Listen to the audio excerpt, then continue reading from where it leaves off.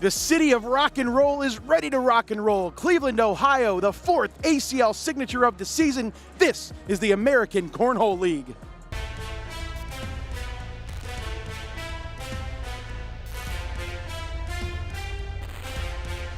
He's gonna push this, he's gonna try to push this off the board. And he does! What a shot by Jamie Graham!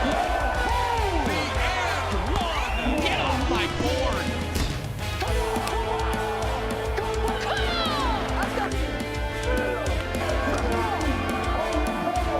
For the win. It's all! It's all! It's back! It's over! Now Mark Richards has to hit an airmail.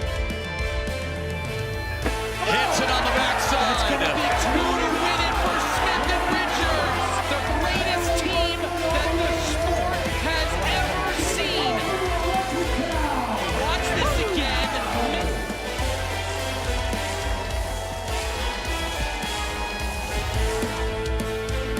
And we welcome you inside the Huntington Convention Center in Cleveland, Ohio, just on the banks of Lake Erie and the site of the 4th ACL signature of the season. It is time for pro singles action.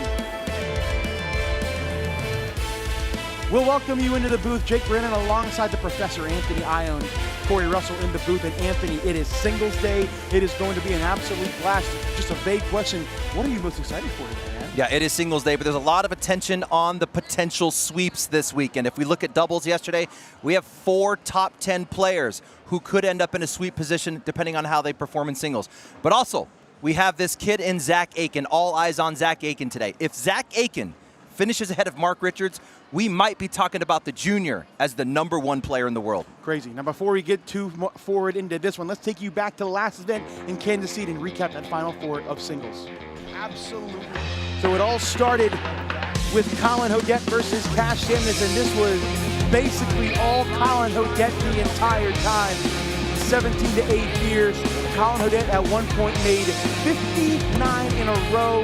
He was 1 away from the record of bags in a row on a broadcast court, tying Jay Rubin with 59 in a row.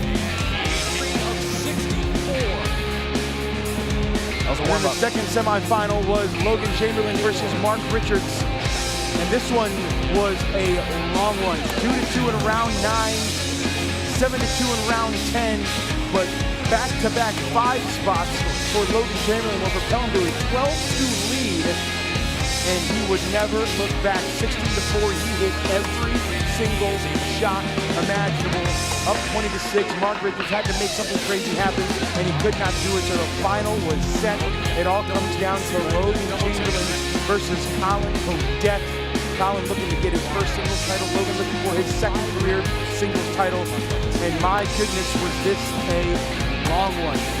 2-0 in round 4. Then it's fast forward 6-4 in round 17. And this was just about all Colin Hodette could handle. You know, it almost looked like he got a little bored, right? Just running bags constantly with Logan Chamberlain. Logan had no problem being boring the entire time. 15-6 in around 25. Colin Hodette hit a nice shot to get a couple points there. But in the end, it was Logan Chamberlain who was absolutely on fire.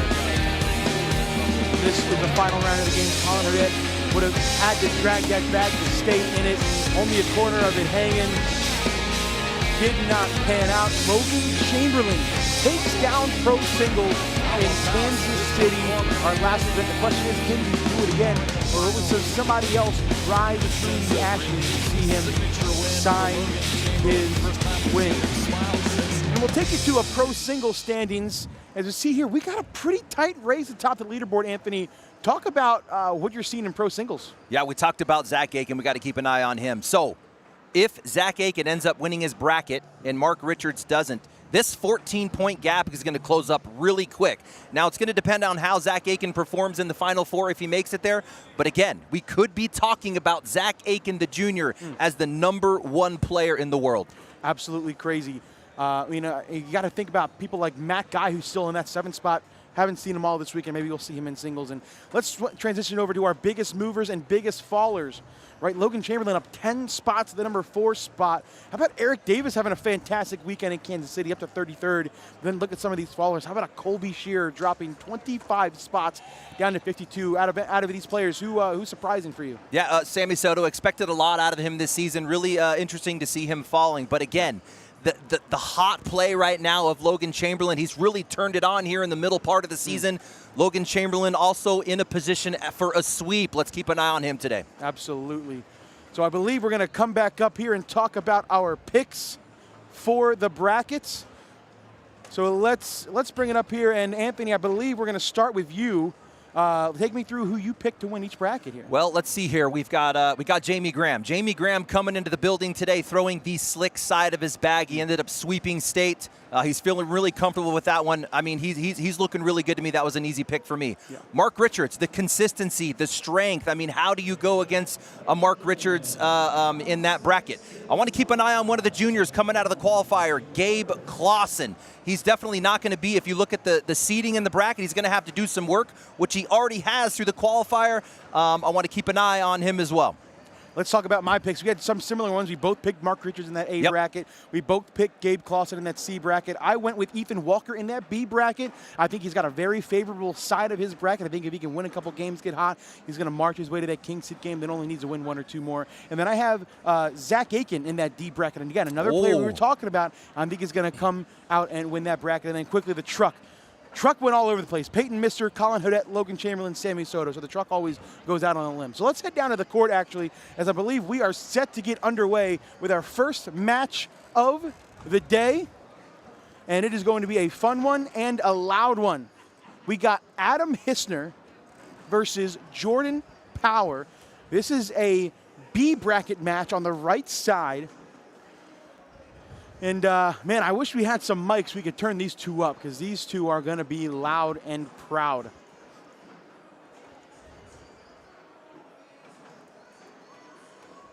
We welcome you all in watching on Facebook, YouTube, as well as ESPN+. We'll have the chat here all day long as we look to crown our 4 bracket winners for Pro Singles, leading up to the broadcasts, Pro Singles broadcasts, Sunday afternoon, 2:30 Eastern on ESPN Plus and YouTube. That's going to be you and Jeff McCarriger on the call, Anthony Ione. Excited for it. Anthony, this is your first chance to hop on the mic this weekend, man. You've had a chance to walk around the venue and talk to some of the players. What's the overall vibe going on here in the Huntington Convention Center? Hey, honestly, this is a big moment for me. This is a big moment for the ACL in general, returning to Cleveland. This is kind of where everything changed for the sport. You know, back in 19, we came into Cleveland and COVID hit, right? Yep. All the boards were set up. We're looking through the glass, hundreds of boards out there. We're like, oh, so excited to kick off. This is when I was a pro back in 19. And then, boom, everything changed. The event was canceled. So coming back here into the same event center was actually a pretty cool moment. Kind of circle that all back around. Oh, for sure. Where the sport has changed completely since. Obviously, we keep an eye on the brackets and talk to you about any big upsets. We do have our first big upset I've seen. 2 seed in the A bracket. Trey Birchfield loses to 31 seed Denny Vaughn. What? Anthony, have you ever heard of Denny Vaughn? I haven't. And, Birchfield, and we're looking at Hissner on the court here, having a really good run yesterday in doubles. So you would expect that level of play to translate over to singles. So that's tough for Birchfield early. So he's going to have a tough run through the losers bracket. Oh, yeah. Besides that, he's the only 1 or 2 seed to lose so far. So we'll keep an eye on the rest of the brackets. You can check out all the brackets on iPlayCornhole.com. You can also download the ACL Fan Zone app. Very easy to use. We'll get that score bug up in just 1 second, and we'll get things going here in Cleveland, Ohio. But a couple bags out of play for Jordan Power. Adam Hissner going to cut around it for 4. And then he's going to dance down the court. You and I were on the call for an Adam Hissner singles match. I believe that was in Memphis when he played Spencer Fabianar in one of the funniest games I've ever called in my life. Spencer hit an and one. Adam was throwing bags on his knees. What was going on? Was that the hug game? Was that when the hugs were going on and They stuff? hugged each other. Yep. Yes, if we talk about these two players here, Jordan Power to your right, Adam Hissner to the left. Two very different styles of play. And actually, Jake, this is pretty unique. I'm going to throw some stats at you. I mean, if we were looking at these two players and their style of game, who do you think would have the leading PPR in that? I would say Jordan Power. And then if we talk about more of a defensive game, more of a strategic, you know, maintaining the amount of points your opponent scores against you or difference per round, who would you pick for that? Probably Adam Hissner. Yeah, it's really weird. I'm looking at this stat. Actually, Adam Hissner is throwing a higher PPR than Jordan Power on the season with a 10.09. A guy like Jordan Power is in the 9s on the season. For his style of play, a bag runner, pushing through blocks, airmail, this is a guy that needs to be in the 10s. That's crazy. That's what he wants to do right there. Adam lays a block. He wants to push right through it, replace it, and force Adam to make some mistakes. Both players throwing Titan bags. Good time to mention that our bag sponsor for the weekend is Titan Cornell. So shout out Titan.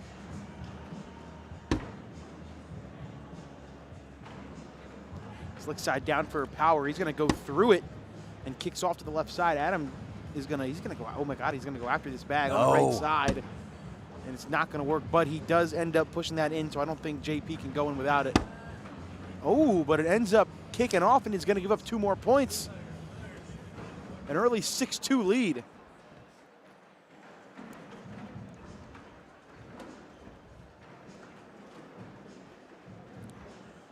Let's see, any other crazy games going on right now around the brackets? No, it's going pretty chalk. Hunter Thorson, the 13th seed, is making a good run. He's 2-0. Ryan Smith, the 21 seed, he's 2-0. Ooh, I got one. Gavin Cano in the losers bracket. Wow. And who was it but a junior qualified player, Colt Kenner. 37 seed, beats him 21-18. Let's go Colorado. Colt Kenner out of Colorado. Been watching that kid come up for a couple years now. He's really made a name for himself in Colorado. Now poor Deb Odom's got to play Gavin Cano in the losers bracket.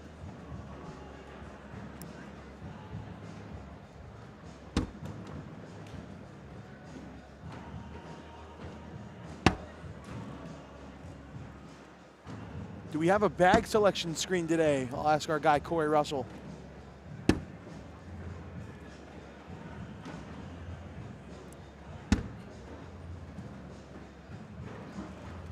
Yeah, I got him. Oh, you got it. Just a little bit about Adam Hissner. Again, we talked about his success in doubles yesterday. Him and Trey Birchfield ended up taking the king seat of that bracket, going through Dave Moores and Ethan Walker. That got him into the king seat match. It was Gabe Clausen, more juniors, and Ethan Farias that lost that king seat match. And then coming out of the loser, it was Tony Smith and Mark Richards. Lost to Nico Morellis and Schermerhorn. Nico Morellis hit a drag bag airmail in the final round to beat one of the top doubles teams in the pro division. And knowing Nico and Mark Richards are bestest of friends, best friends, you know, that's hitting a bag like that on your best buddy at the highest level. I'm sure he'll be talking a little bit of stuff for some time. We talked about upsets. You talked so well about those 26, 27 seeds. We've got another one. 27 seed Madden Franco takes down 6 seed Jacob Trzynski. 22-11, wasn't even close. Shout out Madden Franco. Hits the front of the board. That one's going to sting. Jordan Power is hurt, and you can see the pain on his face. Over the top. Up. Oh no. He's going to take that. He's good. Jordan Power loves it. But yeah, Jake, you made a comment about the 26 seed. This is very important for any of you out there who are into the science of brackets or the bracketology. When you look at that 26 seed, there is no pro that wants to be sitting against that against that 26 seed, because what ends up happening is these pro qualifiers, and it's typically these juniors are going to come out, and that is where they're going to get stuck.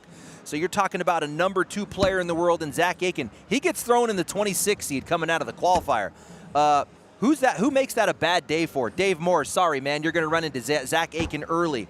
He's got Braden Wilson and a potential matchup against Cash Chamniss, which has become a bit of a rivalry between those two. But yeah, if you're Dave Moores, if you're Eric Davis, Tony Forbes and Adam Hissner, who already made it past that portion. You do not want to be sitting playing against these 26 seeds.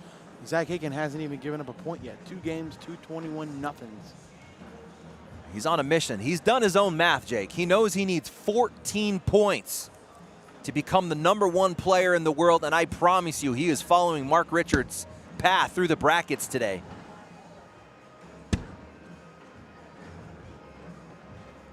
(9-6) in round 10 here. First game of the day for us. Brackets went live at 12:30 Eastern, and we are here at, what, 2:15? Standard step out on a level 2 block. He wants to contact that on the left side. Perfect. He's all right with the side-by-side.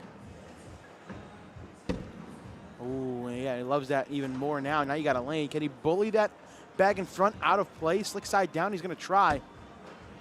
Too far to the right. That's going to tempt Adam Hissner into an airmail. That would be a drag bag airmail. He's going to go for a bar. To wash. Oh, whoa. He went slick side airmail. What was that? Landed way short. He's going to give up 4 more. 13-6. Jordan Powers in front.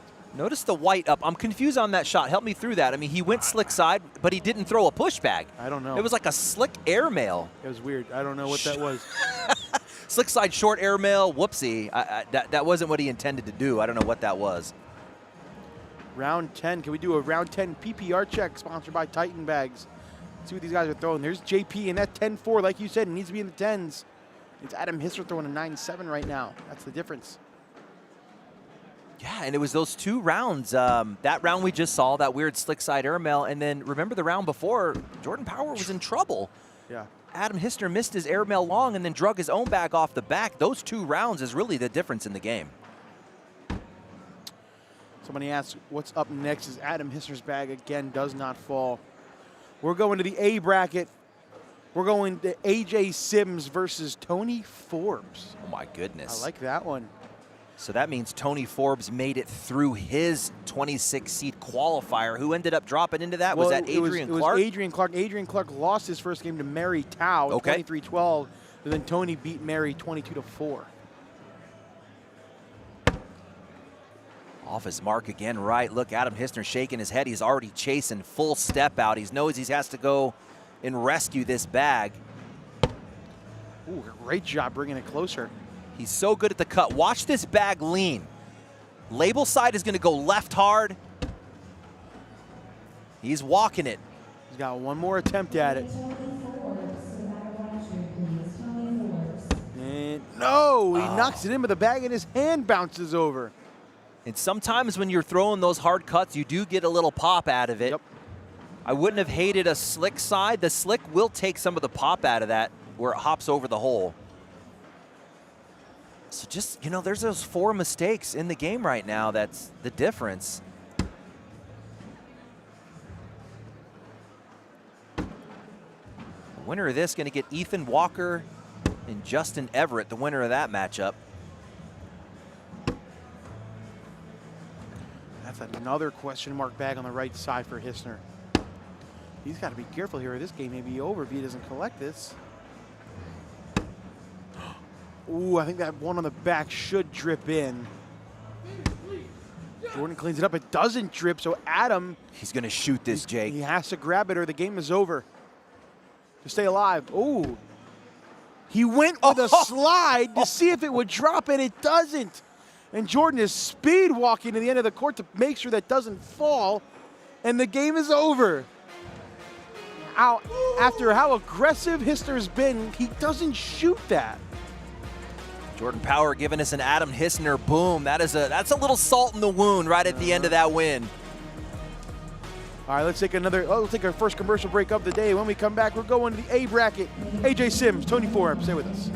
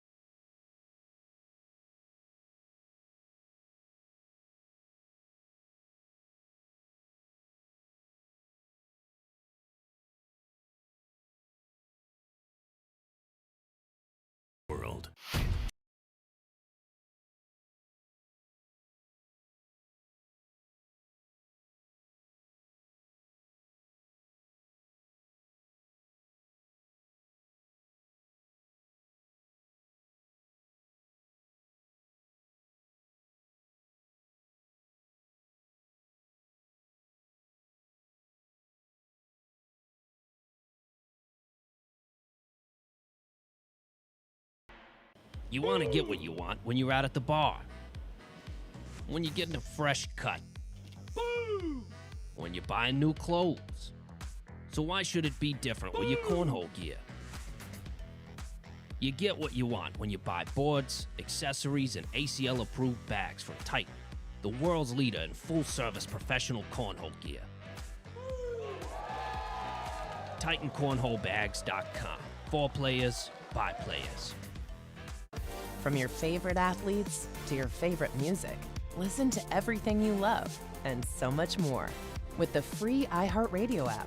From live play-by-play to your favorite game day anthems and the biggest sports podcasts in the world, the iHeartRadio app lets you take it all with you and stay connected to your favorite team wherever you go.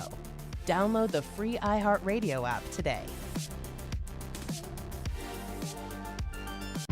You love your land, and you have plans for it. During Kubota Orange Days, you'll love the great deals on our versatile, reliable lineup, helping you turn dream projects into reality. Visit your Kubota dealer today for the best deals of the year. Now through June 30th, get select compact tractors with 0% financing available or save up to $5,500. Sale ends soon. Stop by your local dealer or go to KubotaOrangeDays.com. We've got a tender navy bean nestled in a brown sugar sauce with a smoky hint of bacon. We're gonna need like a zillion of those. 1 zillion it is.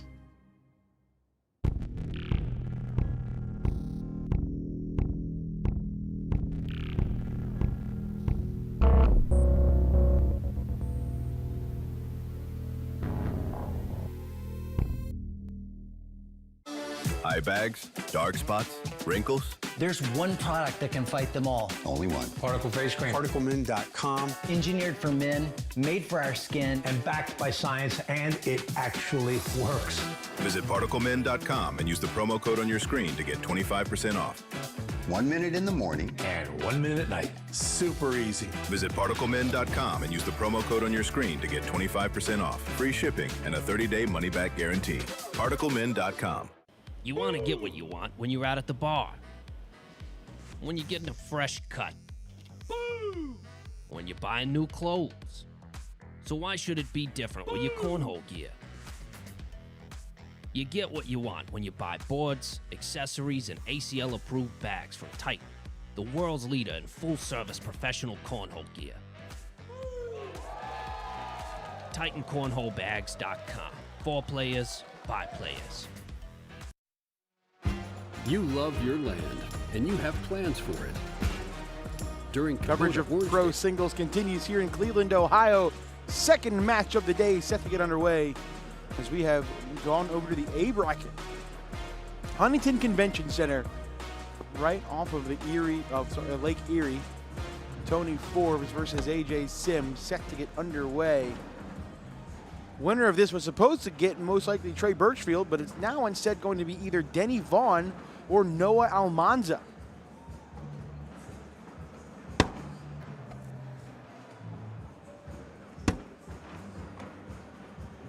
Man, these guys, if you look at the 2026 season for them so far, man, they are razor thin close when it comes to performance. Both of them have the same top two finishes in the signatures with an 8th and a 9th in bracket, identical. If you look at how they're in the standings right now, they're both right around that 30 to 40 rank. Wow. Stylistically, Tony Forbes is going to win in the roll bag. AJ Sims is going to win in the airmail. So it's going to be kind of this airmail. Give him the drip. Barra soaped himself pretty much. On the slick side, he wants to wait and see. It might be. He thinks it's moving. Look at Tony. Tony running down. AJ's like, I'm not picking up my bag. Tony says, I'll do it for you. Don't worry. Yeah, when we're looking at those 50-50 bags where you have an air or a roll and they're both going to play about 50-50, look for AJ Sims to always shoot the air.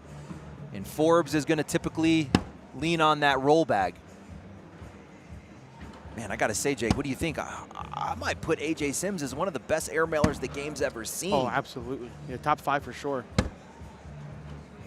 remember I've probably seen hundreds of AJ Sims matches where he just Hits airmail after airmail.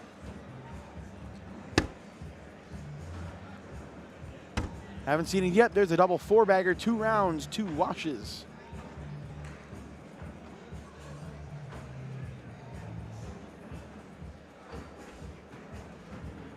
And both of these boys pitching bags in the high 9s. We're talking about on the season in singles. They're both in that 9 point, right around that 9.9 area on the season for PPR. And man, we just don't typically see players winning tournaments at this level throwing 9s. You got to be way into the 10s and then match that with that higher DPR. Yep.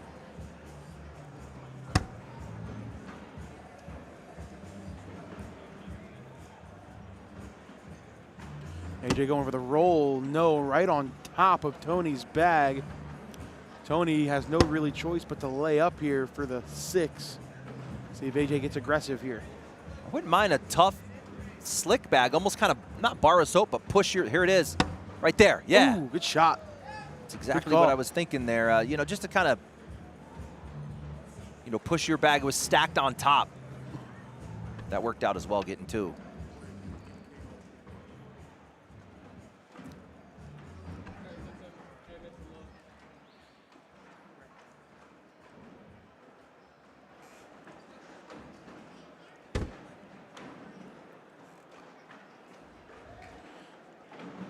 Not often we have 2 lefties going up against each other. Something about that lefty pitch for me, it just looks so smooth. It's so good, man.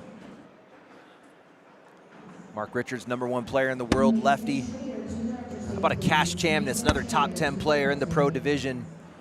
How about Anthony Ione? Anthony Ione in there too. Oh yeah, there was, yeah, back in those days. Well, back still, in those days. Hey, I hear you still slinging some bags. Oh my goodness. Let's see, who was a top lefty back in, way back in the OG days? Maybe a Jordan Kamba? Yeah, Jordan Kamba. Yeah, he was a sweet OG back in the day. Brent Lowry and Kayla, who don't even realize that they're on camera. So I think we should put them on in between every round until they realize that they're on camera.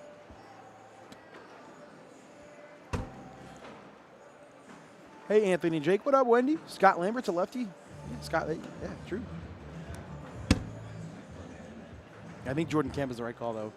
One of the probably the best lefty from back in the day, unless I'm forgetting something. Can't forget about Chris Roybal either. Oh, yeah. Oh, Matt Sorrells, good call. Noah Wooten, Matt Sorrells.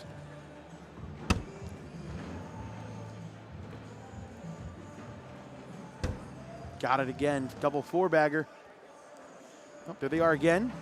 Right back down to their phones. Again, not realizing that they're on camera. And again, oh, there we go, finally.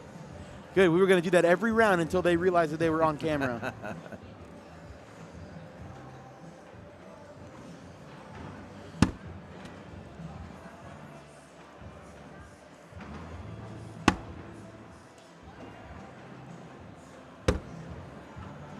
Good bag from AJ. Leave it as short, side by side. Forbes gonna have to come in a little hot. It's a tougher get around as a lefty, and he's playing it well. Beautiful shot, beautiful bag. That's what you get at this level. It's not only the ability to, okay, most people in this building are to be able to put a bag in an open hole, but to be able to rescue bags like that in both the reverse cut condition and the cut condition, I mean, that's what we see at the top level, is the ability to go erase your mistakes. Every pro is gonna make a mistake. I'm gonna end up right or left long, but these guys can go in and grab them on airmails and get them on reverse cuts and push them from a level 3. That's really what it takes to get to the next level.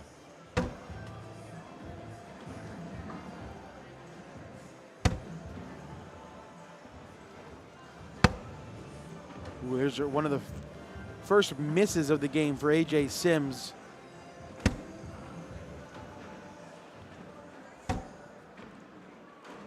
Let's see if Tony can take advantage and get on the board. Oh, now he's got 2 bags short. Can Tony bounce over this and tie the game at 4? Going for that roll. Got it. Money. Nice shot for Forbes, and just like that, we are knotted at 4.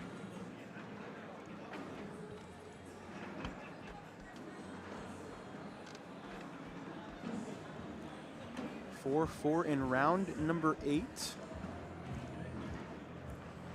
No other crazy upsets thus far. Good match on court 103. Mark Richards versus Jimmy Humans. You got Brett Guy versus Alex Rawls. Jacob Harrison versus Hunter Thorson.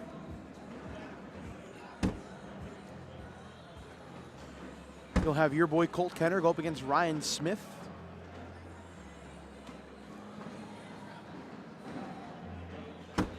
Jake, I got a trivia question for you, and this is a layup for you. I know this one's going to be easy. AJ Sims is a world doubles champion. Josh Gross. What year? Oh. That was the layup, Josh Gross. This was the bonus question. I believe it was the 2019 World Championship. Nailed it. Nailed it. Back in Valley Forge. I was at that event. I remember in the stands watching them win that too. Watching it live. That was that weird year where you could play both pro and advanced. Yes.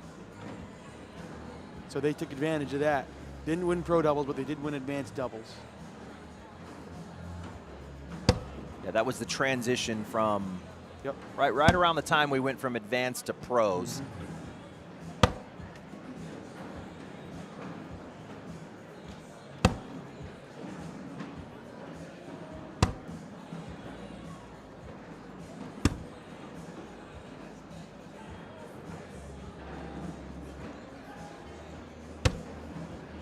Bag, man. He's just making that roll look real easy.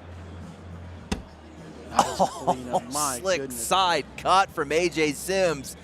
He put that thing on an edge and got it to move left to right as a lefty. Here it is. Watch this thing lean as it's coming into your screen. From our side, we saw nothing but the carpet side or blank side of the bag. He had that thing leaning hard. Noah Wooten must not have anything to do on a Saturday afternoon. He's just my guy blowing up our chat right now. What's up, Woot?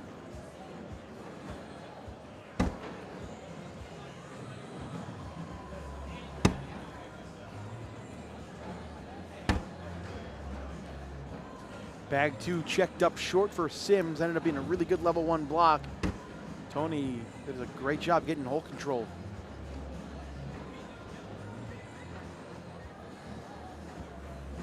AJ going up. There's that air mill you were talking about.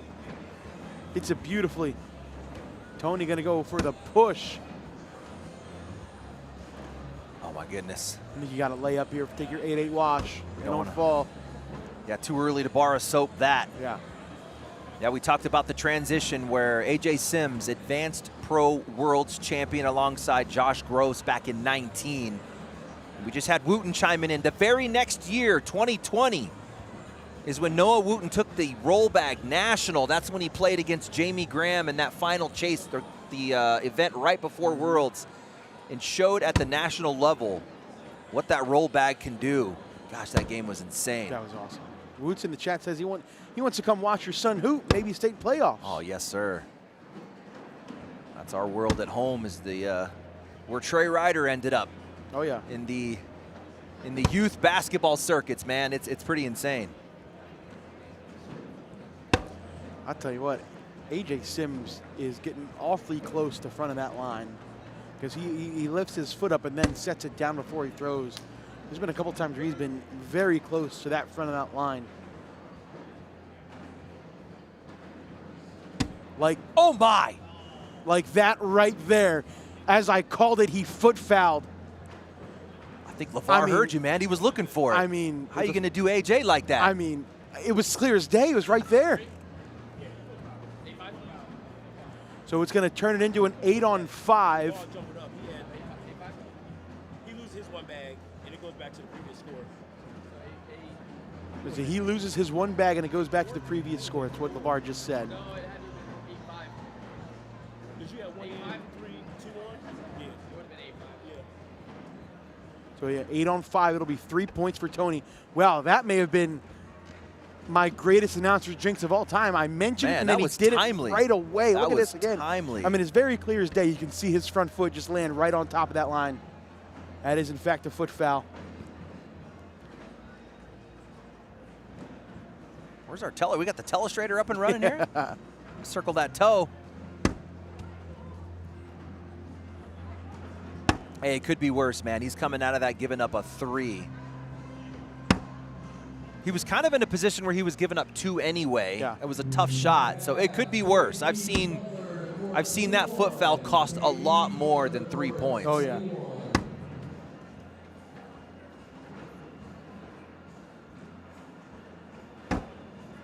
Good use of the slick side, getting around the right. Forbes has been picking up this bag off the left side all match. And he does it again with the slick side in to just minimize damage. That is a back-to-back rounds for Forbes, getting 5 in 2 rounds.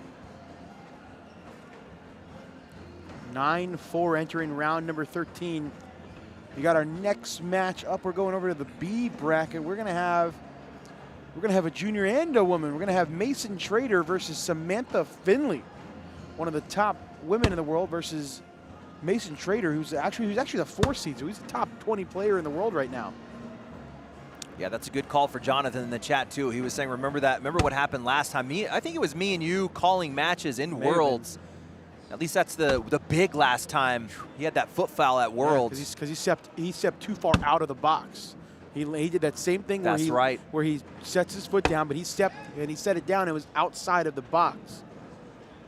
Here's that roll versus airmail. Here's the roll. Another airmail coming for Sims. Ooh, AJ gonna go after this bag. Oh no, he's got slick in the hand. Good call. Oh, just missed it. 3 more points for Tony. Make it 12-4.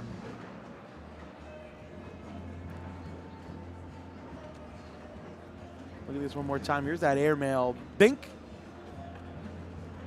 And then he decided to go after the slick side push. Just missed it, an inch too far left. Sims might have looks like some family there in the chat. DeAngela Sims, come on AJ, I feel a comeback. I mean, I've seen AJ put 40, 50 in a row. I mean, he can run the heck out of it. That's what I would do against Tony Forbes too, man. I'm not trying to leave any laundry on the board. I want everything in the hole, especially if I'm a bag runner like AJ Sims. Third bag comes up short, but it's in Tony's lane. But Tony has no problem going around it. My goodness. That's going to be a tough collect off the right for a lefty, and he gets it, Jake. What a bag. Nasty. Coming across his body on the opposite side of the board makes it look effortless. Yeah, like Jake was saying, he has to go cross board. He's left side going right side, right above the Stevie there, grabbing that one. That's a tough bag. You got to be online with good speed. And for a guy like AJ, he needs to try and flatten his bag out. He's not a reverse cut guy, but he does throw a kind of a dedicated tilt. Yeah. He's got to flatten it out so he doesn't cut left to right.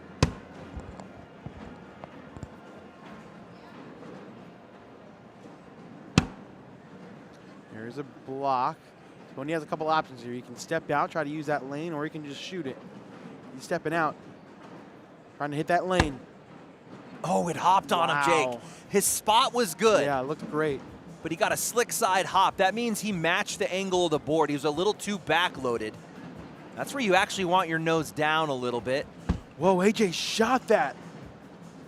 Oh. Interesting shot selection from Sims. I don't understand that, man. I would have stuck probably a block bag right in that gap. I'll tell you what, he can still get out of this with a wash. He can hit this push. And he does. Crazy. Wow. That is crazy. That went from giving up 6 to getting 0.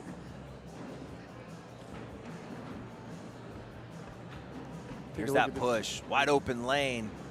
Right down the middle. And that bag at the 3 o'clock stage. Look at Tony Forbes. He's like, dang. He hasn't made a lot of mistakes this game, but that was one of them. He was getting points out of that round. There's the block from Sims. Personally, I don't know, Jake. Are you trying to block? Look at this roll. Now he takes over the. Are you trying to block Tony Forbes if you're AJ Sims? He must be thinking that he has a better chance at blocking and shooting airmails than he does running bags at this point.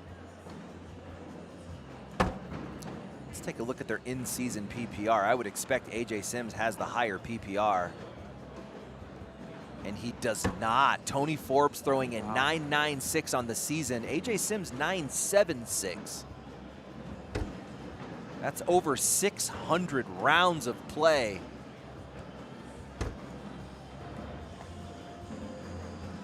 AJ Sims gonna finally get off of 4, make it 12-6.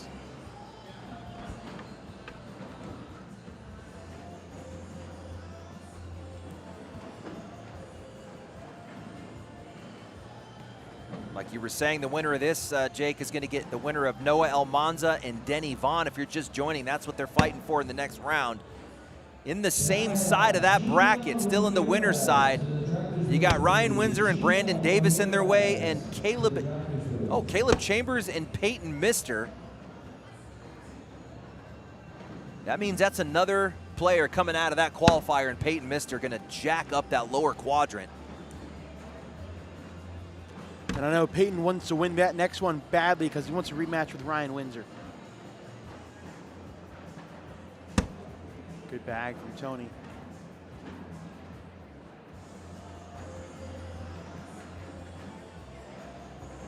Sims going push, no. On for a watch. If you want to get aggressive, you can.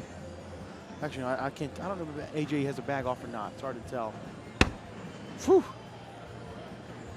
Yeah, if we go back to signature number 1, again, talking about the qualifiers coming out, dropping into that 27-26 seed, Peyton Mister, he blew up that bracket. He beat Hunter Thorson, the number 7. He beat number 10, Tanner Halbert. He beat number 2, Trey Birchfield. And wait a minute, he's not done. Ended up getting to that king seat, going through Holland and Tony Smith. That's when he blew that whole bracket up coming out of the qualifier. Then he got double dipped by Ryan Windsor. So Peyton Mister sitting on the bottom half of that A bracket. If he gets this win and Ryan Windsor holds on to beat Brandon Davis, we're going to get a rematch of that bracket final. That would actually from be Myrtle sweet. Beach. That would be sweet.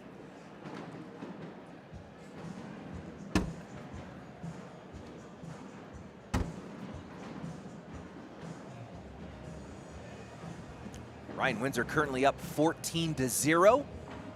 And Peyton Mister up 2-0. So right now, as it stands, we might see that head-to-head match coming up.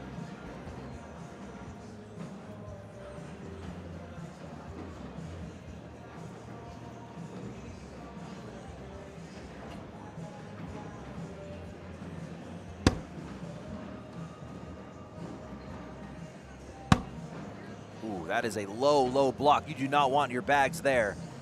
That gives Tony Forbes enough room to get around. And now AJ Sims is left with his bag in his lane shallow. He's going to have to push now. Ooh, good shot, bringing it closer.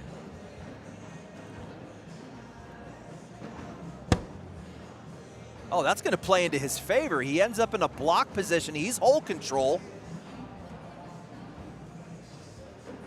AJ up top, rattles it home.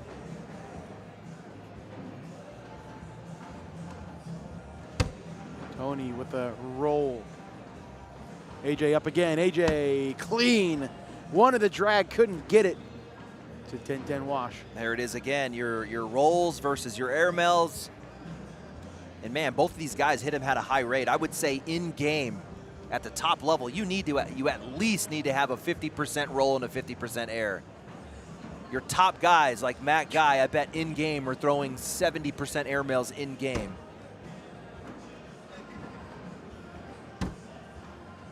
Yeah, if you throw 10 roll bags in practice, and you can't hit about 7, 8 of them, you're not at the top level. Because then you get in the game, you know, you're going from a slide to an airmail to a roll. It's a little bit harder to maintain that percentage, so 50-50 is pretty good.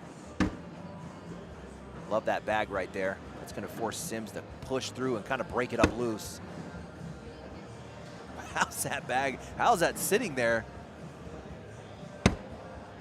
It's still sitting there. Can Sims grab off the right? No. Too far to the right. That's the spot, though. Like, if you're going to go for it, stay right. Your throw bag, if it doesn't go, you get the push.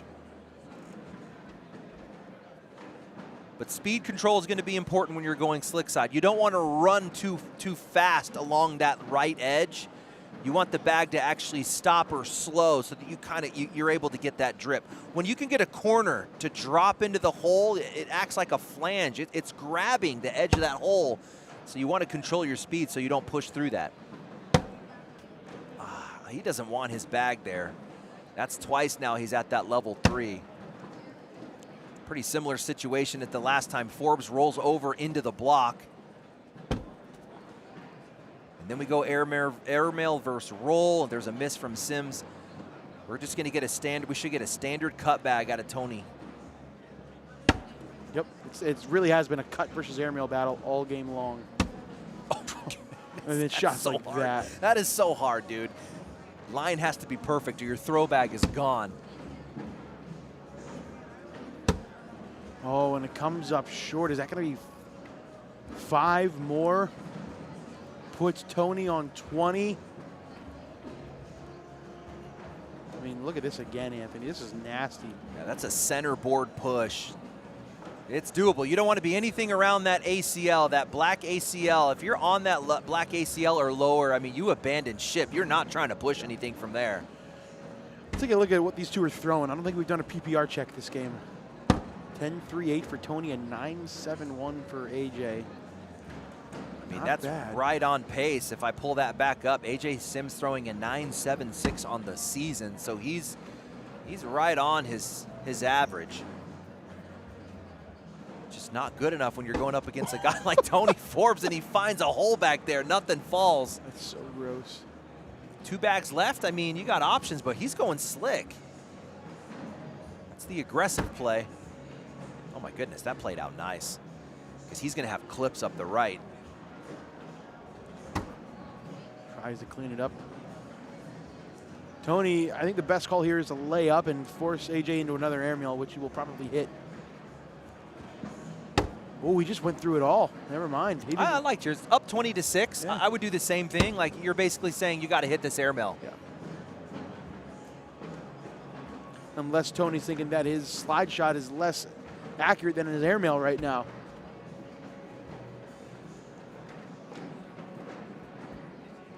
We'll give you an update on that storyline we were talking about where we could see Ryan Windsor rematch Peyton Mister. Came out of that bracket final at signature number 1. Ryan Windsor has won his match against Brandon Davis 21-2. And Peyton Mister currently up 17-zip, Jake,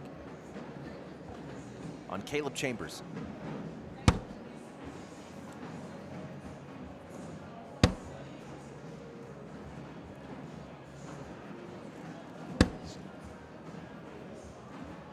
We're also following pretty closely Mark Richards and Zach Aken's run through the signature here in Cleveland. That is a race for the #1 player in the world. Again, Zach Aken could take over #1 player in the world if he wins his bracket, and Mark Richards does not. AJ tried to cut it in and it just ended up falling into Tony's bag, and they both fell. Mark Richards is in the 3rd round of his bracket, up 4-2 against Jimmy Humans. Zach Aken is coming out of bracket D. Let's take a quick peek at what he's doing. Again, he came out of the qualifier, fell into that 26 seed. Can we get Luke Bryant, part 22. Luke Bryant, 22. And he is in his 2nd match against Dave, and he won it. Oh my goodness. We talked about Zach Aken blowing up that quadrant. He just skunked David Moore's 22-zip. Wow. Meanwhile, AJ with another bag off the board, so a 10 spot will win it for Tony Forbes.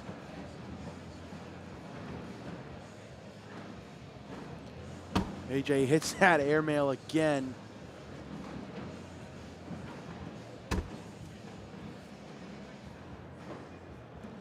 But nothing really AJ can do here. He's got to throw it and hope Tony misses the board entirely. And it is in. Tony Forbes makes not quick work. AJ Sims fought hard, but Tony Forbes pulls away at the end and is moving on. When we come back, we're going over to the B bracket. Mason Trader versus Samantha Finley. Stay with us.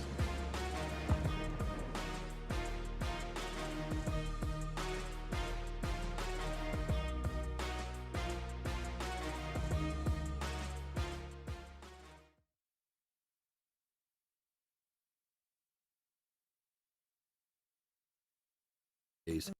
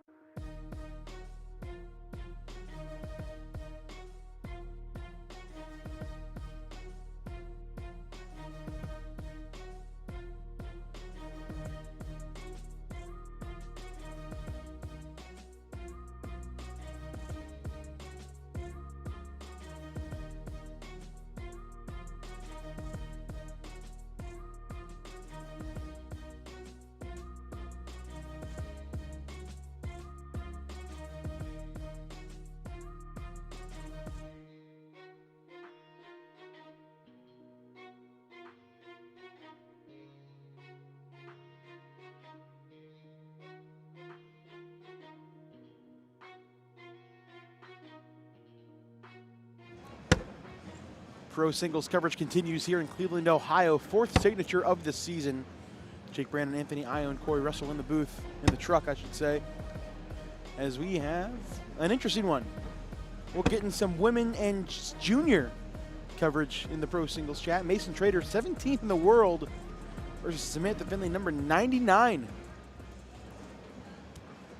Yeah, really, Mason improving from last season, man. We got to give this guy some credit. He's really come into the pro division. It was his brother, Ryan Trader, who made his first appearance. He was a year ahead. And little did we know that we had Mason in the background really improving his game. And like you said, a top 20 player, that's back-to-back seasons from him. Finished 19th last season, improved that a couple spots, sitting at 17. Another junior that's just an amazing player with everything in his bag. He's got the roll.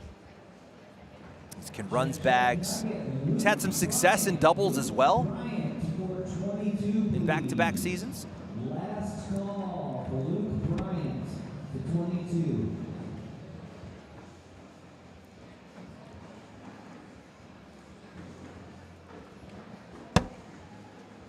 Yeah, it was him and Cash Chamniss last season in 25, finished a top 20 team. So both boys really making their appearance in the pro division together. Mason Trader and his brother Ryan Trader, a top 25 doubles team right now.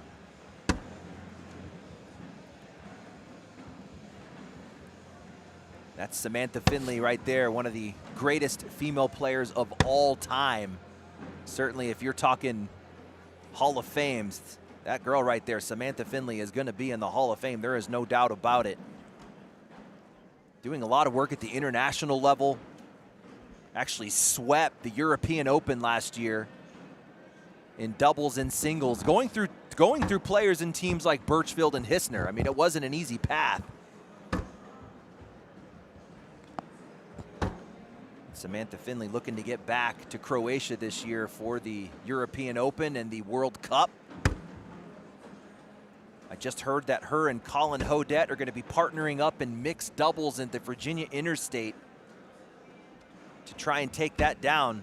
The winner of mixed doubles at the Virginia Interstate joins the U.S. national team. So anybody out there looking to get involved, get registered for mixed doubles in Virginia, you could become a member of the U.S. national team. Jake, who right. you signed up with, That's right in my backyard, man. I still haven't. I got to find a partner. Jeez, go get registered, dude. That's only an hour and a half away from my house, man. I got to get over there. Yeah, you could grab maybe like a Riley Schaff, who was a female qualifier from last season. She's in the building.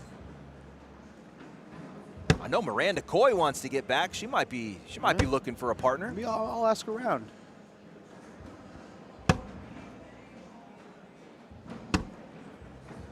Just looking at Samantha's bag, it just doesn't look like Samantha's bag. It's down the middle, don't get me wrong, but that thing is not rotating. It is not flat. And I know she can throw a beautiful bag. That just tells me it's either the bag or something just doesn't feel good in her release. Her line is good, but she might get some unwanted hops when she's kind of wobbling in like that. We'll keep an eye on it. I know she walked up to the court with a different set of bags, but with Mason being the higher seed, she may have had to switch, and maybe he doesn't like these as much, but I mean, it was only 2-2 in round 4, so she's not throwing terribly. Yeah, we've seen that too from Jamie Graham had a whole season where he was throwing that just ugly bag by choice. He was like, I'm throwing this ugly bag on purpose because it's great. I'm running bags with it great. I'm like, okay. And we know that he can throw a flat loaded bag. Another double 4-bagger.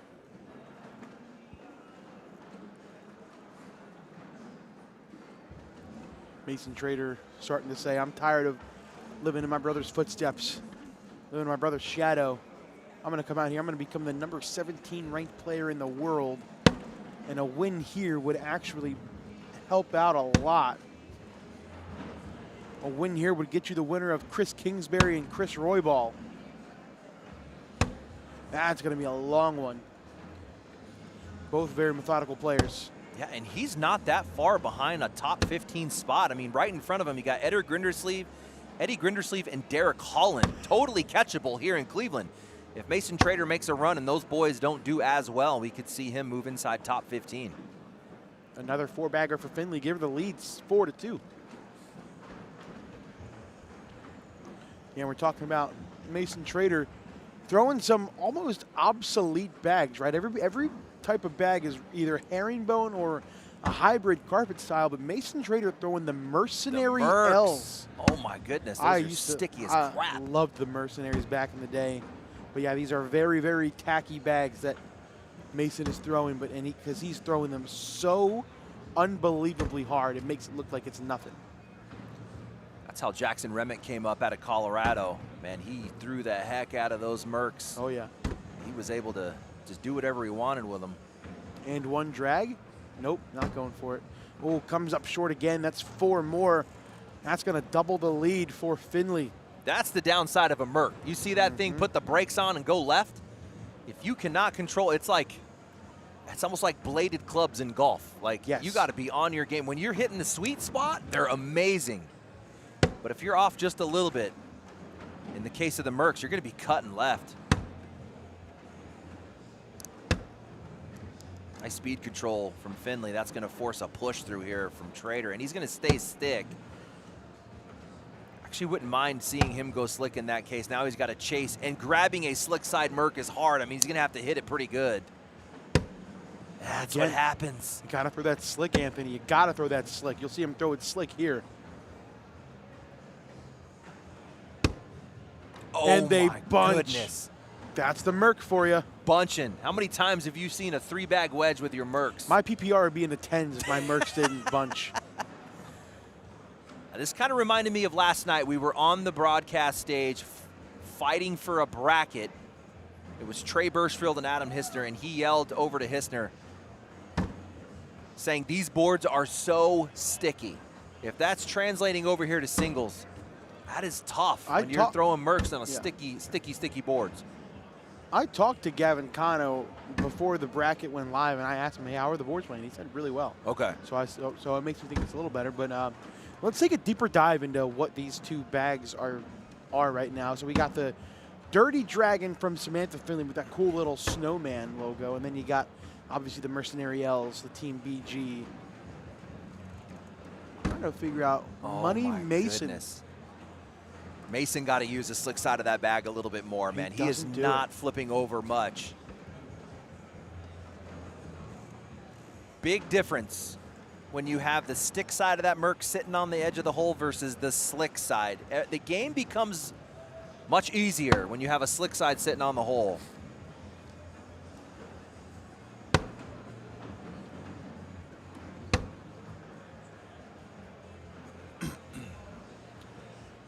Game has gotten out of hand very, very quickly.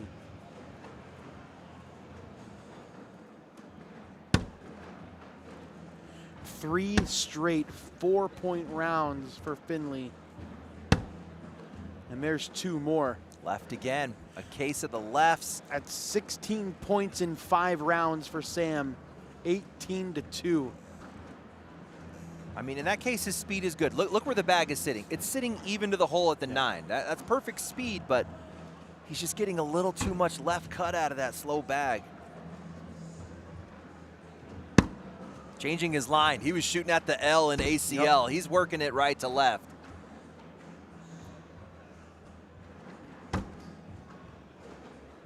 Left again, but that's going to be okay sitting in the block position. That's a roll attempt from Finley. She's off the back. Finley improving and leveling up her game, introducing the roll bag at the beginning of the season. There's the slick side, and he gets some hop, Jake. Yeah, very bouncy bags are those Mercenary L's. Mason can still clean this up for 3, and he does. Nice shot, makes it 18-5. Finley all smiles. Trader not all smiles. He's all no smiles. Oh, got a little something out of him. He's locked. Again, his lane, that just gives Finley an open hole. He's chasing. Look at the half box step out. He's center box. Again, going stick Why would you side, chase though. that stick, man? I want to see him chase that slick. Beautiful roll for Finley, though. Now he's got to chase it slick. Hope they don't wedge. They do, but they should all fall. But again, you got to hit it, though. If you don't hit it, game's over. Slick side again for Mason, and they do all go. Nice shots. Social.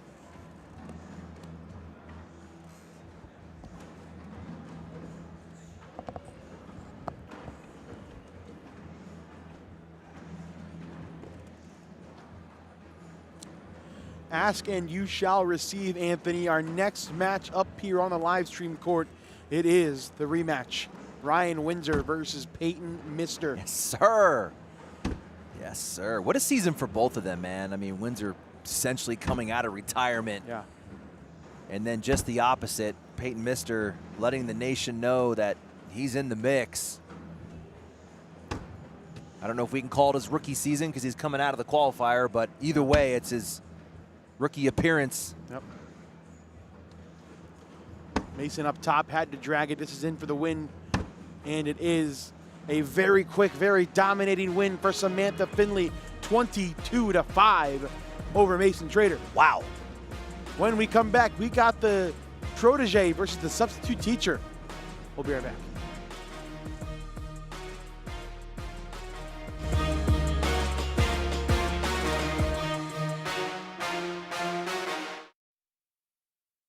You'll love the great deals on our versatile, reliable lineup, helping you turn dream projects into reality. Visit your Kubota dealer today for the best deals of the year. Now through June 30th, get select compact tractors with 0% financing available or save up to $5,500. Sale in soon. Stop by your local dealer or go to KubotaOrangeDays.com.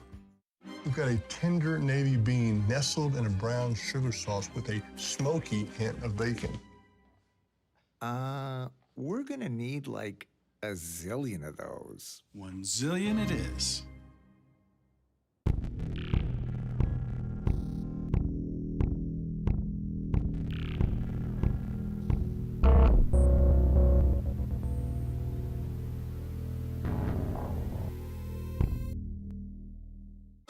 Eye bags, dark spots, wrinkles. There's one product that can fight them all. Only one. Particle face cream. ParticleMin.com. Engineered for men, made for our skin. And backed by science, and it actually works. Visit ParticleMin.com and use the promo code on your screen to get 25% off. 1 minute in the morning. And 1 minute at night. Super easy. Visit ParticleMin.com and use the promo code on your screen to get 25% off, free shipping, and a 30-day money-back guarantee. ParticleMin.com. You want to get what you want when you're out at the bar. When you're getting a fresh cut. When you're buying new clothes. So why should it be different with your cornhole gear? You get what you want when you buy boards, accessories, and ACL-approved bags from Titan, the world's leader in full-service professional cornhole gear. TitanCornholeBags.com. For players, by players.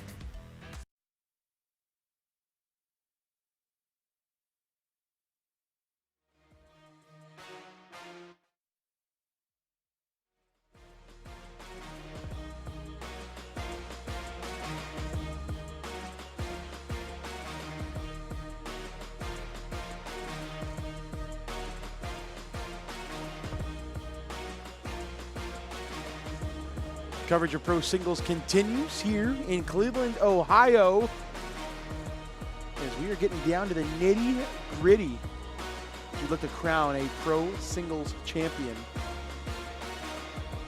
And I'll tell you what, we may need to start learning the name Denny Vaughn, Anthony Ione. Another upset? 3-0. He's beaten Lee Tibbs, he beat Trey Birchfield, and he just beat Noah Almanza. My goodness, who is this guy? So he plays Tony Forbes. Whoever wins that plays the winner of this game to get to the king seat. So we mentioned it before the break. This is a rematch of a Myrtle Beach bracket final. Peyton Mister came into it as in the king seat and then got double dipped by Ryan Windsor. Ryan Windsor lost his first game of the bracket and won 12 straight to make it back to the finals and double dip Peyton. Yeah, if we talk a little bit about that run for Peyton, again, we're always zooming into the 26th seed of the singles brackets. This is where your number 1, number 2 players out of the qualifier get dropped into these brackets, and it was Peyton Mister got dropped right into that 26th seed. He went through, he won his first match, then he went through Hunter Thorson. He got Tanner Halbert 25-12. He beat Trey Birchfield 24-10.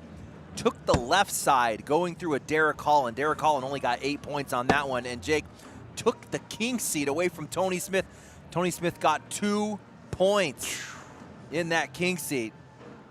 And then, like you said, it was Windsor who battled through that loser side. He came out of the winner, the winner side of the loser, if that makes sense, the loser's final. He got Tony Smith because he dropped down, and then boom, they ran into each other. Ended up in a double, was that a double? Looked like a double dip scenario. Yeah. So Windsor got the first, Mister got the second. So man, this is turning into a bit of a rivalry here and a bit of a rematch for these boys. Both players sponsored by AAR, both throwing rippers.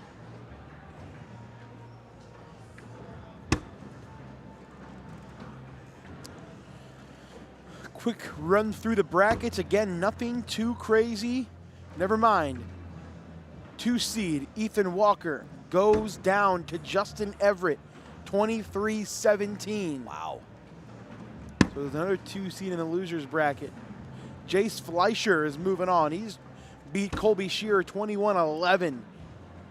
So he'll play the winner of the, well, actually Tony Smith just beat Jerry Armstrong, so it will be Tony Smith versus Jace Fleischer. Matt Guy up 16-13 on Gina Ramirez. Winner gets Gabe Clausen. Tommy Sliker up 17-10 on Anthony Eastridge. Winner gets Sammy Soto. Zach Aken in a battle with Braden Wilson up 17-12 though. Winner gets Cash Chamniss.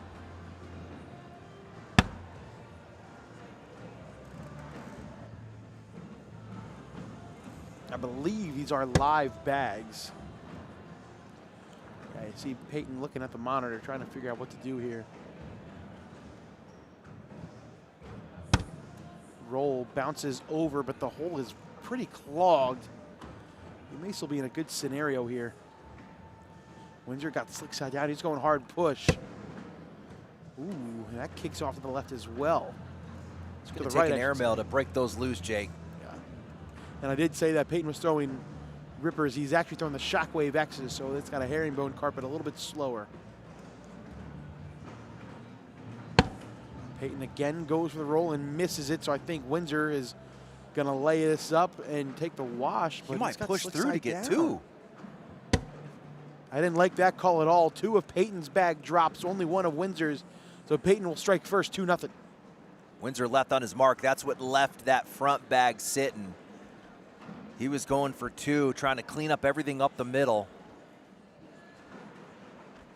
And if we just look at the scoring in that double dip scenario in Myrtle Beach combined, Ryan Windsor won that. This is the double dip in the bracket final where these boys ran into each other. Ryan Windsor scored 47 points and Peyton Mister scored 15. So it was Windsor who dominated that final. We have our first 1 seed to go down. Is it Mark Richards? It's Mark Richards. Oh, 24-16 over Jimmy Humans. If you're just joining us, Zach Aken is looking at the bracket right now.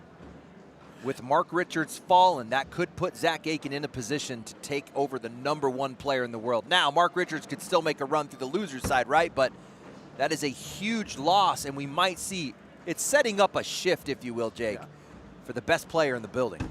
Windsor goes for the airmail, misses it deep. He does get himself a point, though. Makes it 2-1.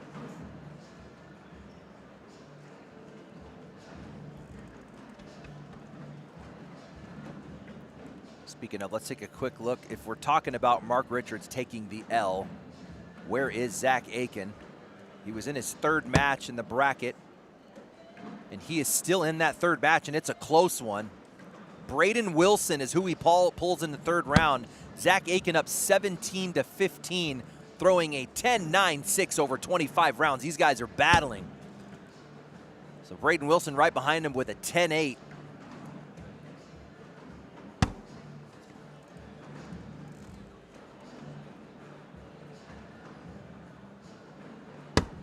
Good cleanup for Windsor. He's been really good with that slick side.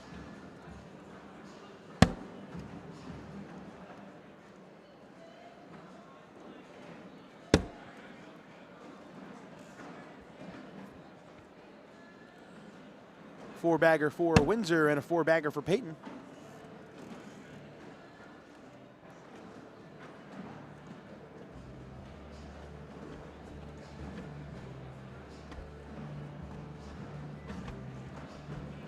Ooh, good one up next. It's another one of these 27 seeds, Anthony.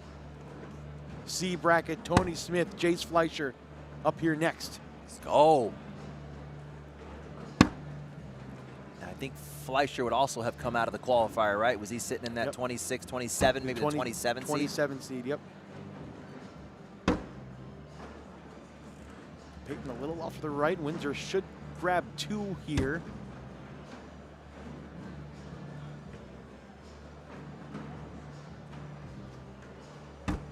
Oh, beautiful. My goodness. That's How do you find that? A little coin slot for Peyton, mister. That's going to force a slick side. And Windsor handles it. I mean, usually you're stacking, right? But for him to find the back hole and force a push and a potential three-bag wedge for Windsor. Ooh, Peyton was going after that bag, but could not get the clip. It'll be two more. Windsor takes the lead. Watch this again. There's not a whole lot of hole there, but look at that. This is perfect. Slip right there in the slot. That's what we call a coin slot. It's going down in the vertical position. So he's using the bag thickness is really all what you're concerned with. About 1.5 inches of bag thickness, and he finds the slot.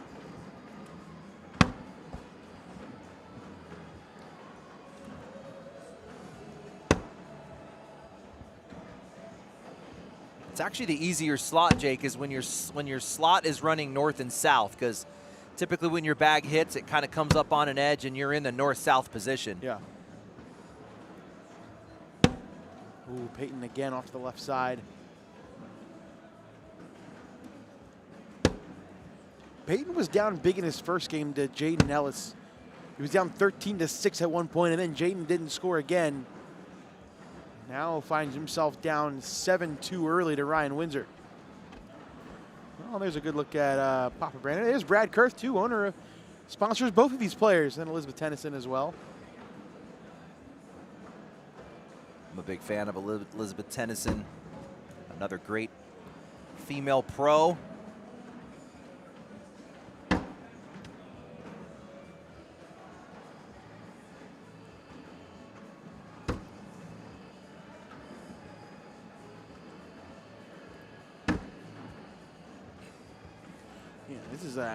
This is a bag running Ryan Windsor, and he's a very scary Ryan Windsor. Oh, that's where he wants this game to go. Yeah. He's like, oh, let's run bags. I'm good, and there it is. He's going to win the bag running game. His superpower is going to be with traffic. Yes.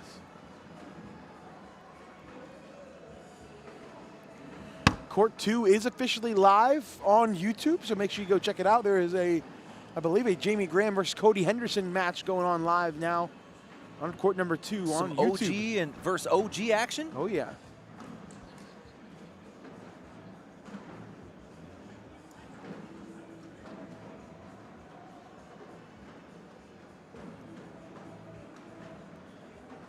Just an update, we were talking about the run between Zach Aken and Mark Richards. Zach Aken just got that dub against Braden Wilson.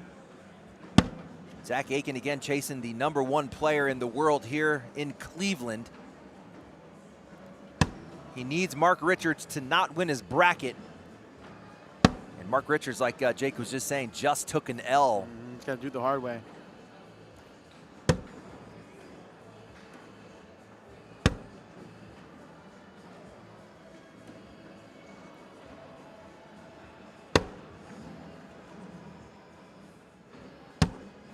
Social.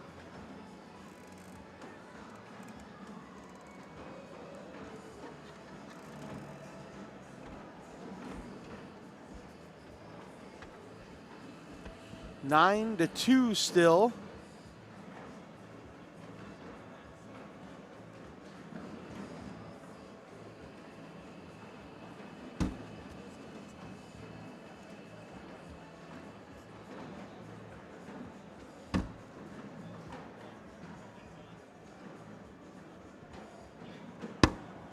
Ryan Windsor is just, I feel like we're typically used to a very dirty style Ryan Windsor. At least that's how he was in Kansas City. But he hasn't attempted a block once in the first 9 rounds of this game.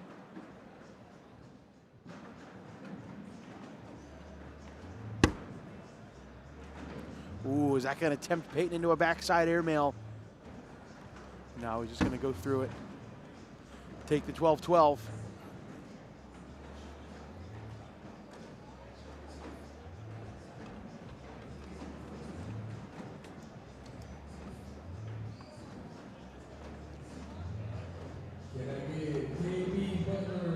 So the final 4 on the left side of the A bracket.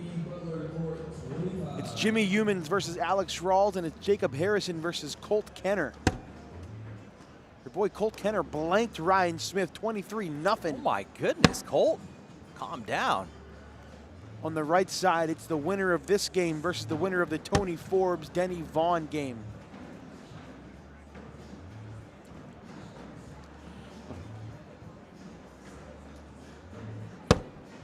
Good back block for Peyton. Here we go. Roller airmail for Windsor. I assume airmail. He is going to favor the airmail, and here it comes. Way off the back. So now, first miss for Windsor in a while. Peyton has to take advantage of it. You got to score points here. Peyton's going to favor that roll, and he knocks it in. Only saving grace for Windsor is that you kind of got to bag a corner hanging now. He's going up again, and he's off again. Okay. Didn't make the adjustment. I mean, if you're long on the first one, you got to pull a little bit back. So Peyton can roll this in again for 6 if you can hit it. Oh, he's going up, and he's off the back. Interesting. I don't like that call. Why? You got to roll that. Just hit it. Yeah, you got to roll that. Nothing changed. Yeah. You got to roll that. He is going to pick up 3, but man, you could have gotten 6 there.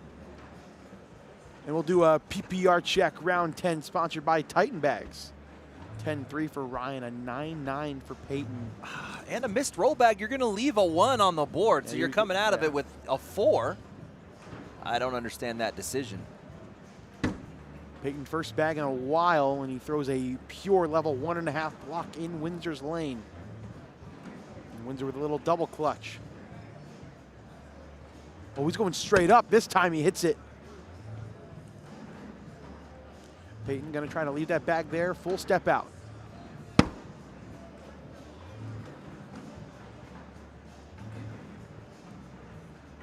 Windsor up again, he's not messing around with the rolls. There he is, he found it, pulled a little bit off that deep bag.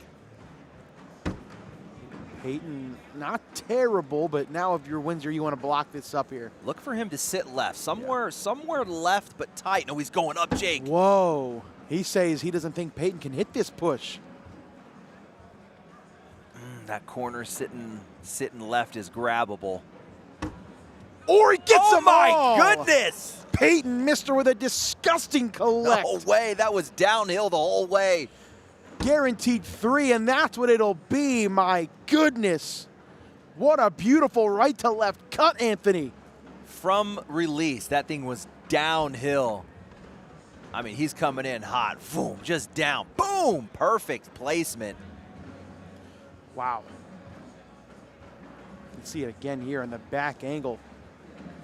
That thing didn't get higher than 4 feet off the ground. I mean, it never got above his eyes. No. Nasty stuff from Peyton Misser, putting him right back in this game. It's a 6-0 run for him right now. And why? Because he's finally getting that block down. The 2 rounds he scores is when there's laundry on the board. Yes, if you're Peyton Misser, you're trying to create traffic, and here's traffic. And that's what he does. Look at that roll into replace. Oh, it's so good. Do we get a wedge? Yup. Ooh, but I think if Peyton hits this right, he can push that white bag out. With Windsor still having a bag in hand, you're definitely running whole here. It's just like Jake said, what happens to that right bag? Oh, he's left. Yep. Windsor's going to take that advantage of that all day and get 2 more. 11-8. That'll end the streak for Mister. Again, it's Windsor coming into this matchup with the upper hand. Absolutely rolled Mister in their double dip scenario in Myrtle. So it's Mister here who wants a bit of revenge. 11-8.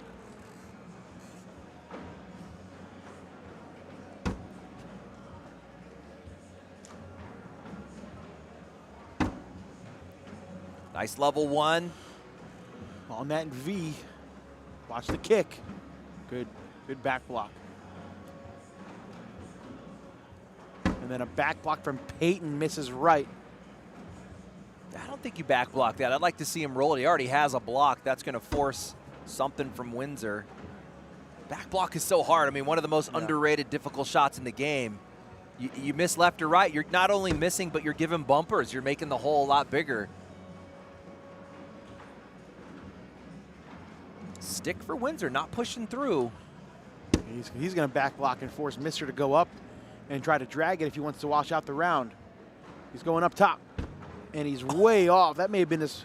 He got greedy, Jake, and it paid off. I Yep. mean, you're pushing through, getting 2. Instead, he's like, I think I can get 5 out of this. And it paid off. Remember, Mister missed that airmail a couple rounds ago. Maybe Windsor's thinking that. He missed his last airmail. Let me put him in a position to shoot it again. Many times you'll see pros push through that deep blocker to guarantee 2 off of a 10-12. In this case, Windsor lays the back block and gets 5 in round 13.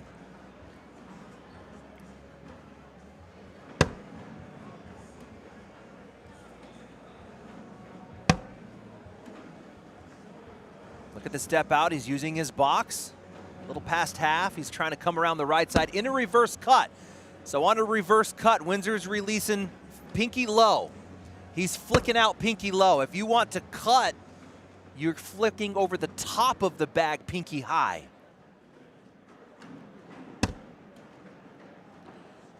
Great back block for Windsor. Tough decision for Peyton.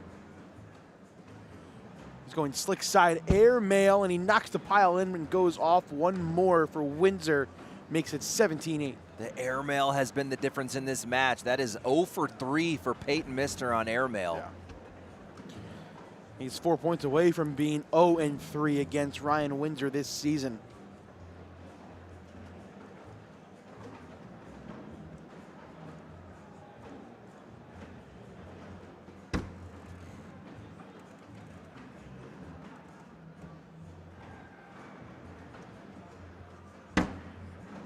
Block attempt, kicks right.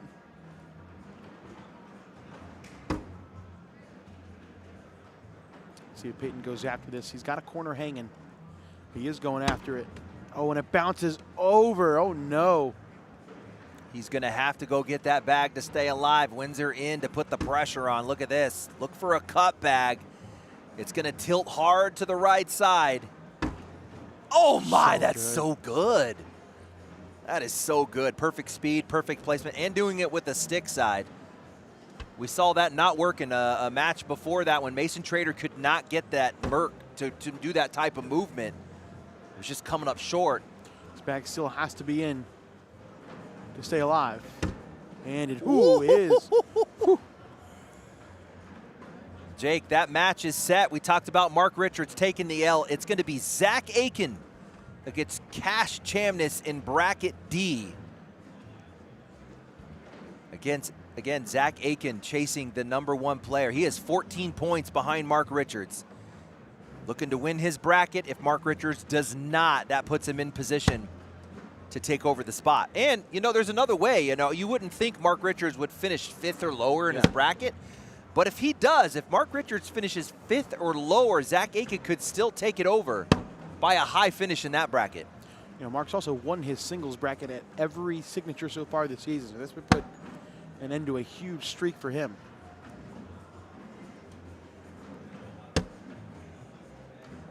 Okay, Ryan Windsor, I mean, we're talking about him running bags. Now he's just playing games. He just needs 2. Good shot. That's a tough pressure shot there for Mister. I mean, you're roll cutting. If you're right or long, you lose. Ah, that was a layup there for Ryan Windsor. A deep level one. Misses it left, and oh, he's setting up the and one. Mister's like, I got to make a move. I got to do something to get back into this match. Tries to go for the and one, an open board and one. 19-10, back against the wall is Peyton. That was dirty.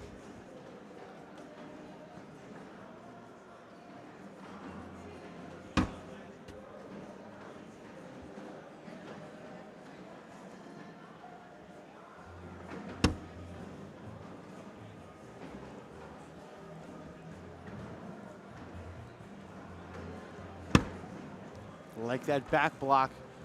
Windsor hasn't shot an airmail in a couple rounds. Will he hit it again? Oh, he's stepping out. Does that mean he's going to go roll? Yeah, he is going to go roll.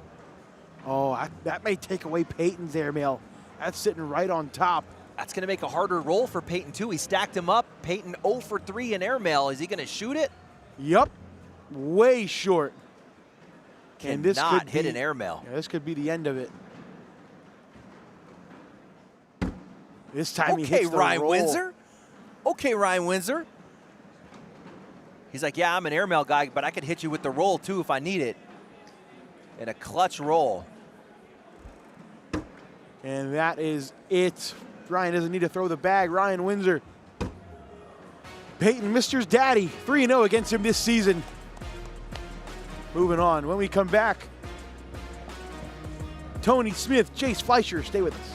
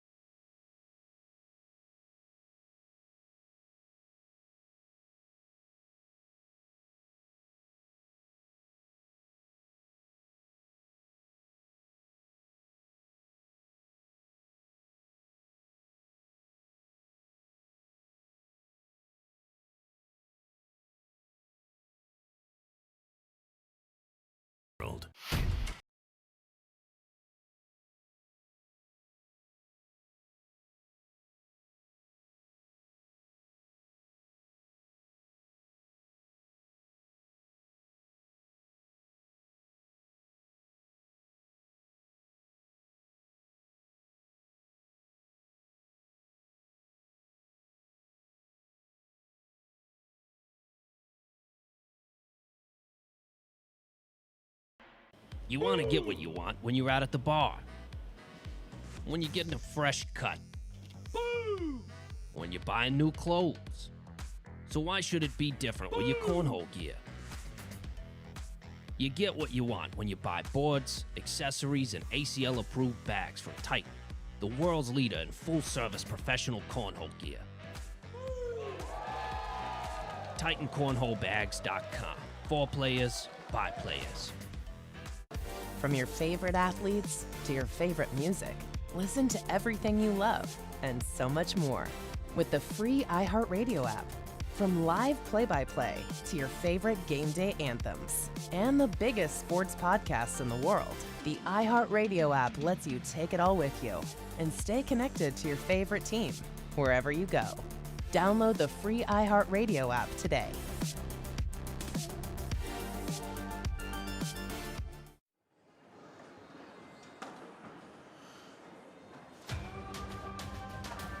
Pro singles rolls on here in Cleveland, Ohio. Another good one on the docket. Tony Smith takes on Jace Fleischer, who had the best weekend of his career just 2 weeks ago, looking to follow it up. Jace Fleischer all too familiar with this broadcast court after winning his very first ever singles title in La Crosse, Wisconsin. What an event it was. Beat Sammy Soto to win his bracket, beat Gabriel Clausen to win the overall title, hit incredible airmail after incredible airmail, and now is looking to back up his performance on the pro singles side.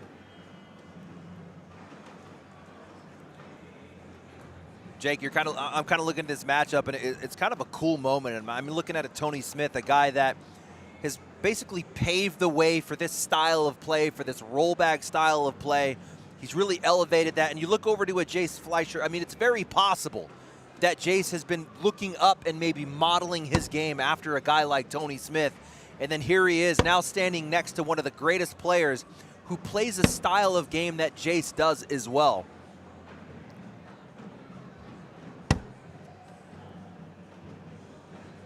It's like the master versus the apprentice kind of thing.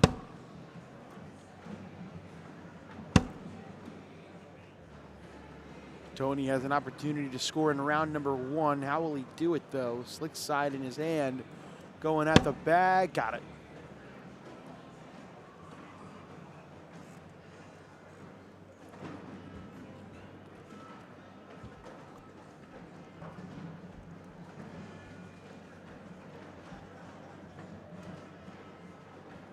Tony Smith coming off of last season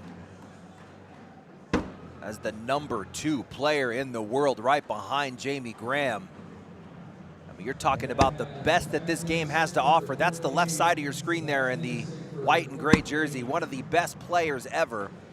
Falling a little bit this season in doubles, still a top 12 player. I mean, the talent is just so deep. If you're anywhere 15 or in, I mean, you're one of the greatest players that this game has seen, especially with this style of play. There's a nice reverse cut. Jace showing that he can cut that bag both directions, put it on multiple tilts.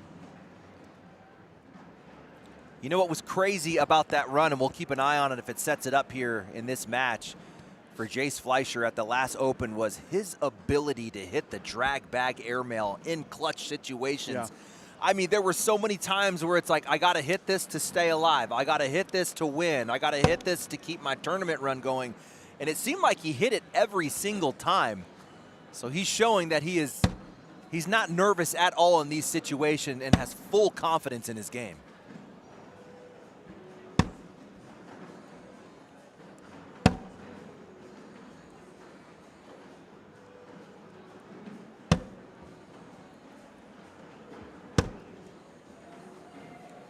And just like the #2 player, Zach Aken, and the #9 player in Gabe Clausen, you have Jace Fleischer, who also has to come out of the qualifiers. So they have to win a tournament before this tournament just to get in.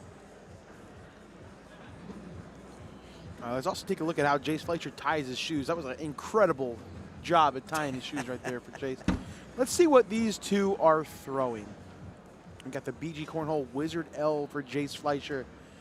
The Lucky Bags Cornhole Pro Sniper Elite for Tony Smith.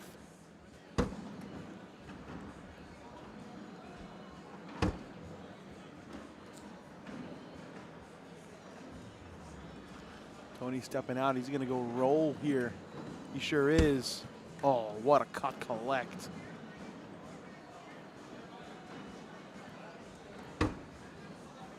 Right on top. That may take away that collect. Maybe he goes airmail. It's a tough airmail for Tony. He's going up. Oh, he peeled Jace's bag. That wasn't even over the hole. And the rollback from Jace, just, he makes it look so easy, man. I'm confused how that bag went in the hole.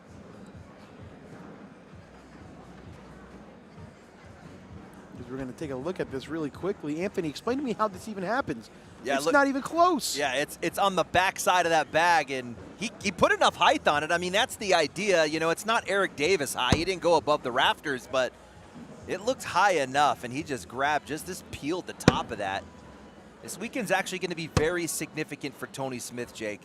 He is tied right now with Matt Guy in the all-time ACL titles list. He's already in the finals in doubles. Singles to be determined. If he can win a title this weekend, whether it be doubles or singles, he is going to pass Matt Guy at the #4 spot. And then actually right behind him, Trey Birchfield is 21. If Tony Smith sweeps this weekend, he would be the number three in the all-time ACL titles list. Are you kidding me?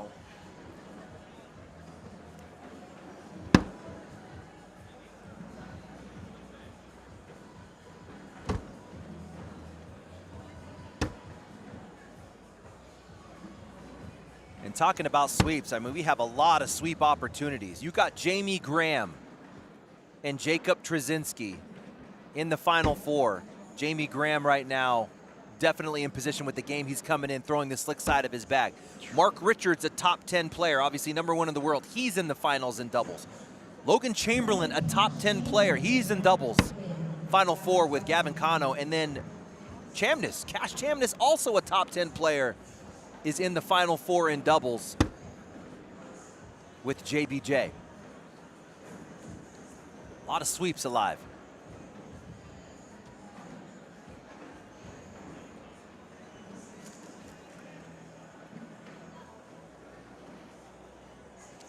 I'm super intrigued by this Jamie Graham, Cody Henderson match. Cody Henderson staying in it. 16-14 over on court number 2. And they are taking their sweet time over there.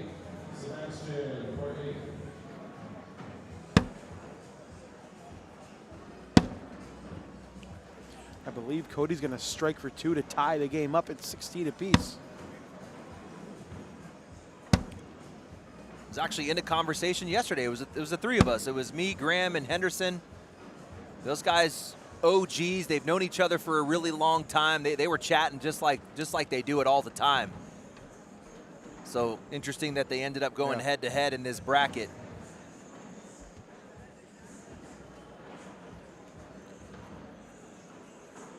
My goodness. Is that the legend and Jay Rubin in the chat? What's up, my man? Jay Rubin, the world champ.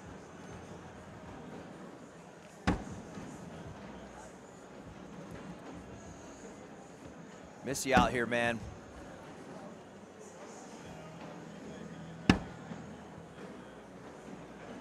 Comes a step out for Tony. He's outside arm.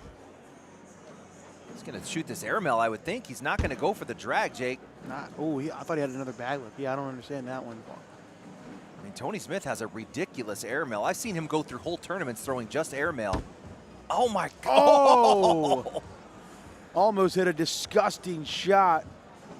Can you tell me why he didn't shoot that? I wish I could. I can't, though. I don't know. I mean, I guess here's my thought is he drag bags it. That's going to leave Jace, a wide open push for a 12-10. But here's that roll, kind of a distance. How that thing starfished. I mean, it was grabbing at the corners.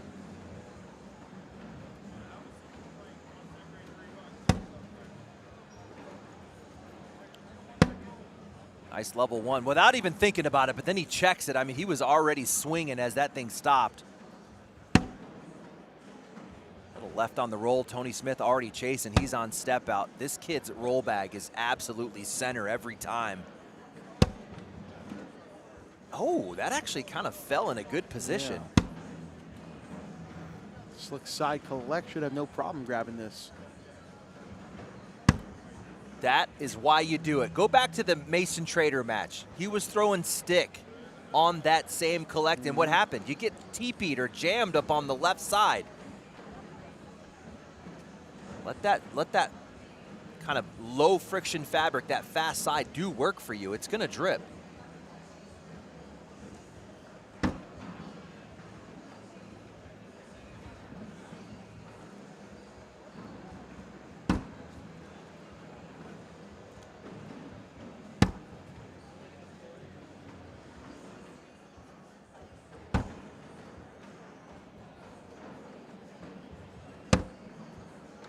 So easy, man. It's like routine.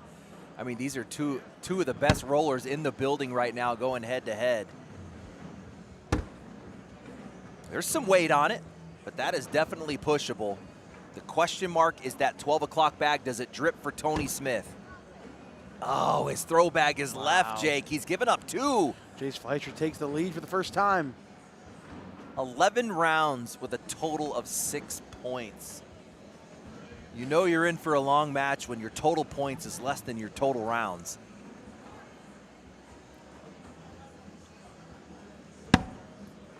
And bag 1 from Jace is off. Another check from Tony, man. He is quick on the trigger.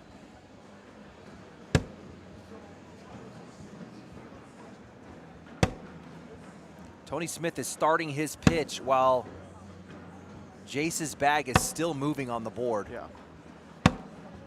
Hey, whatever works. He's not double clutching though. You know what? And for a guy who has been, had a case of the double clutches, that might be a way to counter it. He's just already going into motion, just kind of keeping it fluid.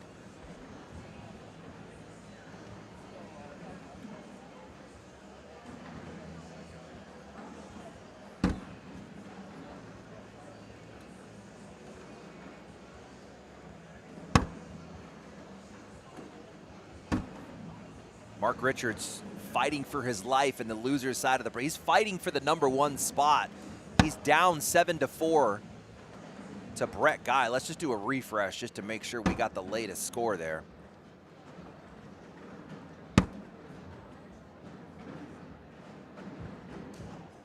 Yeah, that is 7-4 in favor of Brett Guy.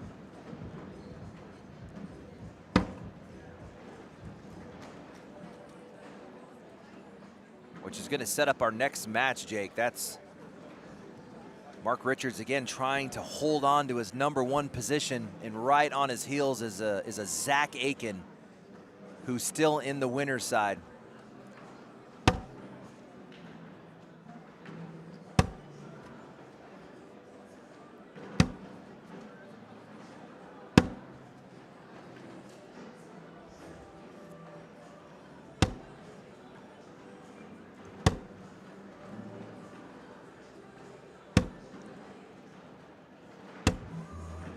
Jake, we might see the fastest 40-round match ever. Right? I mean, these guys are just chucking them, which is fine with me. Let's go 40, 50 rounds. I mean, if they're just pitching them one after another. And I'm watching. I got this Jamie Graham, Cody Henderson game on my YouTube channel, on my YouTube page right now. These two have played 4 rounds before this last bag has been thrown by Cody Henderson. Is that Cody in to stay alive? Now, he had to bar a soap Jamie to stay alive, and he couldn't do it. So Jamie Graham moving on. That's Jamie Graham trying to keep the sweep alive. We were talking about sweeps. He's in the final 4 in doubles. And Jake, that goes back to my hot take on this week's. Oh my goodness, that one hopped the hole. Slick side to clean up for Tony. This could be a big 5. He could chase. It could be more. Are we talking about a 12-1, Jake? Stop playing. No way.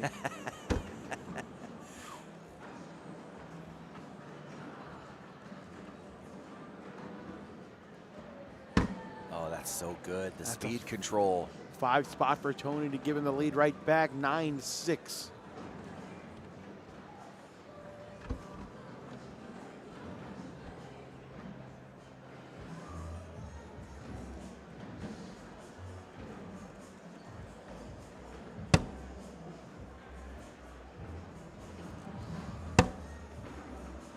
Round 15.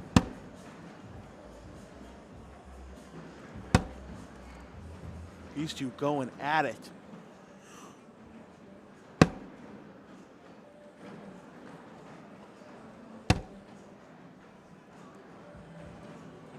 Let us know where you're tuning in from in the chat.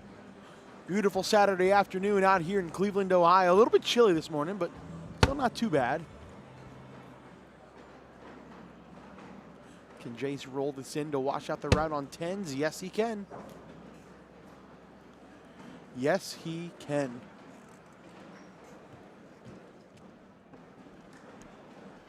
I mean, I talked about it on Around the ACL. I didn't know if Jace Fleischer would be able to keep up and back up the performance he had in La Crosse, Wisconsin 2 weekends ago, but I mean, so far he looks fantastic.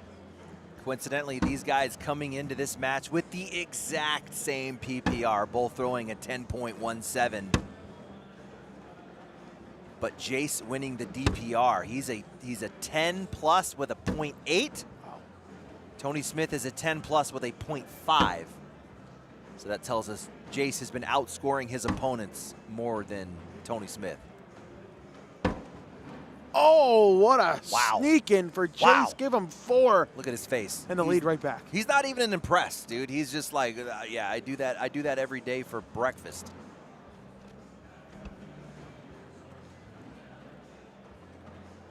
Here it is, the right side wide open, but watch his face. He hits it. He's like, we're good. It's all good. That's what I do. How about 27 seed Madden Franco Anthony? Uh-oh, that means he got someone. Blowing up that bracket? 4-0. He blew up his quadrant, dude. Beat Gage Landis 21-4. Oh my goodness. So he plays the winner of the Justin Everett Jordan Power game to get to the king seed. I'm telling you, and me and Jake were talking about it on this week's episode of Around the ACL. If you want to keep up on the latest and greatest, check it out, Around the ACL. And man, we got into how important the 26 and 27 seeds are in these brackets. And it is playing out exactly like we were saying, man. These qualifiers come up and destroy those quadrants. And Jace Fleischer was one of those guys. Yep. He came into the 27, and look at this. He's got the lead on Tony Smith and took out some big players on his way here.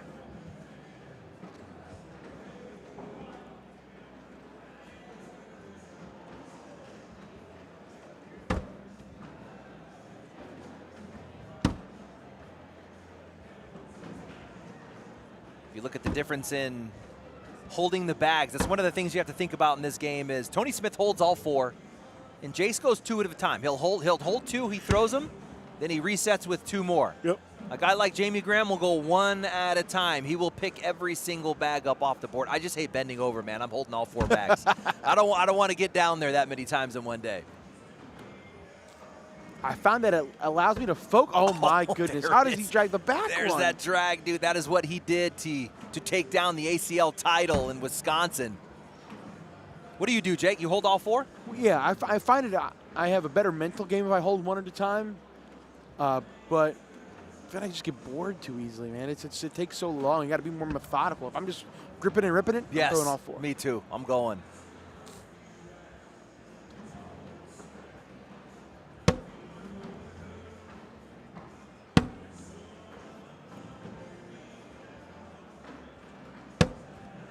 I remember digging into that stat when I first started commentating, like, I don't know, 7 years ago or so, and I actually counted the top 50 players in the division and who held their bags, and it was overwhelming, all players holding all 4 bags. Wow. It has completely shifted. Yes. Most players, most top players are picking them up 1 at a time. A rare missed airmail for Jace, and Tony hits it. Can Jace back it up with another one? No, 0 for 2 on airmails in this round, so Tony can go on for 4, in for 6. Or off for 3.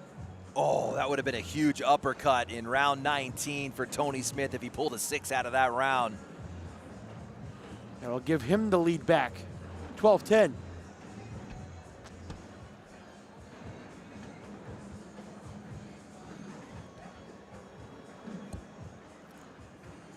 Yeah, I agree with Randy in the chat there, man. Fleischer's roll looks more effortless than anyone else it is effortless, man. He's not really snapping off the wrist. You know, he's not turning the doorknob too drastically. Yeah, it just looks easy. The 4th lead change of the game. Nobody has had a lead bigger than 3. That's so good. Spot, good speed, good angle. Same shot, nothing changed. Do you want the drag bag? He's going to go gonna after bar of soap this dude. No. He's going for the bar of soap. No, you are not. Jace Fleischer. Do not. Look at the look on Tony Smith's face. Oh, that would have been sick. Tony Smith gave us a look and was like, what is this kid doing?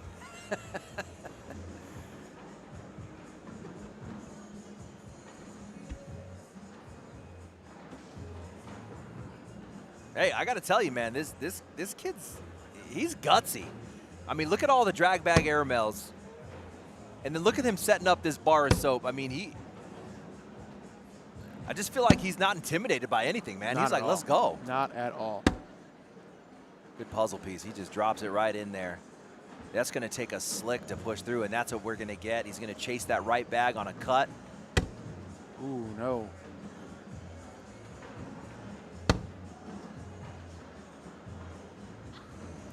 Tony should go airmail here. What is he doing? What on earth is he doing? No, he's going to get a better angle for the airmail. Oh, no, he's going for the roll. That's going to create a lane for Jace now. Oh, man, what do you think about the airmail peel? He's been hitting that drag. I was thinking hard push up the middle. That's the safe shot. I like that all day. The only problem is if you don't hit this perfectly, they're going to jam. You're only going to get 2. But there's a scenario. Actually, maybe I don't hate the airmail peel. You're guaranteed 1. You got 1 in. If you hit an airmail peel, you get 6. If you hit the push, the more I look at it, the more I think they may clog on a push. You know, I just say come in hot enough to dump that top bag into the hole. Walk out of there with your 4 spot. He was ultra aggressive on the previous throw. I think you dial it back a little bit here on this one. Get your 4 spot. Take the lead. He's going to push. He's going to step into this and try to hard push again. Oh no, worst case scenario. He knocks off 2 of his own bags and it's a wash. Unnecessary. Absolutely unnecessary. Like, you know, guarantee yourself 2. Give yourself a chance for the push. Like, you don't need all this. He's coming in way too hot. Look at how much he threw that. Like, even if his slide was good, I almost feel like he bar helps himself. Yep.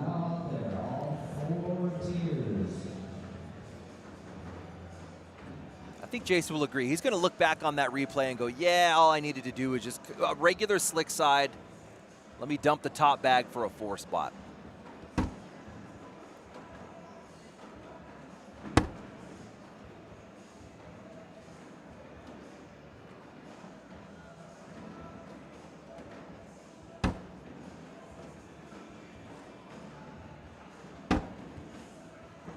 Roll kick into the left. That opens up the left lane for Tony Smith. He could get out of this one with a 12-10.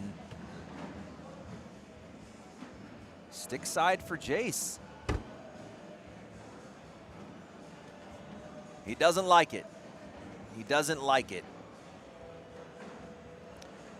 That's kind of a similar situation to the last round. If Tony Smith back blocks, then Jace is left with another kind of just a push to dump his bag in. If I'm Tony Smith, I think I either roll on top to stack. I think that would be the only call for me. Just roll into a stack position. He's going slick, Jace. You can't clip. If you clip, you're taking Jace with you. Yep. Just roll into a stack, but he's got slick in the hand. I don't know what we're going to get here. Looks like he's going to try and jam everything up the right side. Or hit a bar of soap. My goodness. That is Tony Smith for you right there, and he's going to get a 6. Unreal Tony Smith. That was nasty. Not at all what you saw coming, Anthony. Yeah, I mean, it's halfway in the hole, and to push, you're pushing 3 bags. I mean, that's 12. He jumped. He got airborne on that shot. Yeah, he's pushing 3 pounds of bags. And I think Jace was just so frustrated with the outcome, he just kind of chucked that 4th bag up there, and it cost him 2 more points. I need somebody to clip.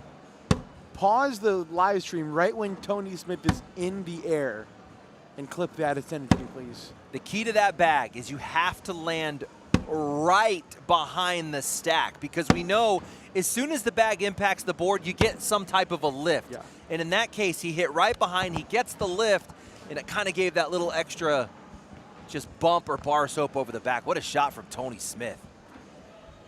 I do want to give a little shout out. We do also have an open here simultaneously, 314 open doubles teams. There were 5 teams that went undefeated in rounders.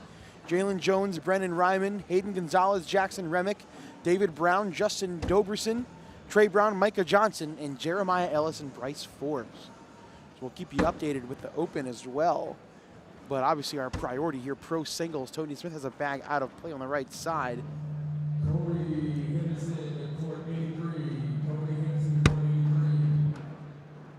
It's not what Tony Smith wanted. Pushing through just to sit 10. He could get 4 out of this. He's going to try and peel it from underneath.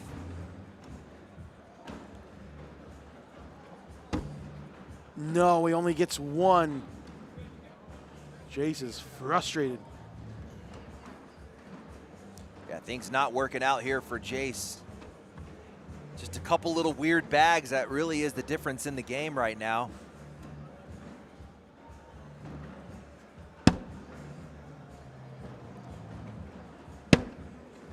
Tony Smith in the driver's seat. He looks calm and collected, and the frustration setting in for Jace Fleischer. We talked about it at the beginning. It's the master versus the apprentice, and right now the master is dominating this matchup.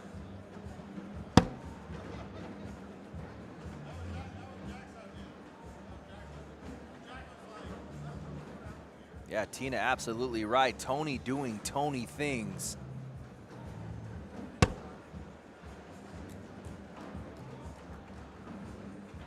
$18-13 now.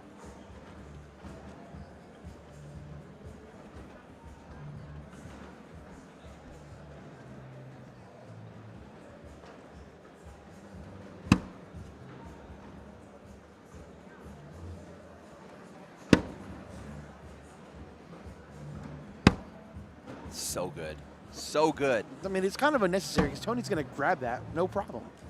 He's like, I'm not going to get it. You got to get it. You have to go get your own bag again.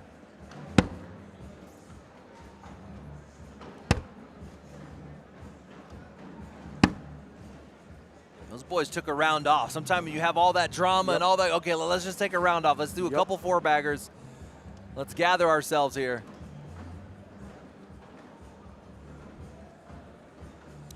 Let's check on Mark Richards, folks. That was Mark Richards taking a third-round loss to Jimmy Humans, putting his #1 spot in jeopardy, where Zach Aken is on his heels. He took the lead over from Brett Guy. He was down at 16-15 in round 22. That's a close one. Mark Richards hanging on, needs that win to hold on to his #1 spot.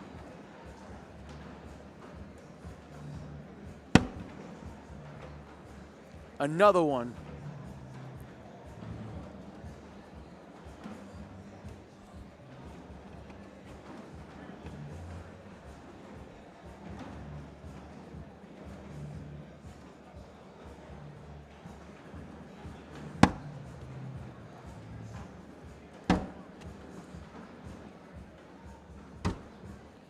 There's a block for Jace. Tony replaces it.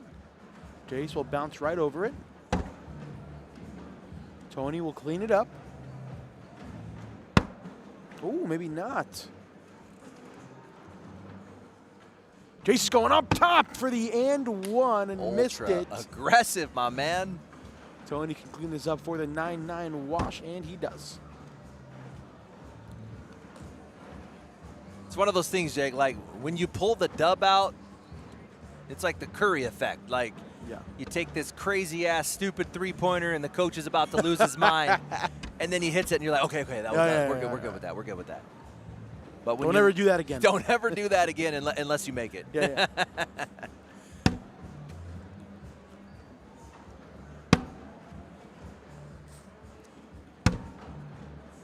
How about a run from Frank Modlin, the OG. Frank Modlin, man. He is in the 4th round of the winner's side. He's going to pull Colin Hodette. That's to get to the match, to get to the king seat. So he's 3-0 on the day, now taking on Colin Hodette, up 2-0. He's going to strike first in that matchup. Shout out to Brian Richardson. I asked somebody to clip Tony Smith jumping into the air and send it to me, and he did. It's a really funny still photo of Tony Smith jumping into the air when he shot that. Just him jumping. It's like a ballet move, man. What's going on there?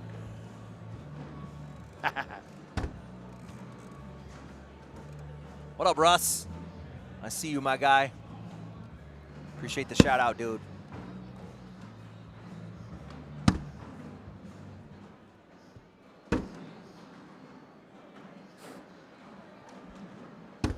$18-50 now. Jace not going down without a fight. Yeah, a couple little mistakes from Tony Smith. Nothing crazy. You know, ended up left on that last round. But Jace taking advantage. I mean, could have taken more advantage, but the ultra aggressiveness. Again, if he comes in and wins this match, you got to go, hey, good calls, good shot selection. But I almost feel like this match would already be over if we re-round, you know, maybe 10, 15 rounds ago, there were a couple questionable shots that cost him some points. There was one round where he was set to get an easy 4, and he actually ended up giving up some points.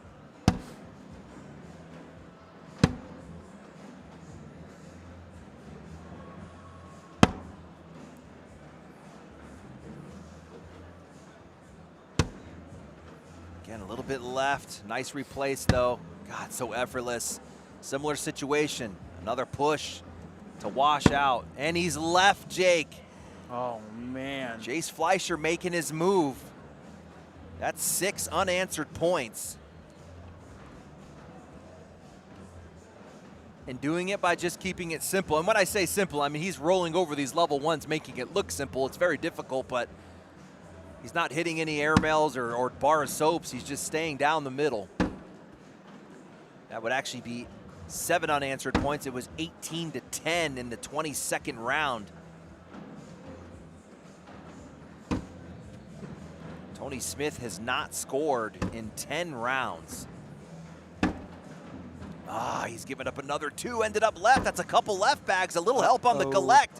Can Tony Smith pick this up with a slick side? Yes.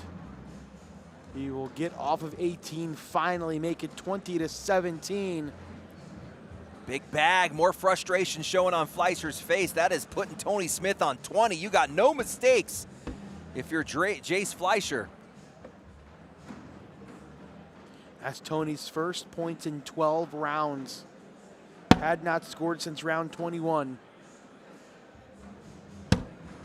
That'll also end a 7-0 run for Jace. Oof, that was barely over the front edge of that board. Little reverse cut from Missed Jace, it. but gives it right back. Whoa, Jace immediately steps out. I don't like that.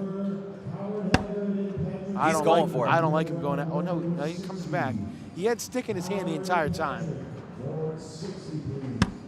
Goes roll, bounces it in. I bet if Tony misses this bag, he'll go after it for the win. But if he doesn't, you cannot. You got to leave that there. That created a lane, man. That's a field goal for the win. Can Jace clean this up? He's going to take a timeout. If he can get both of the blue bags and leave both of the white bags there, it would be a 4 spot for the win. Let me draw this out for you on the telestrator and show you exactly what's going to happen. Oh, it's not working. No, it's not working. It's not working. We had one last event. I don't know, Corey broke it, I think. Yeah, we're looking for a split here. That is a slick side up the middle. He wants to push both blue bags right through where those white bags are touching. Only thing to keep in mind, if you throw it too hard and miss to the left, you're going to knock in Tony's bag and go off and you lose. And also with Jace's type of flight, he doesn't want to be too flat. You don't want to hop that push and end up on the backside. You actually want nose down in this situation. Not too hard nose down, but you want the nose to hit first. Jace for the win, going at it. Oh, he hit the shot, but he took in one of Tony's. It'll be a 2 spot to make it 2019. That was a deep breath from Tony Smith off camera, off to the right side. A couple taps on the leg. He's like, I'm still alive. This has turned out to be a great match between Tony and Jace, and it was Jace that went for some high difficulty shots early that he wasn't able to hit, put him in a bad position. He has come back from an 18-10 deficit. 34th round of the game.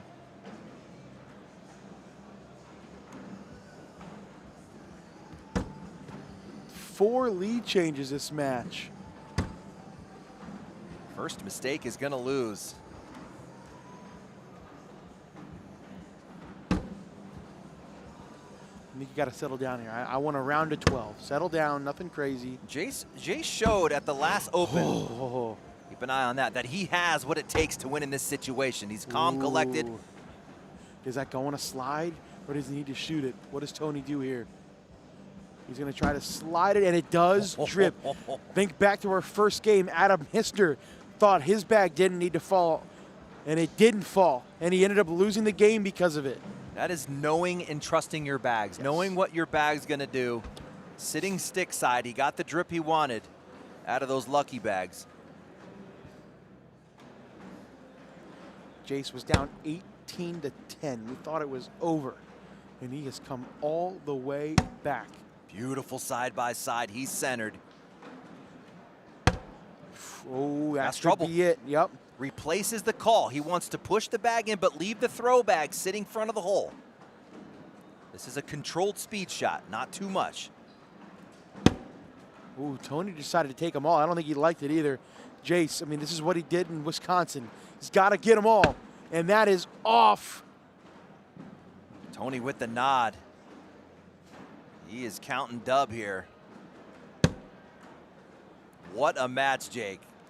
What a match indeed, but in the end, it is Tony Smith getting the job done, surviving the comeback from Jace Fleischer, and getting the win, moving on in that C bracket. He will move on to face the winner of Gabriel Clausen and Matt Guy. That game is 4-2 in round 7. Don't go away, ladies and gentlemen. When we come back, we got a good one.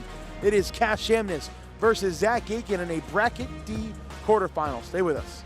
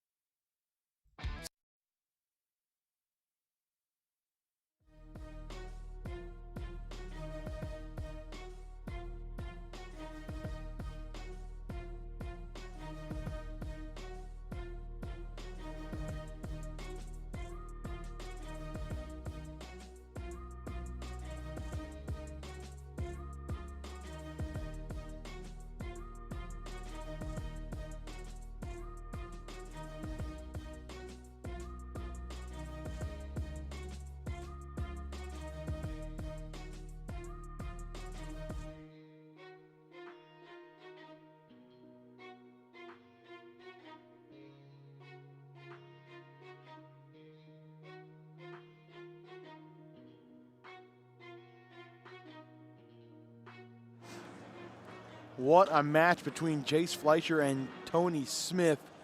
The question now becomes, can this match back it up? On paper, it should. Flashback to the first Open of the season, the Open Singles Final in Rock Hill, South Carolina. These two played for an hour. 51 rounds. That saw Chamniss get his first career singles title. But Zach Aken, as you have said multiple times, Anthony, has a chance to become the #1 player in the world at the end of this event.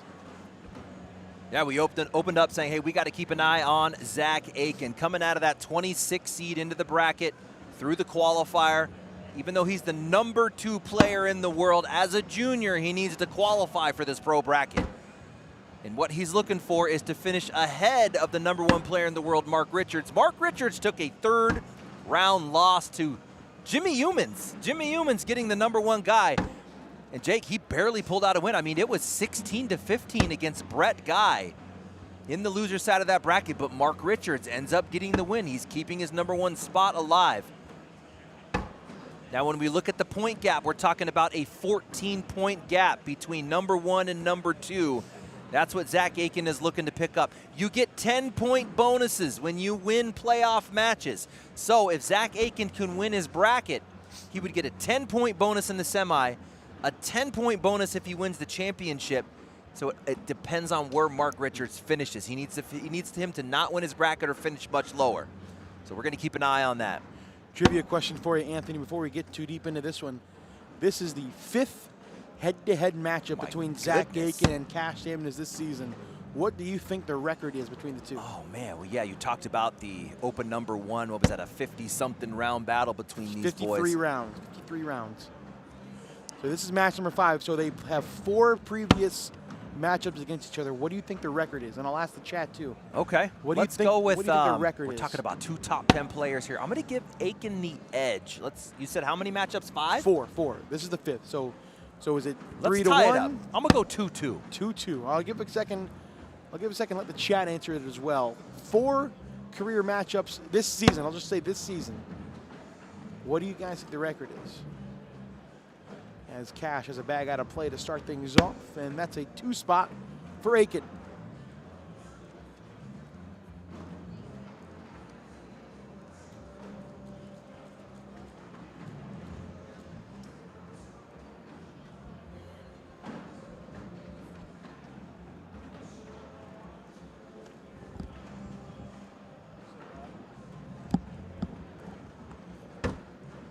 Okay, here. 3-1 Zach, 3-1 Zach, 2-3 Zach, 4-0 Cash.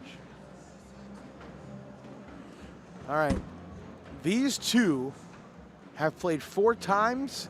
Anthony, nail on the head. They are 2-2. Rubber match against each other this season. Cash 23-19 at that open 1 in Rock Hill. Aken 22-17 in Winter Haven Junior Singles. Aken 22-19 in Junior Singles in Myrtle Beach. And Cash got him in last signature in Kansas City, 21-13. Well, if history repeats itself, it's going to be 21-20 with like 46 rounds or something. That one's going to open up a slick side down the middle. Look at that field goal. Split the 2 whites. You want to favor the right side. You don't want to collect the 9 o'clock. Oh my goodness. Way off. Holy smokes. And Zach can't do anything but laugh at it. He was way left. He was lucky he didn't clip Cash in on that left side. I mean, if you're Cash, this is a standard, Zach Aken out of bags. You're going to step out, maybe a half board step out, slick side, and just collect that bag sitting at the, like the 4 or 5 o'clock, right there in front, right above the Stevie. And then you see what happens. I mean, you're pushing 2 bags into the hole. Do you get drip off the 12 o'clock? That would be the bonus.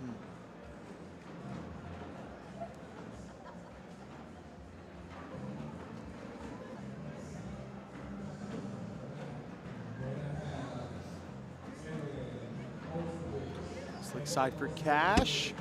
Knocks in 1 of each, so it will be 7-6. So Aken gonna steal a point that round. He's even surprised. He's like, oh, okay, I'll take 1 out of that one. Just kind of looking the season so far. So we're talking signatures and open. Zach Aken, of course, he was your signature number 2 champion in Memphis. Made a bracket final at signature number 3 in Kansas City.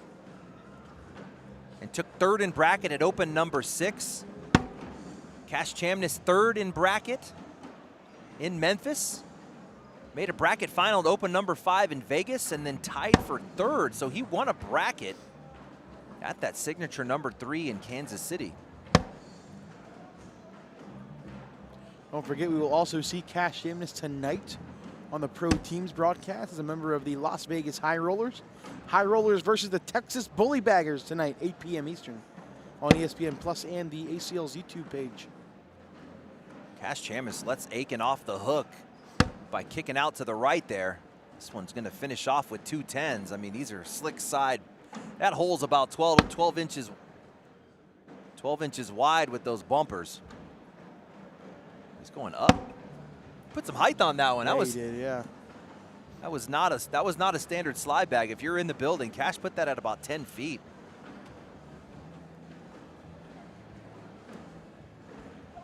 Let's take a deeper look into what these two are throwing. Cornhole scenario Sabertooths for Aken. And the BG Cornhole Omens for Cash Chamniss.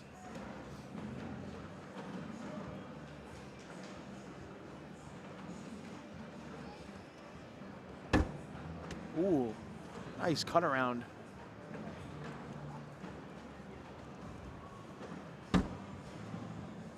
He's going to leave that block there for Cash to deal with. Rollback coming.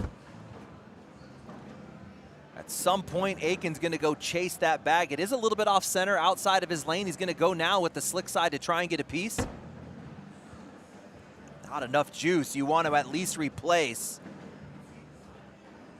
Here comes the back block, and it's nicely placed by Chamniss. We're going to get a short airmail. That is Zach Aken. Oh. Wow, he left a 2-pile level 1. I mean, that's a short airmail all day. If it was one bag, I get it. But when you have 2 sitting there, you're going risk versus reward.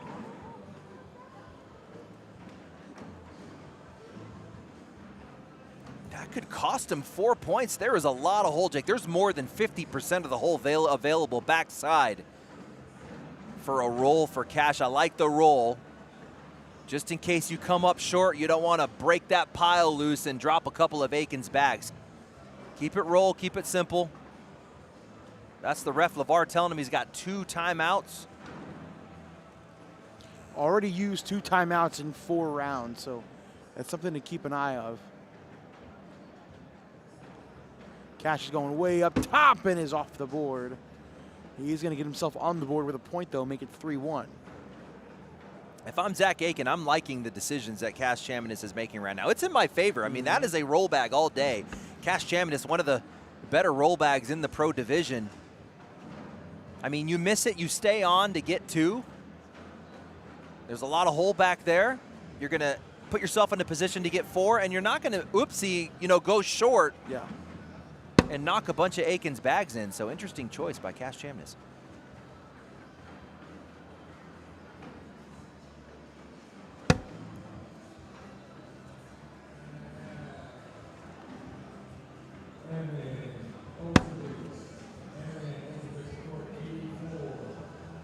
Another unforced error by Zach Aken.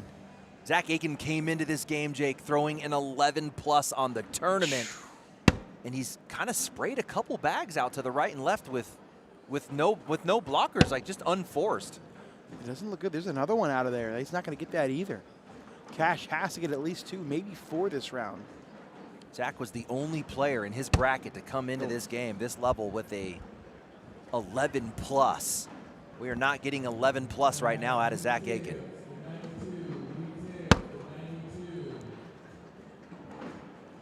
I mean, these guys are throwing in the 8s. Not great.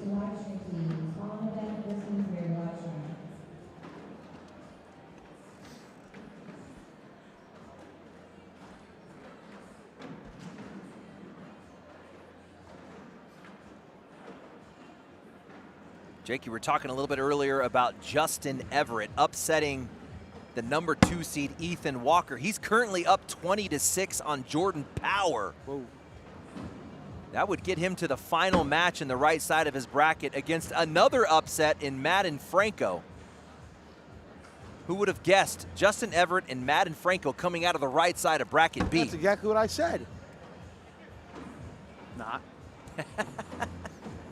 That was your hot take, wasn't it? Oh, yeah, sure. A scolding hot take. Oh, my goodness. And we talked about that 26 seed. How about Gabe Clausen? He's up 16-2 on Matt Guy. Sheesh. He's already gone through Eric Davis. He went through Adrian Brunson. Now he's about to take down Matt Guy, which would put him against Tony Smith for the right side. That was my pick when we started out. I think we both picked Gabe Clausen out of that bracket. We sure did.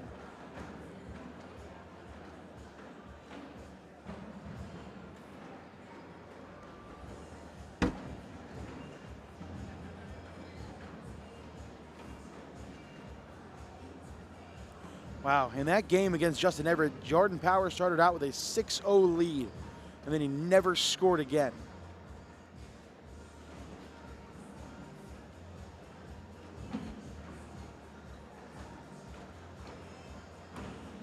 Just looking at bracket D, we got Ryan Wiedenfield making a run in singles. He's gonna pull Jamie Graham in the 4th round. of the left side of that bracket. Winner of that gets Derek Holland.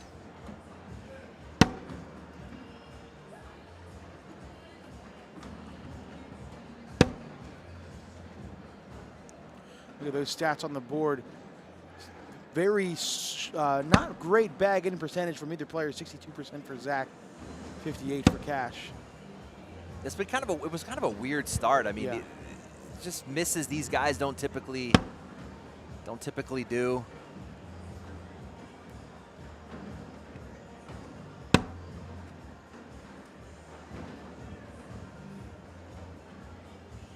At Cash's first 4-bagger of the game, and it's going to get him some points to tie the game at 3.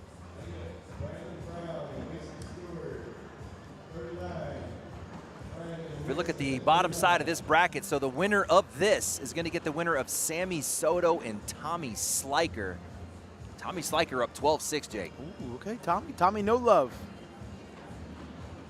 And that guy is sneaky good. You know, he's never really picked in a, in a hot take, or you're never going to, man, that guy is sneaky good. It's kind of this weird kind of, he's just got this weird style of play to him, but man, he is solid. Having a heck of a season in doubles. And throwing a 10-3-7 on Sammy Soto.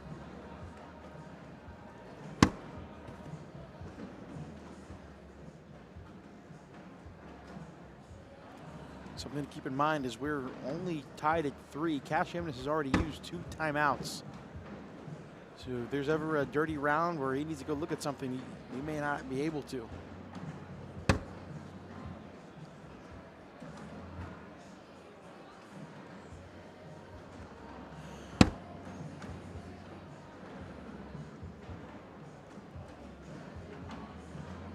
For Cash, and Aken looking to take the lead right back, and he does. 5-3.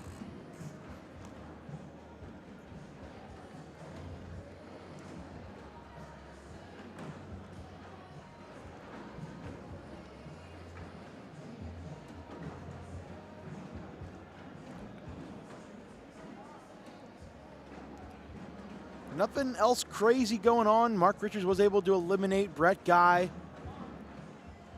So he will play the loser. I'm sorry, he'll play the winner. No, excuse me, loser of the Tony Forbes Denny Vaughn match. Tony Forbes currently up 14-11.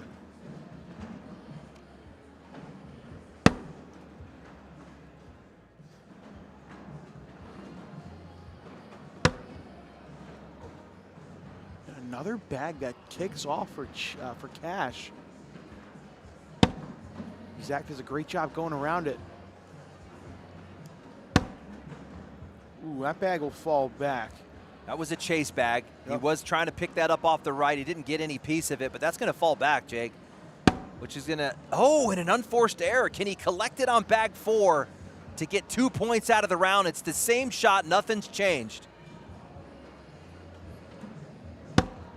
Yes, he can. Beautiful bag for Cash. Give him 2.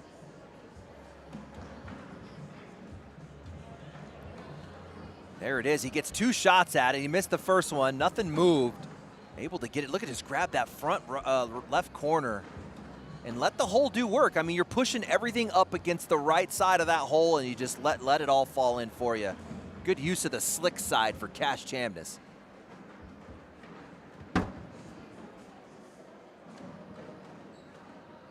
Just kind of feels like Cash is throwing his bag a little bit higher than normal on his like slide bag. Yeah, well, it looks like it's also landing further up the board, too, so maybe that could be it, because he's landing that thing above the ACL logo for the most part. It's working. I mean, it's working for him. Another unforced error. This, again, Zach Aken, he came into this, I was looking at 11.07, and now he's dropped to a 10.7. Wow. Just in these first 9 rounds. Yeah, just in these 9 rounds.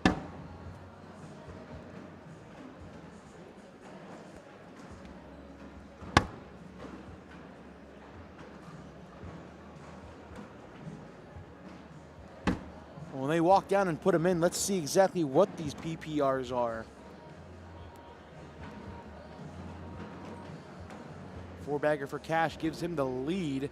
So they were at both at a 9.44, and now Zach up to a 9.5, Cash at a 9.7. So, I mean, we expect these two in the 10s and 11s. Yeah, that's a drastic difference when you come into this. And that's off of 3 matches. So that's 3 matches of 11 plus for Zach Aken. Now a 9.5. That's a huge drop in PPR. But hey, if you have that type of a drop in PPR and you're only down 2 points, like, you're fine.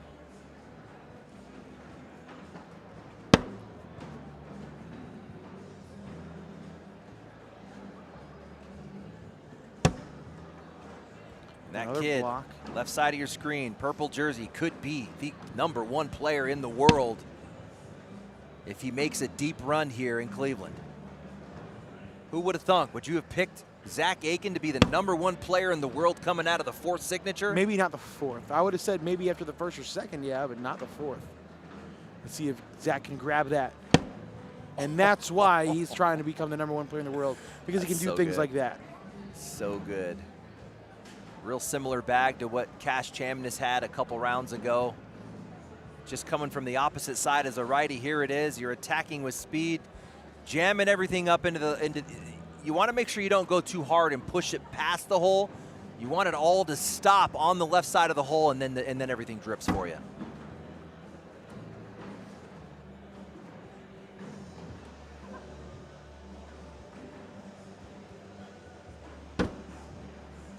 Back block for Zach, but Cash is a southpaw. He shouldn't have a problem getting around this. And he doesn't. The question mark will become, can Zach grab that going right to left? Yeah, I think a good point from Scott there in the chat. I mean, talking about Cash's mental game. Even from the very beginning, I think he's a young player, 8, 9 years old, he's always been on point mentally. I think that says a lot about his parents, man. I mean, they are amazing with how they manage Cash in this game against adults in this type of environment. Such great parents, and I think I would give a lot of props to them on his mental game. Same exact shot as bag 3 for Cash. Aken has a chance to get 2 pack. No, how do those not fall? He's gonna give up 2.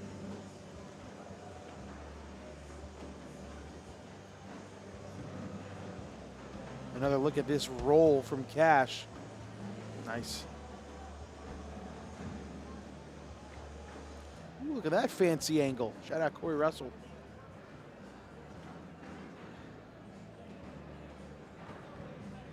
Yeah, I'm with Corey too, saying, you know, hey, by the end of this, they're going to be a 10.5 by the end of this match. Yeah, we're going to definitely see the PPR go up unless you keep doing stuff like that from Zach Aken. And it's always been left, man. Like, he's got this case of the lefts, and then there goes Cash. As soon as we start talking about PPRs going up, this is what happens. Well, I think Cash can still grab that bag. You see him step out there. Got to hit that front corner on the left side. You see the high profile on that? I mean, really that's a higher slick side collect than you typically would. I mean, he was above 10 feet. Oh my goodness. If Cash can clean this up, he's going to guarantee himself a 5 spot. Ooh, staying sticky though. I don't know if I like that. No, I flipped it over to the slick side. Okay. Cash. Unable to clean it up, but he does stay in front. So this is in to limit it to 3. And that's what it'll be. 12-5 now. Cash starting to walk away with it. A little self-talk from Aken. He's trying to just get himself going, trying to figure out where these little mistakes are coming from. He's on his case. 9-0 run since round 9 for Cash.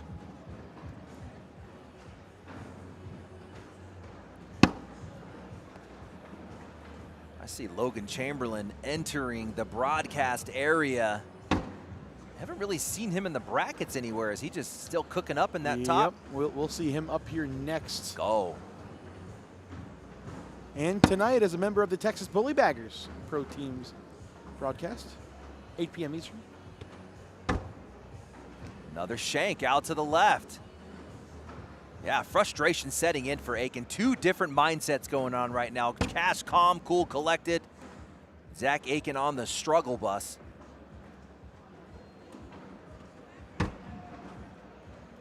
Big time aerial coming from Cash, and he's like, yep. That might go on a roll too, but you've got the grab in the front. Oh, he went for the rodeo, landed short and goes off. So Zach, it's a tough shot, but he can still get a point out of this round. Going at it. No, it's going to be 3 more. Oh, boy. And I don't think I've ever seen Zach Aken this frustrated before. 15-5. Cash Chamniss doing Mark Richards a favor right now. He is helping Mark Richards keep his #1 spot in the world. It's going to take a lot of work for Zach Aken to come from a deficit like this against Cash Chamniss. Yeah. We know they're in it for the long run. I mean, we saw the 50-plus match at Open #1. We're only round 15. I mean, this game's just getting started. If we go back to that Open, we'd have 40 more rounds to go, Jake. Another error, this time right. Just something off a little bit for Zach Aken in a time when it matters the most. Now you see him hold that other bag. I've never seen him hold multiple bags. That just goes to show how frustrated he is. Ooh, can he get out of this with a wash? No. Oof.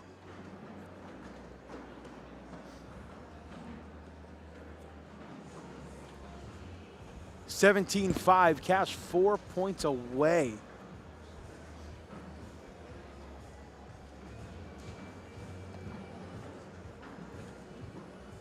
$14-0 run.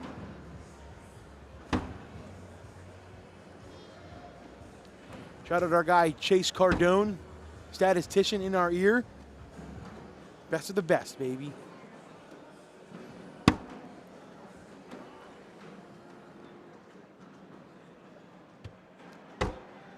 Roll sits on top. That actually good, man. Yeah. That weight on top is ideal. It's going to take away the drag back. It's going to make the push harder. It stacks up high on the roll. I mean, that was probably the best defensive position. Ooh, now he's got hole control. He's not happy with it, but I don't hate it. I don't hate it either. I mean, you're good getting out of this round with a wash with the way he started off, leaking out to the right. Cash going to take his 3rd time out of the game. Zach Aken in a bad spot right now mentally in this matchup. He's really on his own case. He is talking to himself, giving himself, he's a self-lashing. Like, he is like, what are you doing? Stop sucking it up. Cash stepping out makes me think he's going to try. This is a crazy roll. Oh, we got it over, but missed to the right. I think airmail's a call here for Zach. Try to get a drag. He's up and, oh, wow. What a bag for Aken to get 4. Taking 3 of his own, 1 of Cash's. Maybe getting him back into this game, 17-9. Here's that shot. We're going to be on the short airmail, and this was the best scenario for him. I mean, even the throw bag goes, if you're Zach Aken and you were just giving yourself a lashing, I think you now pat yourself on the back, and you're like, good shot, big 4, let's get back into this match.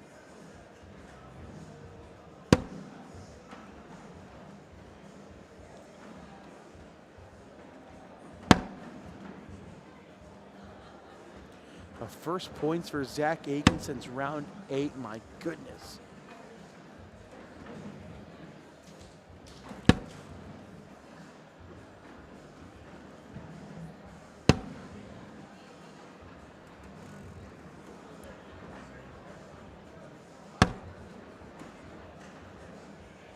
Four-bagger for Zach. Cash going to step out to try to grab this. Oh, he almost got it. Back-to-back 4s, Jake. That's huge. 8 points in 2 rounds, 17-13. So if you're Cash Chamniss and Zach Aken and you're now looking to other side of the bracket, who are you going to run into? That's Jamie Graham and Ryan Wiedenfeld. That one's sitting at, let me confirm the score, it looks like a 9-7. That is a 9-7 in favor of Ryan Wiedenfeld. And you got Derek Holland over there. Those are the 3 players left on the other side of the bracket of these guys.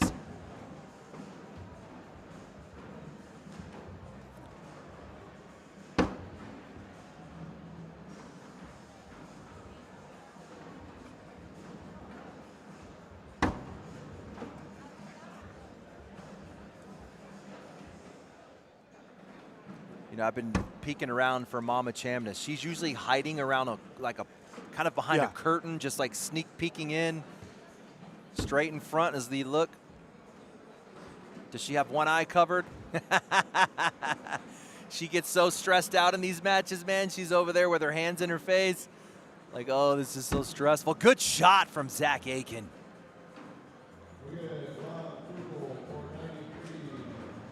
What do you like, Jake? You thinking kind of roll? Yeah, roller. I mean, unless you want to go crazy, you hit a bar of soap. Slick side down. Oh, he is going for the bar of soap. And he knocks in one of each and goes off. That's a 5 spot for Zach. And all of a sudden, after all of the torment he put himself through, after all the words he said to himself, he just took the lead. And on that shot, Miss Chamniss is leaving the building. She just jumped out of her seat. She gone. 13 points in 3 rounds. First lead since round 8. And Cash is going to, I guess it's not technically a timeout because you have 45 seconds in between each round.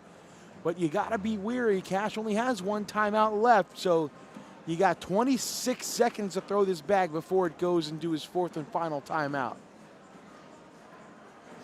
I like it, though. After a couple of tough rounds, all those unanswered points, a little mental break, and he didn't even need to use a timeout. Good use of the round. Yep, great use.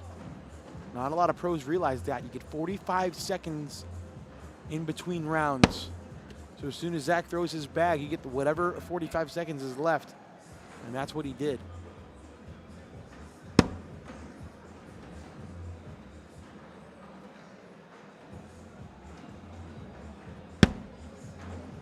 Another one of those mistakes. Cash Chamniss sitting on 19 if he can finish out. No more mistakes from Zach Aken.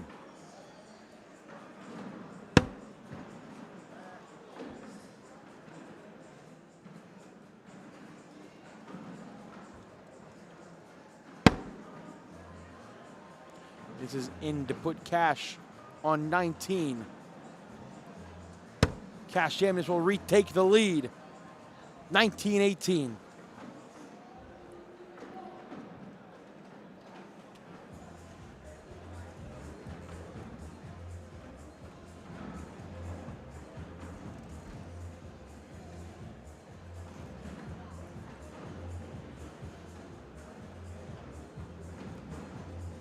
Round of the game, not the 53rd, but still a very entertaining game to say the least.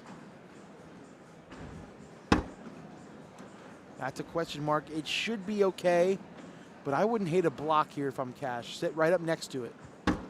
Perfect. Beautiful. Cash has a bag in, Zach does not, so he's gonna have to roll this one in, which he does not, and now Cash can just clean it up. 4-bagger for the win, and you avoid the comeback.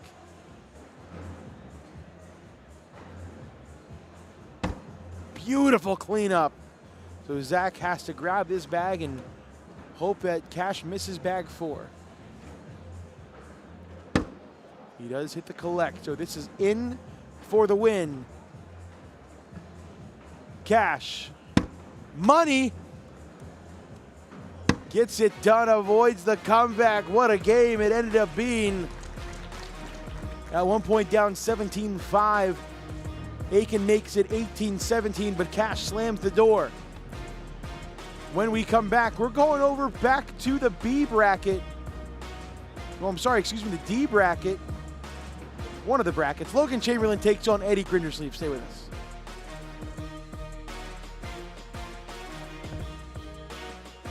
Since 19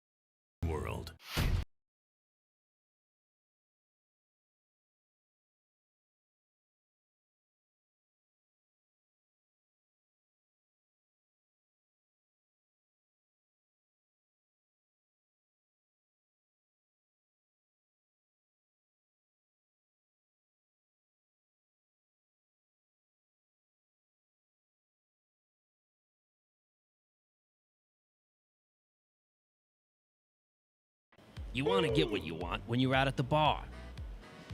When you're getting a fresh cut. When you're buying new clothes. So why should it be different with your cornhole gear?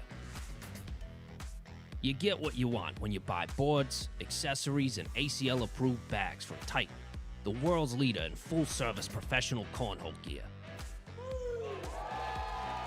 TitanCornholeBags.com. For players, by players. From your favorite athletes to your favorite music, listen to everything you love and so much more with the free iHeartRadio app. From live play-by-play to your favorite game day anthems and the biggest sports podcasts in the world, the iHeartRadio app lets you take it all with you and stay connected to your favorite team wherever you go. Download the free iHeartRadio app today.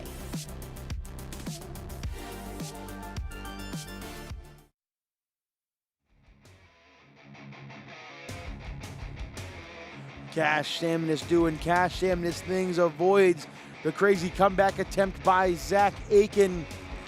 And now we are moving on. We're rocking and rolling in the city of rock and roll, Cleveland, Ohio, as we have a semifinal match. The winner of this game is into the King's Seat game. Eddie Grindersleeve versus the reigning pro singles champion Logan Chamberlain. Winner of this gets either Tony Smith or Gabriel Clausen. And Anthony, we got some bracket updates we found out in the commercial break. What do we got going on? Yeah, one of the biggest ones here is we talked about Gabe Clausen at the Open.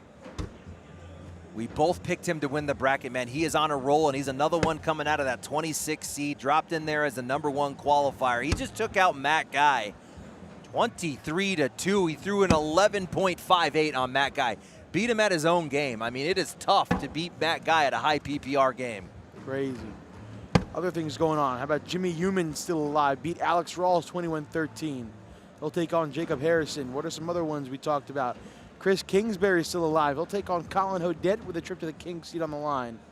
Madden Franco versus Justin Everett with a chance at the King's Seat.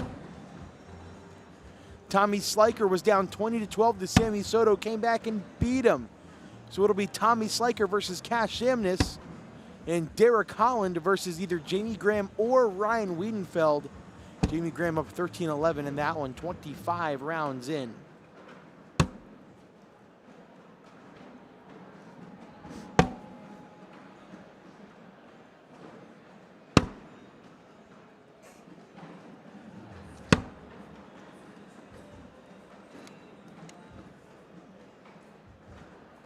And one more down and back. They were ready to roll now.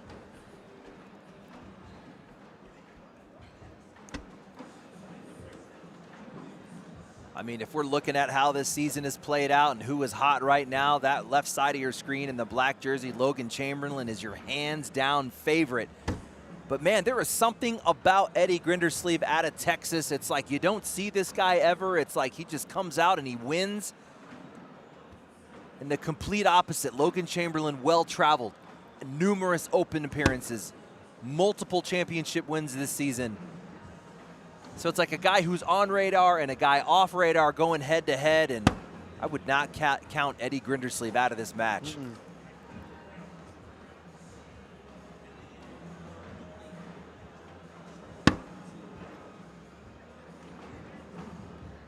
Setting up for a wedge, coming in stick side. You want to break the right side loose, and there's the wedge. Eddie repping a new bag sponsor this year, AAR Cornhole. Was sponsored by BG for so many years, but now moving over. Yeah, you want to step out, attack left. You're okay taking the backpack with you. You want to move that front black bag to the right.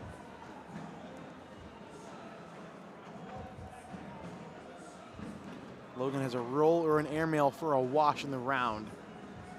He's going up, and he's short and off, so Eddie Grindersleeve strikes first, 3-0. That's Logan Chamberlain accepting that miss. That's important in these long matches. I mean, we talked about the mental strength of Cash Chamniss in the previous match. Logan Chamberlain has leveled up his mental strength this season. You go a couple seasons ago and he misses that short airmail off the back. I mean, he's losing his stuff. And right there, he's like, okay, I'm going to accept that. I'm going to accept that.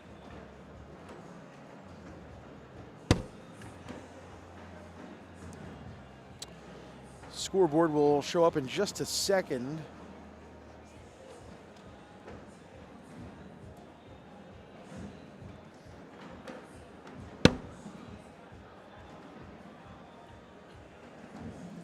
We are starting to fill the king seats of all the brackets. That's kind of where we're at. This is going to be one of them. Winner of this goes to the king seat. The other side of the same bracket, Gabe Clausen against Tony Smith. Winner of that in the king seat.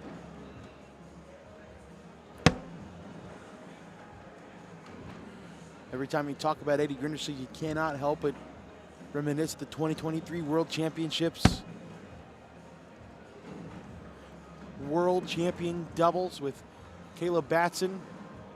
Hit the crazy airmail for the win.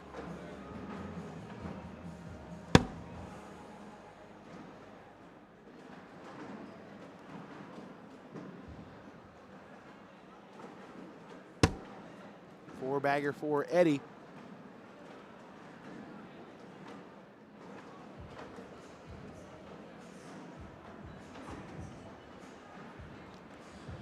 Logan, ooh, too far, so it's going to be two more.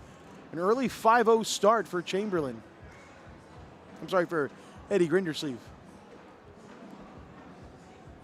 Yeah, one of my favorite players to watch. You talked about Grindersleeve and Batson. If we go back to 2020-ish, when I was a pro, that was the guy I wanted to go watch play. Yeah. As a pro, I wanted to watch Caleb Batson play, because he was one of the players that was really paving the way for how this new style of game was going to be played. And man, he was electric. He was so fun to watch.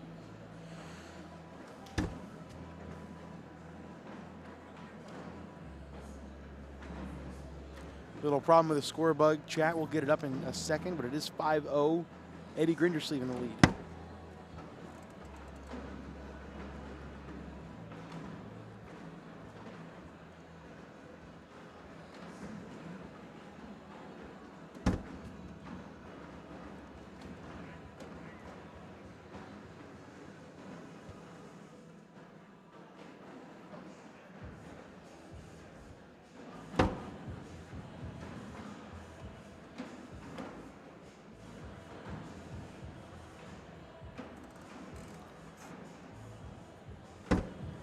Nice cleanup for Eddie.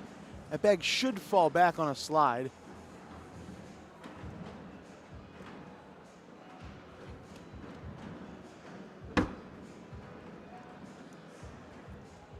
Maybe not now, as Logan pinches it in the front.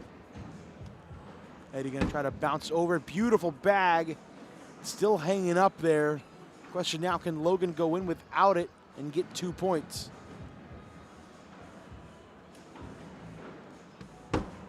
Yes, he can. Nice shot for Chamberlain. Get him on the board. 5-2. Just looking at Eddie Grindersleeve's season so far, if we go all the way back to Open #1 in Rock Hill, he ended up 3rd in his bracket.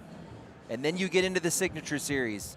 Didn't attend. He might not have attended any more Opens, but if he did, there were no good appearances. But everything else comes from Signature 1, 2, 3. He had a 10th in bracket at Signature #1. He had a bracket final at Signature #2. And then a 6th in bracket at Signature #3. So this is another solid run for Eddie Grindersleeve. It actually could level up what he's done this season so far.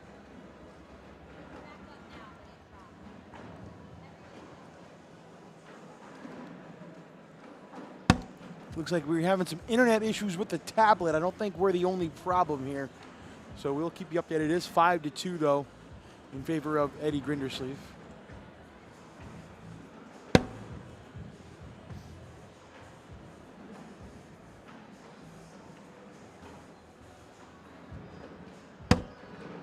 Ooh, that bag not in the hole for Eddie either. Oh, I didn't know there was. Oh, I didn't know that. Hey, Corey, did you know there's not a score on the screen? I don't know if you knew that or not. Oh, yeah. We know, chat. You don't got to keep telling us. No scoreboard.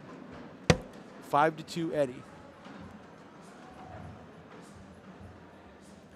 Look at Chamberlain, so good at rolling over these level ones with nothing really around. That would be the call with that drag on the back, and here it is. Oh my. That is disgusting. Is Eddie gonna shoot this? No, he's at slick side down. Oh, and it doesn't fall. It's gonna be 2 more for Chamberlain. Man, he almost got the drip on the back bag. That thing moved significantly. And here's that shot, this rollback. Watch where he places it. You got to be right behind the blocker. Boom, and it's just kind of, oh my goodness, that's just nasty. He actually landed a lot shallower than I expected. He was kind of rolling as he was coming into the blocker already. That's the kind of stuff you can do. I mean, you've got Logan Chamberlain and Gavin Cano just going head to head. They're living in close proximity to each other. They're partners. Can you imagine just constantly practicing against one of the best players in the world? I mean, we have some of the top pros that barely have time to practice, period, much less a guy like Chamberlain who can just practice against one of the best. It is 5-4 in favor of Eddie Grindersleeve still here.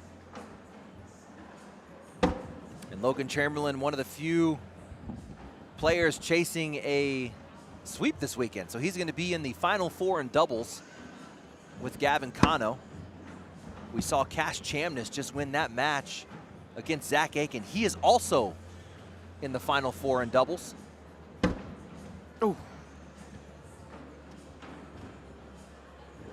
And Jamie Graham might be the only other player still in the winner's side chasing a sweep.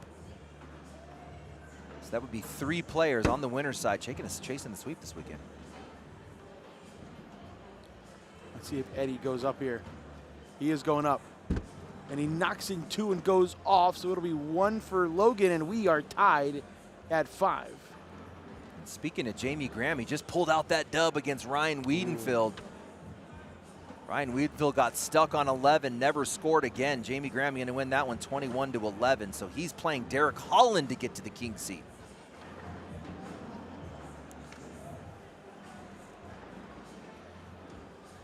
Those are 2 boys that know their games, each other's game really well. I mean, they typically partner up a lot out of Carolina. I think they're on they're partners in, they partner up in some of the team's events as well, right?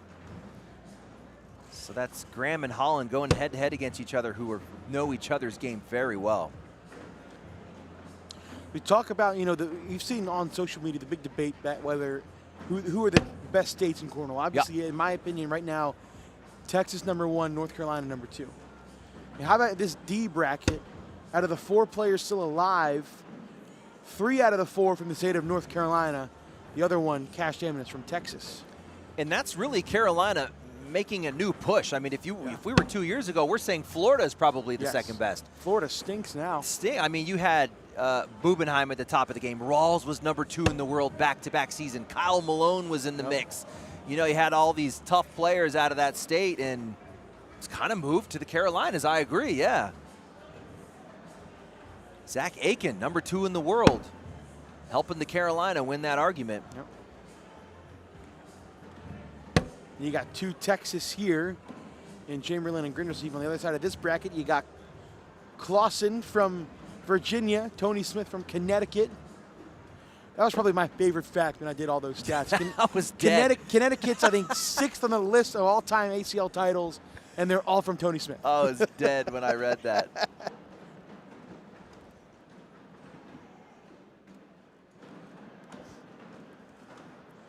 Five here.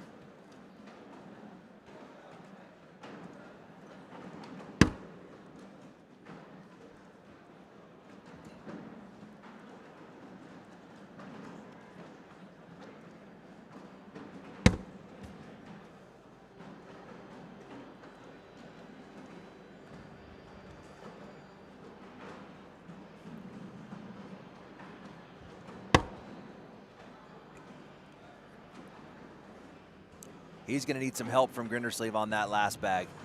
Grindersleeve going to try and stay right as much as possible. That's the help he needed. Now Grindersleeve's lane is jacked up. We should see Chamberlain push through the right, and that's going to force Grindersleeve to deal with this lane of bags there on the left side. Came up a bit short. I think a roll here is the best call for Eddie. Logan Chamberlain didn't like it. He wanted to be a little deeper on that one, Jake.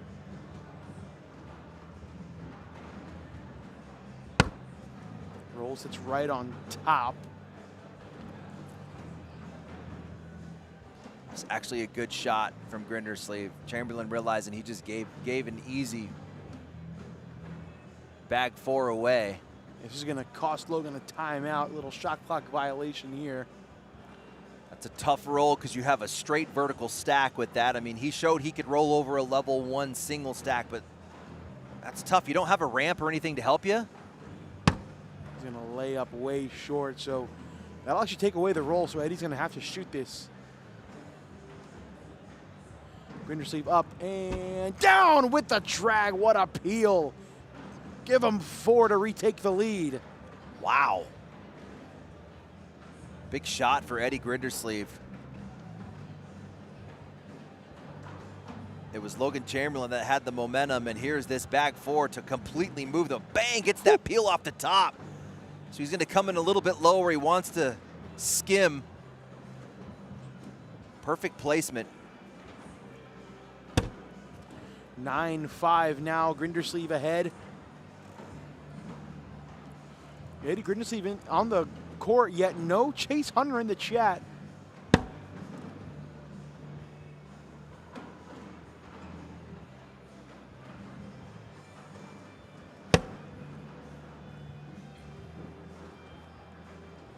Grindersleeve block is gonna sit in his lane. That gives Chamberlain a little bit room on the left.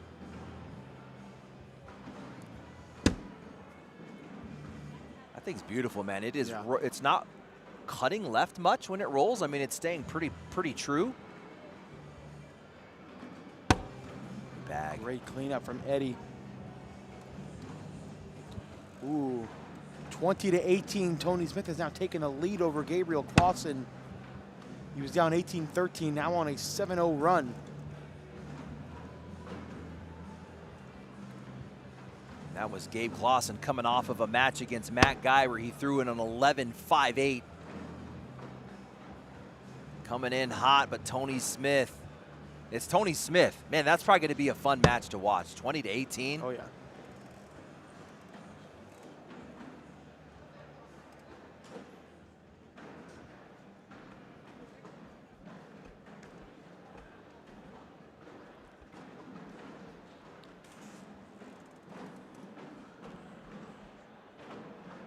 Score stays 9-5. I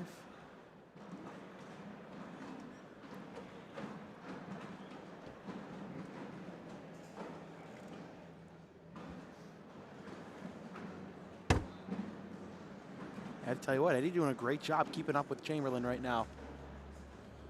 Making the bags you need and capitalizing on the misses. Here's another one right here.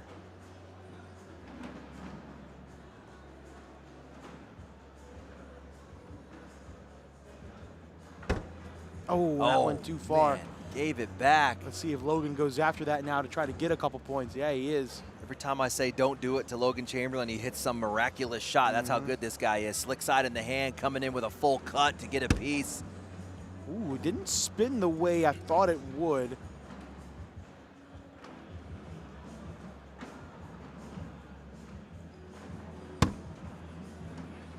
Logan full step out now. He has 2 bags to work with. If this is bag 4, he's not chasing, but bag 3, with a corner on the 6, he can grab it. There it is, nice shot. That bag should fall now.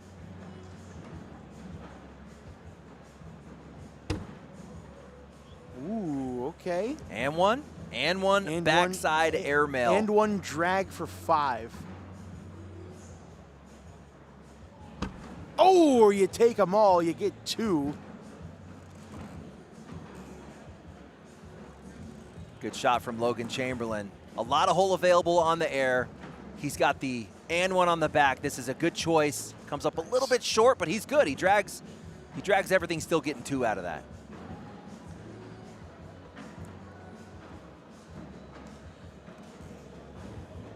Score bug is back up and running, so now we have rounds and PPRs. We'll get a PPR check in just a second.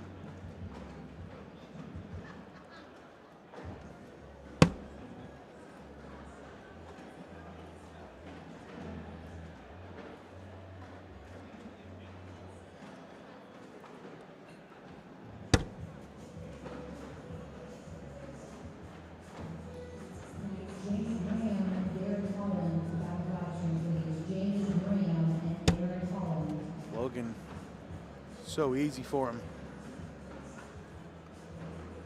Give you a quick update on that hole shot on the other side. Gabe Clausen gets it, Jake. Wow. 22-20 against Tony Smith. He comes from that behind position. He's going to be into the king seat, so that'll be the next matchup. The winner of this gets Gabe Clausen.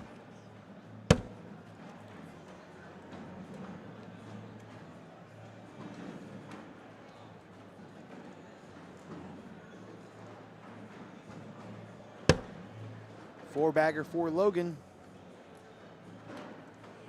And a four-bagger for Eddie G. Let's take a look at those PPRs.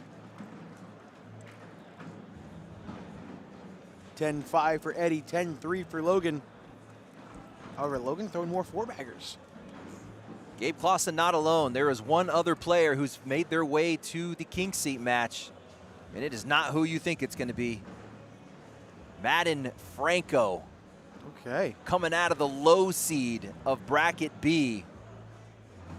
Going through Gage Landis. Sitting in that king seat.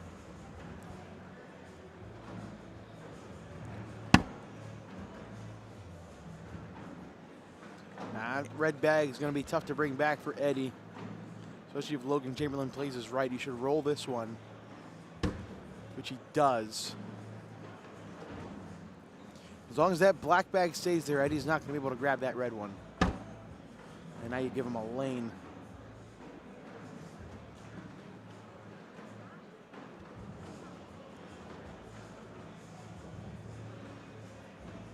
He says, I don't want to push that yet. I want to leave that there. Such a good play. Now Grindersleeve's going to push it for him. Ooh, that slick side came back. Man. What do you think about rolling into a stack, just sitting on the left side? Yeah, you don't want to go in here. You want to sit in front. Sit on top, I should say. Oh, a little too short. Eddie, airmail. Can he grab them all? All day. Going up. And he gets them all. Somehow Logan doesn't go. It's a wash. What a round.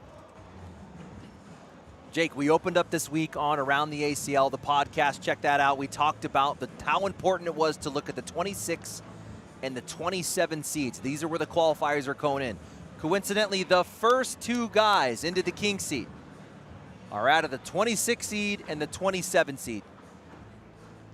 You got Gabe Clausen coming out of that 26 seed and Madden Franco coming out of the 27 seed, both qualifiers.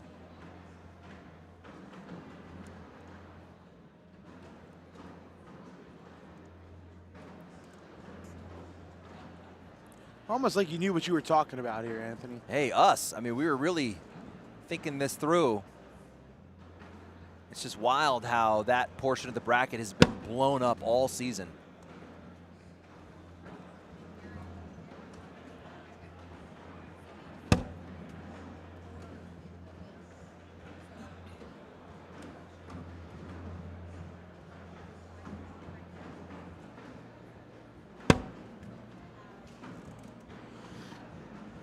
Absolute stalemate here. No scores in a few rounds. Eddie hasn't scored since round 7.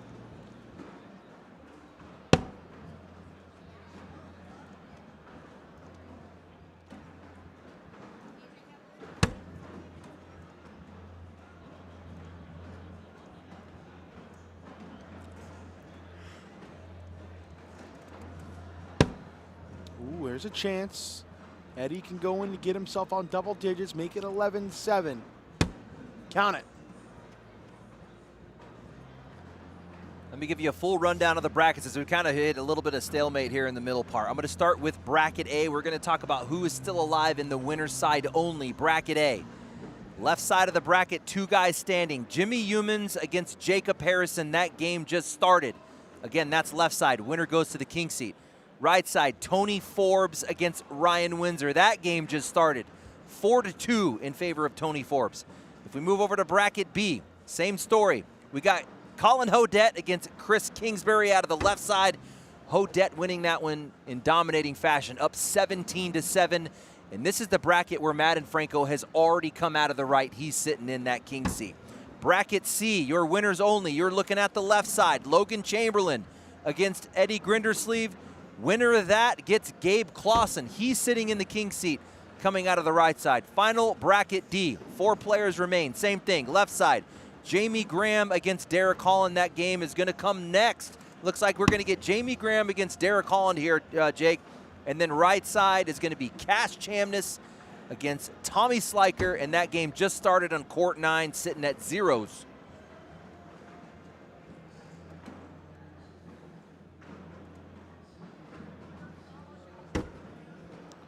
Bag 3 comes up a bit short. Can Eddie hit a little bully push? Pulley push, as Trey Ryder would call it. Oh, what a bag. Goodness. That is such an underrated shot by Eddie Grindersleeve. Logan has no choice but to just go in and give up 2 more to make it 13-7. What a shot from Eddie G. Watch this again. Look at the placement. He's right behind the bag, so you get a little lift there. Boom, right behind it. The throw bag gets a little bounce, pops that bag out to the right. That's a 2-point shot for Grindersleeve.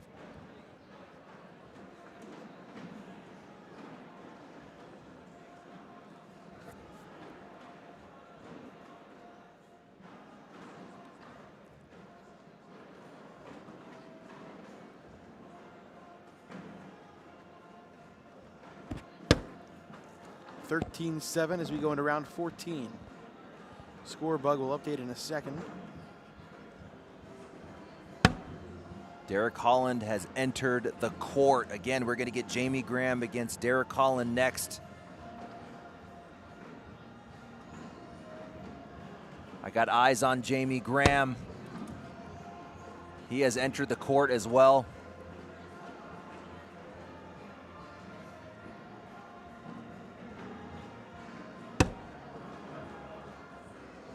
Not bad, he doesn't hate it. You kind of get that shake of the head. He does end up in a stack on top of Grindersleeve. That's going to make this slick side push a little bit more difficult. And it does. It's kind of hanging on. What do we get out of Logan? I love the roll here. I think his black bag goes on a roll. Wow, what a collect, leaving both of Eddie's there. How does Eddie's bag stay there? I mean, that thing is 40% in the hole, and that is a drippy ripper. Bag 4 comes up short. Logan can cut it in again to make it 13-9.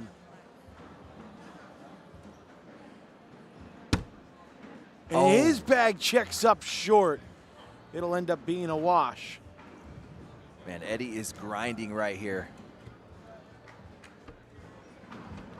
He is playing one of the best players in the game right now in Logan Chamberlain. And if you talk about who's hot right now, there's an argument that Logan Chamberlain is the best player in the building. And Eddie Grindersleeve, round 13, up 11-7.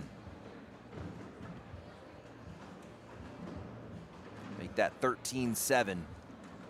Let's take a look at some of the ACL titles. Jake talked a little bit about the run with Caleb Batson in doubles. That is 4 ACL titles for Eddie Grindersleeve, 2 national doubles.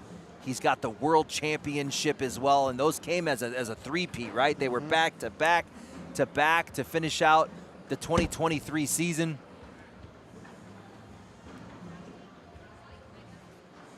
Where's that 4th title from?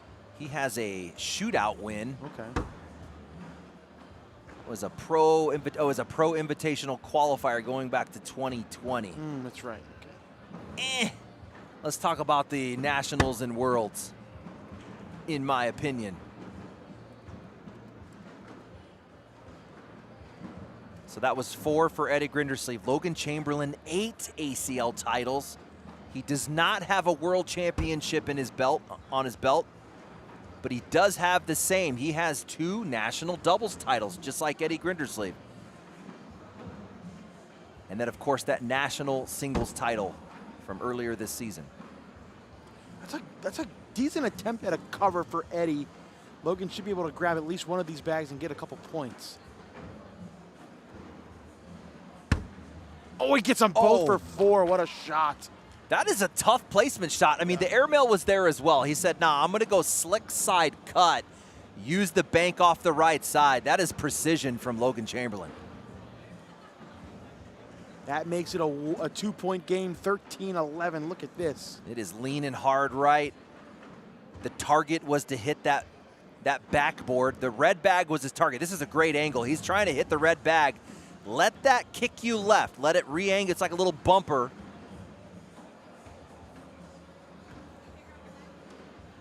I love that camera angle. I'm not going to lie to you. That was like being a catcher, like, or like looking down a pitcher's lane. Every once in a while, Corey does something right.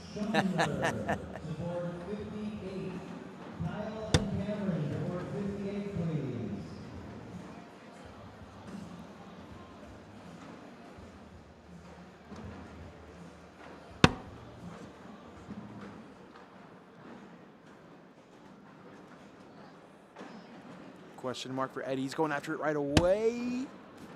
Got that front corner hanging. That's what you need to start. So setting up, Jake, for a tie bag game at 13s in round 16. And if we go to the beginning, it was Eddie Grindersleeve that kind of came out hot. I mean, Logan Chamberlain was coming from behind. He was down 5-0 to start this game.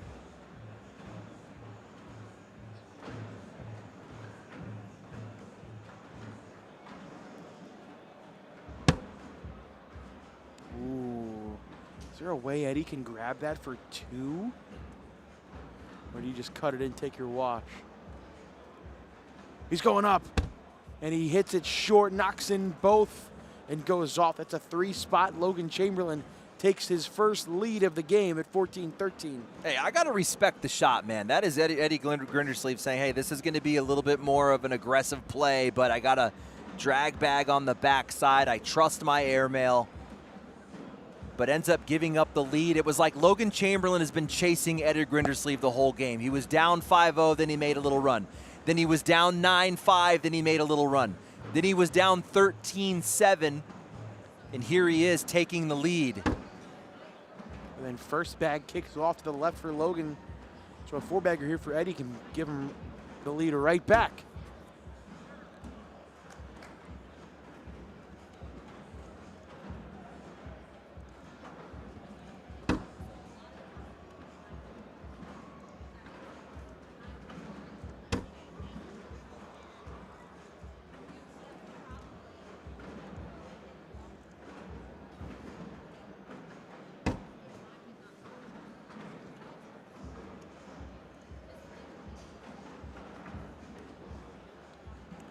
Eddie taking his time, throwing it.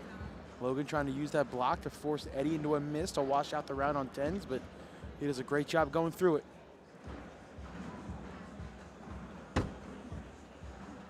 In with a 10 is Logan. In with a 12 is Eddie. Take the lead right back, 15-14. We still only have those 2 players in king seat, Franco and Clausen. The closest next would be Colin Hodette winning 19-17 against Chris Kingsbury. That would be our 3rd player into the king seat match. We're looking for 8 total players in king seats.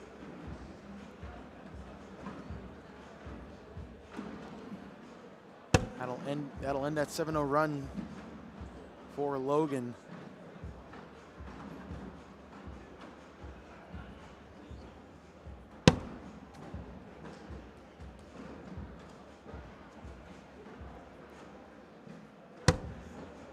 Ooh, another question mark bag on the left side.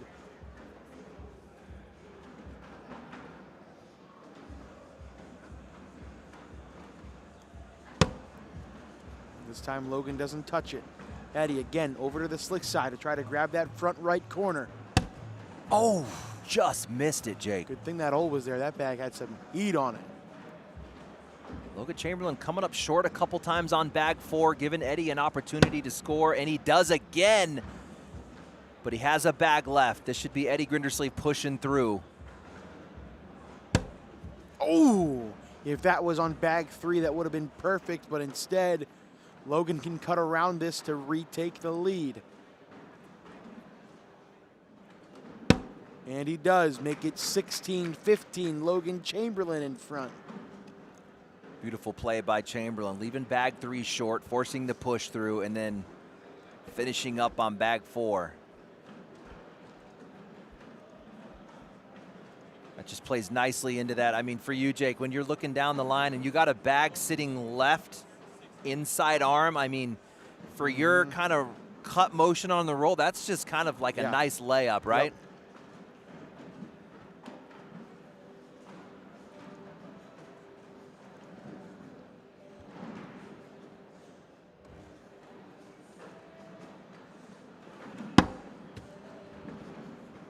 Logan 5 points away, Eddie 6 points away.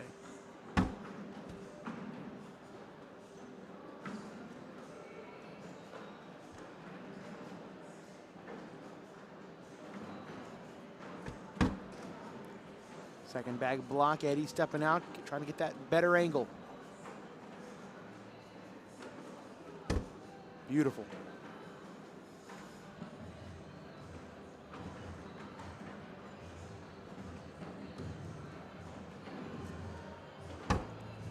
Logan, even better job of cleaning everything up. It shouldn't be too much of a problem for Eddie with one bag left.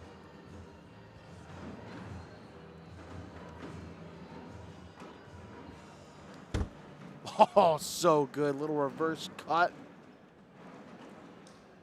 Eddie grabs him for the 4-bagger. Question for you, Jake. Did you take a peek at where Eddie Grindersleeve was in the rankings of singles? I know he's like a 4, I think he's a 4 seed, so I think top 20, top 24-ish. That was actually pretty surprising for me. I mean, yeah, when you look at the brackets, it kind of gives you a obviously a clue of where he's at, but top 20 for Eddie Grindersleeve. He was like 49 last season, so big jump from him in 2026. He has a second in bracket. I think in the second signature, he made the bracket final. So that'll help you out a lot. And I think with here, I think worst you can finish here is 5th.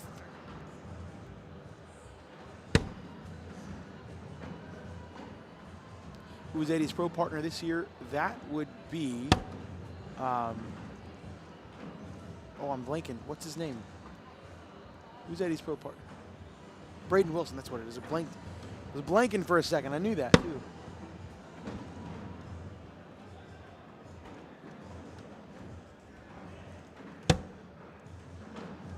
Block in Logan's lane, but he's been so good at getting around this all game long.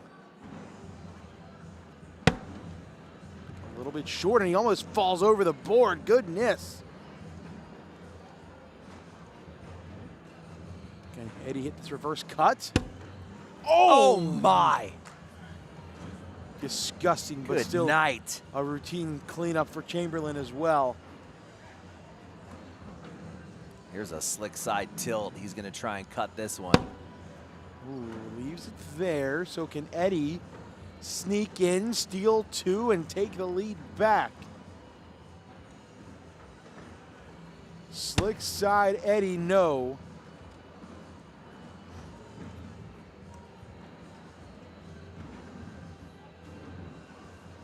Look at this. Let's take a look at this one. Yeah, in the reverse cut position. Bam! Just hugs the left side. The risk is you're off the board left, but he has enough contact. Well, that was supposed to be Braden Wilson. There he was. There was Braden Wilson. Cheering on his partner, Texas. Texas. I would say, man, Texas always, no one supports their state more than Texas. When you have a Texas player up, you got Texas people in the stands. How about a round 20 PPR check sponsored by Titan Bags, bag sponsor for the weekend right now.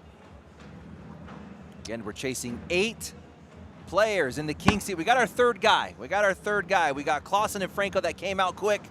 Colin Hodette joins those 2 boys in the king seat. 10-5-5 for Logan, 10-5 for Eddie. neck and neck, and Eddie has a bag out of play on the right side. So Logan will look to get 2 more here.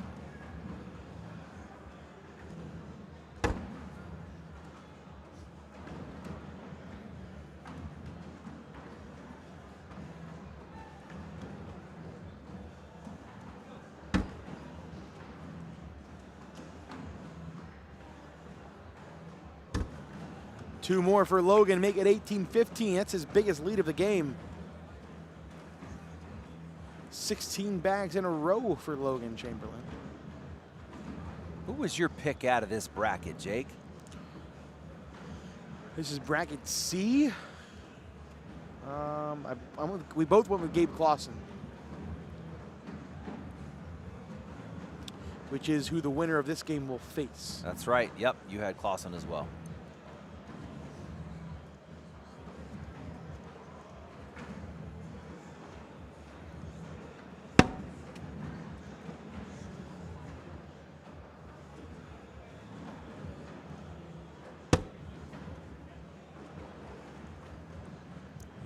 Eddie Grindersleeve starting to feel the pressure. Down to his final 2 misses, assuming they don't go off the board. There's one of them right there.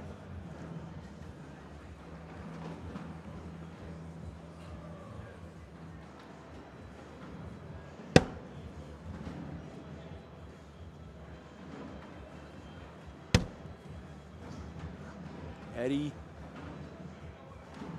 gotta put this last bag in, assuming Logan goes in. Which he does not, so there's an opportunity. Can you cut around this and wash out the round on 10s?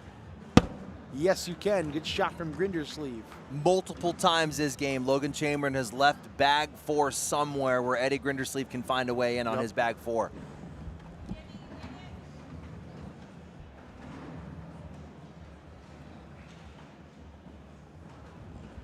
Our next king seat, this one's probably the closest, 18-15. That's going to put a player in the king seat. Behind that one, Tony Forbes against Ryan Windsor as at 15-10. Tony Forbes has been stuck on 15 for 8 rounds.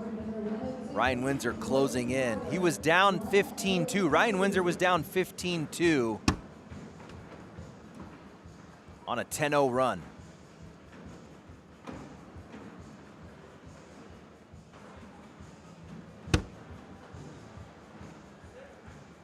How about your boy Colt Kenner eliminating Gavin Cano? No way. But Let's go, Colt. But then falling to AJ Sims. So AJ Sims now awaits the loser of that Forbes and Windsor game. Wow. That's a big win for Colt to take out a guy like Gavin Cano. Cano threw an 8.8 in that match. That must have been dirty.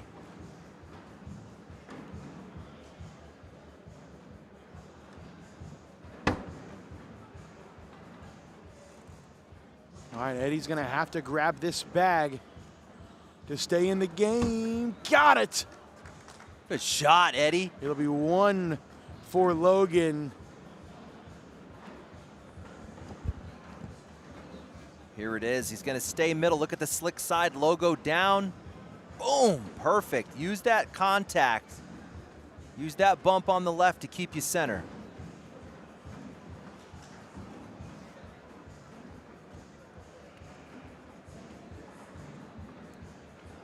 Both of these boys from Texas, I don't think they're even close to each other. I think these guys are actually hours and hours apart. Ooh, okay. A rare open board miss. I can't even call that a miss because Logan can grab that, but Eddie got to try to push that out to get some points back. Notice that corner on the edge of the hole. That is key to the collect. Now it's off.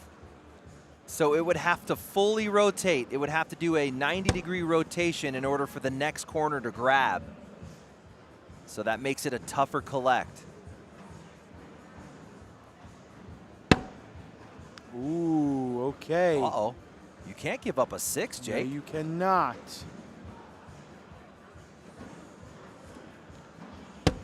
Oh, and Eddie gives it back. Oh my Ooh, goodness! was Are Logan you thinking about are you making it clap for the win? No, Logan's not aggressive enough.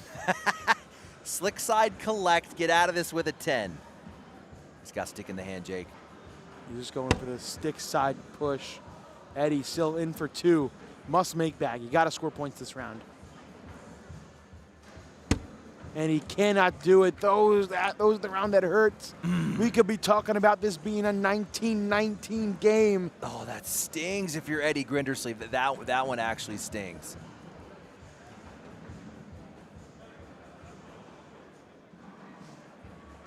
Tony Forbes cannot get off of 15. He's in his 10th round, sitting on 15. And Ryan Windsor continues to close the gap. Ryan Windsor was down 15-2 to Tony Smith. It's now 15-12. And that is to get to the king seat.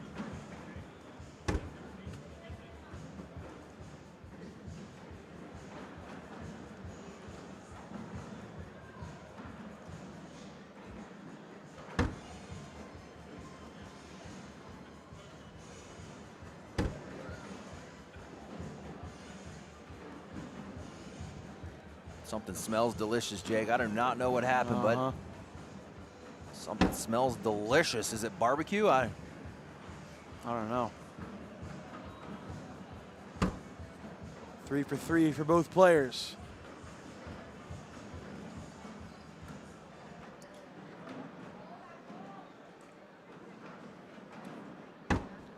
Four-bagger for Logan. And a 4-bagger for Eddie. Had to be in, and it was.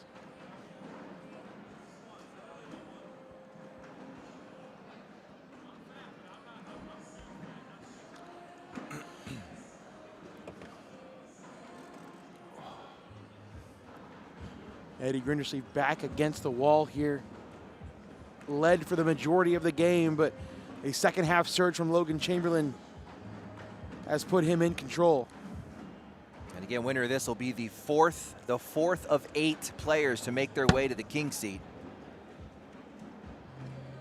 Our first king seat match is actually set. Madden Franco against Colin Hodette. Ooh.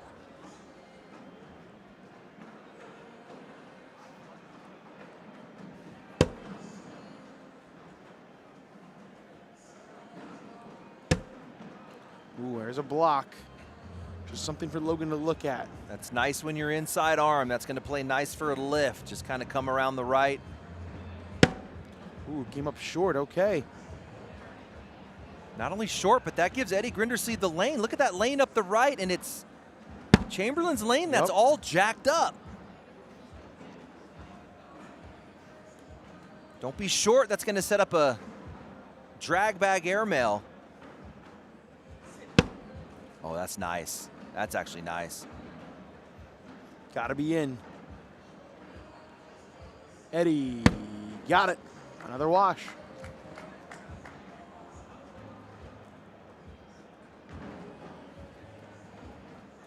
Hey, Tony Forbes scored. Hey. He got 2 points. He was stuck on 15 for 10 rounds. 17-12, Tony Forbes versus Ryan Windsor for the king seat. Or excuse me, to get to the king seat.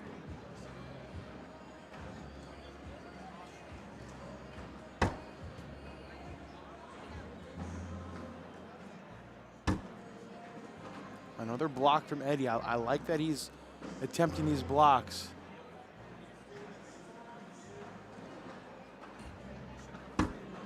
Oh, great bag from Chamberlain. Good. Sits in Eddie's lane. Eddie going hard to the pile. Oh, he tried to bar my. soap, but it ends up falling.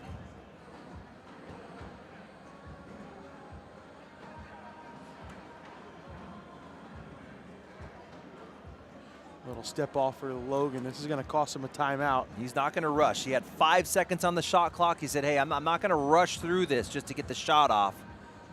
We'll take a timeout.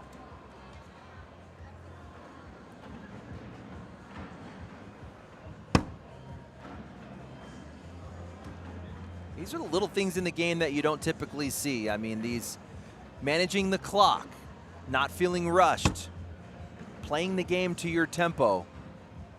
And sometimes, like we've seen Jamie Graham mix the tempo up to counter the tempo that his opponent wants. Ooh, Logan lays up. He's going to force Eddie into a shot here. A cut or an airmail. He's got slick side down. He's going to try to cut into this. Don't be off the back right. Ooh, he knocks it off. He knocks it in, stays on.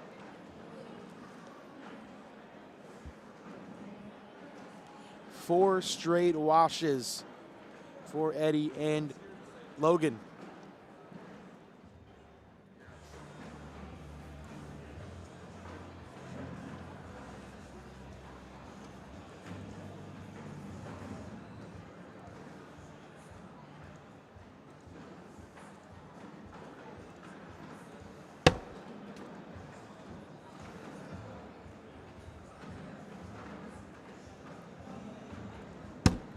Who just caught the lip of the hole where that bag was gone.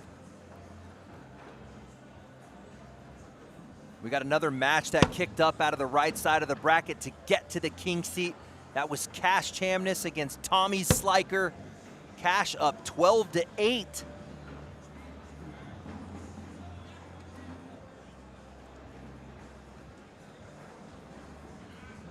Good bag. Pins. Eddie going up top for the airmail, and he hits them all. That was an aggressive shot. Let's see if Logan can clean this up. Shouldn't have a problem. Slick side down.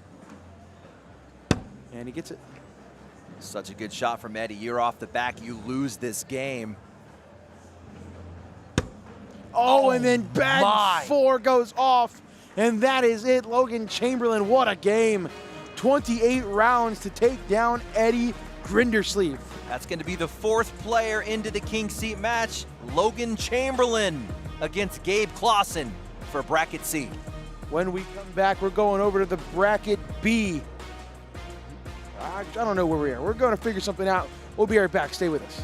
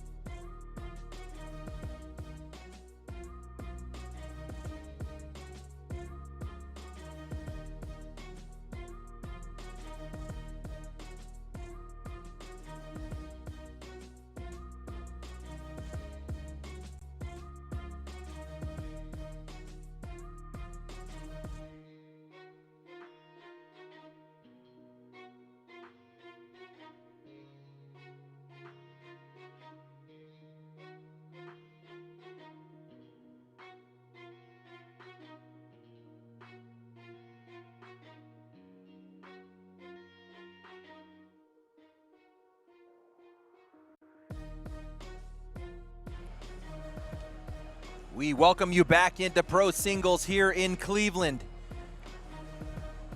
There's the beautiful boards going across the event center. We're going to take us right into bracket D. This one's pretty much chalk. We're going to see Jamie Graham against Derek Holland to get to the king seat. Jamie Graham, the #1 seed out of that top left, and then Derek Holland, the top seed out of the bottom. Jamie Graham coming into this weekend, making a significant change to his style of play. It's definitely something everybody has been keeping tabs on. Jamie Graham going slick side in doubles all day yesterday. And then flipping over to the stick side and rolling and cutting as necessary. Really a lethal combination. If you're able to run bags, slick side, control speed, you get the whole friendliness, you get the easy drips, and then coming behind it and rolling and cutting at an elite level, and man, has it been paying off. We saw him sweep the North Carolina State Championships with this style of play, throwing an 11+. And here he is, one match away to the king seat at the 4th signature.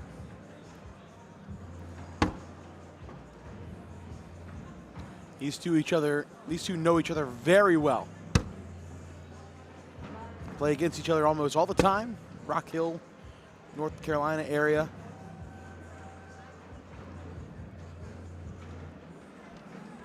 Looking at the stats here, Jamie Graham #1 in the list. This is the entire bracket, throwing a 10.81 over 77 rounds. Again, doing it on the back of that slick side. I believe we are ready to roll here. Rippers on rippers here.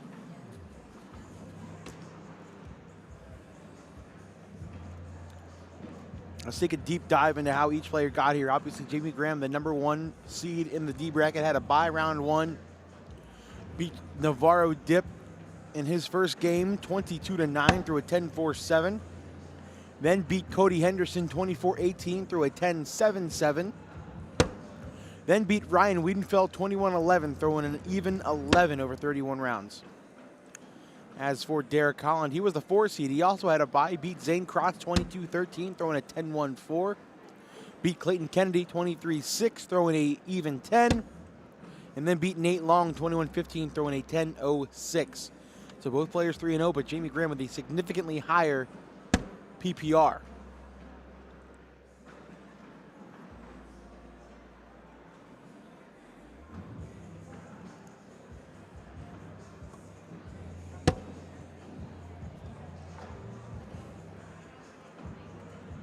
Jamie Graham looking at the board, see if he's want to shoot this or roll this.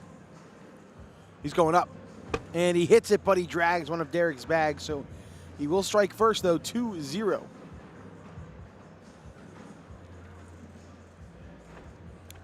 A bracket, Jimmy Humans down 15-8 to Jacob Harrison. On the other side, Tony Forbes up 19-15 on Ryan Windsor. The B bracket king seat match is set. It is up next for us. It will be Colin Hodette versus Madden Franco. In the C bracket, king seat match set up next on court number 2, Logan Chamberlain versus Gabriel Clausen. And then obviously the winner of this will move on to face Cash Chamniss for the king seat in the D bracket. And here's a good example of why the slick side of the bag is so good. There it is. Jamie Graham's first bag is all the way out to the left. If that's sitting on the carpet side, that's a much tougher collect. And here he is with an error there, but you're going to get more movement out of just board vibration with the slick side of the bag. And if we look to that previous round, slick, slick, slick through the airmail with the stick side.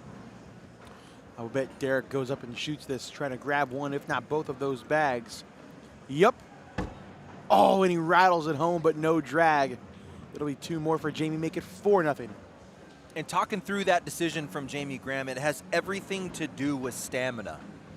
You know, he's like, man, we're throwing these 150-round tournaments. You know, by the time you get to, you know, you're the last couple dudes in the building, you're cooked, you're tired. Like, you're really slinging these stick side bags up the board. And he's like, I trial ran it in at the North Carolina State Championships. He said after the tournament, I felt good. I felt like I could have kept playing. So it's a big deal when you're taking a lot of that load off of your standard slide shot. And even that, I mean, if that's stick side, it's not collectible, but sitting slick side, I mean, that thing might come back for him. Oh, yeah, it will. Derek Holland helping him out.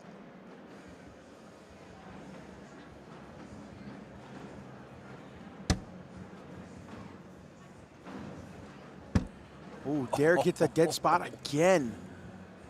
Should be stick. Here he is. Yep, he's going to go stick. Use the real estate. He's going to try and land right on top of Stevie. Now he's just going to shoot it. Wow. He's not even going to mess with the board. Derek, whoa, he went for with a push. There's no way he was getting one of those. That's a 6 spot and an early 10-0 start for Jamie Graham.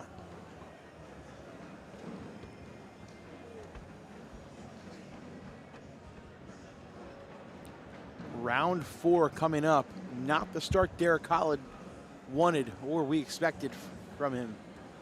This is how good the pro division has gotten. We talked about Jamie Graham being at the top of the list in PPR with a 10.18.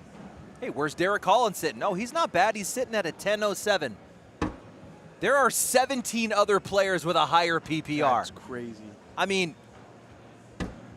that's going to be almost 20 players with above a 10 in just this bracket. That's so crazy.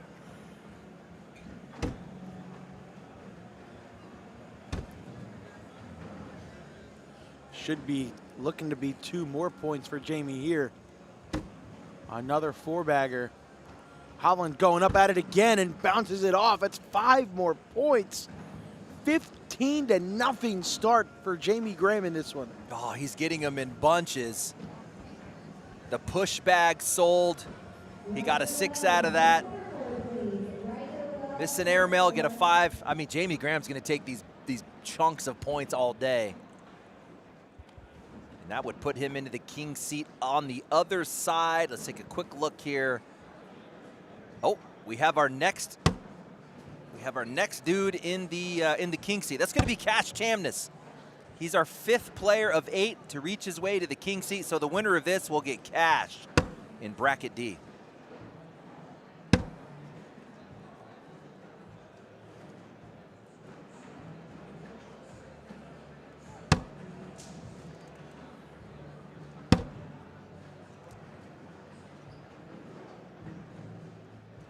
Jamie Graham in even 11 PPR right now. Cannot say the same for Derek Holland. Oh, man. 2 more points. 17 zip as we go into round 6. Jamie not even really having to do anything fancy this round. He's just letting Holland make the mistakes. He had the airmail over the top there, but other than that, man, he's just playing a simple game, running it, and Holland handing him a bulk of points. 3.4 DPR for Jamie Graham as we speak. Yeah, if you want to know what a 3+ DPR looks like, it's that, 17 zip.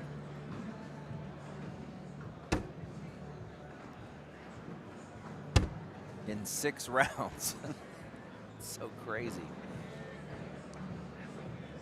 I guess it would be 5 rounds. We haven't really scored this 6th round here. So you take 17 divided by 5. That's how you get to your DPR.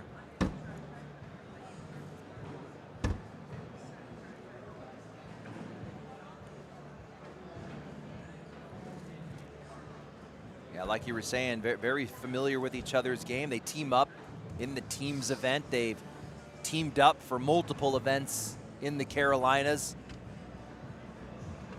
Doesn't really matter here when you're making mistakes.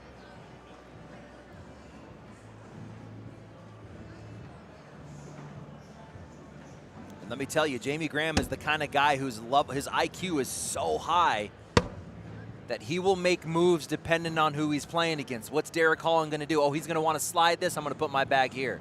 He's going to want to airmail it. I'm going to put my bag here. Oh, and that could be it right there. 2 bags out of play.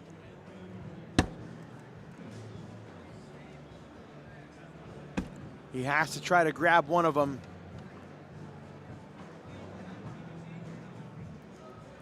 Jamie is in. There's that slick side working. Gotta get it. Oh, and he does to stay alive. Nice shot from Derek Holland. It will be 2 more. It's now 19-0. Too little, too late, Jake. You never know. 19-0 against Jamie Graham? Come on, man. When was the last time Jamie Graham lost 21-zip? I mean, that's what you'd need, right? A 21-0 run. 20 in a row for Jamie. It's kind of hard to beat.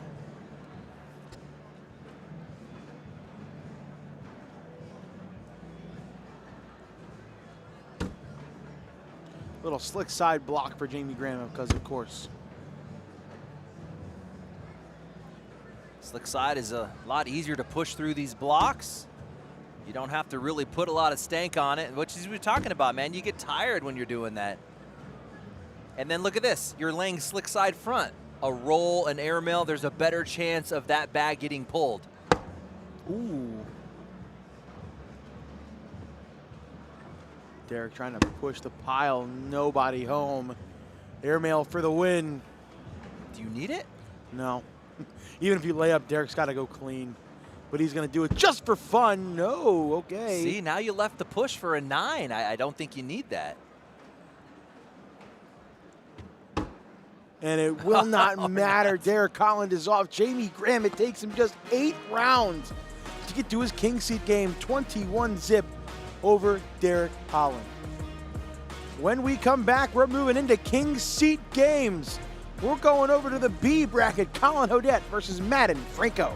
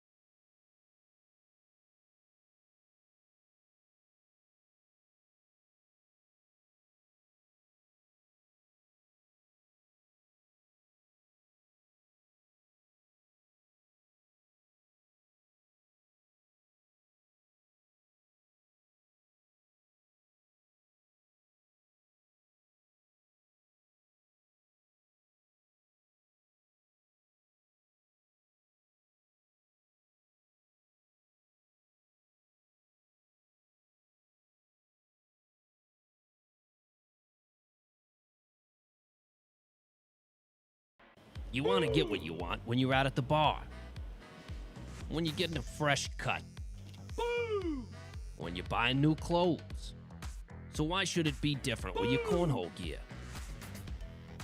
You get what you want when you buy boards, accessories, and ACL-approved bags from Titan, the world's leader in full-service professional cornhole gear. TitanCornholeBags.com. For players, by players. From your favorite athletes to your favorite music, listen to everything you love and so much more with the free iHeartRadio app.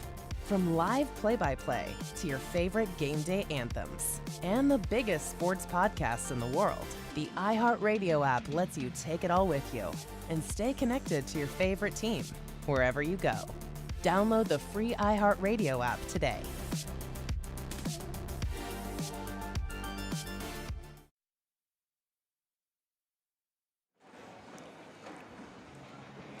Bracket king seat game set to get underway here in the B bracket.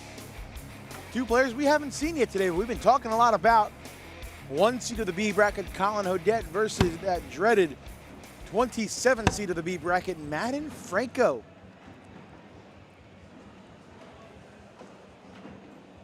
This kid is sneaky good, Jake. Oh, yeah. And we've got I wouldn't say our first glimpse, but a legitimate glimpse with him in doubles.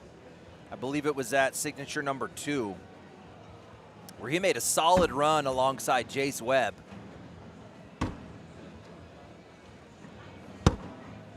Let's see here. Yeah, ended up 3rd in bracket alongside Jace Webb at signature number 2 in Memphis. really had some solid runs in singles as well. I mean, was in the final at Open number 5 in Las Vegas. Currently the 32 ranked player in the pro division, and that's a kid coming out of the qualifier, so he's got to actually play a whole nother tournament just to get here. Going up against the number 3 player in the world in Colin Hodette. Man, what about Colin Hodette, man? I feel like he is just by storm into this pro division. You know, it was like good right away, at least at the national level. Obviously, locally, everybody knew how good Colin Hodette was, but when he hit the pro division, man, he hit the ground running.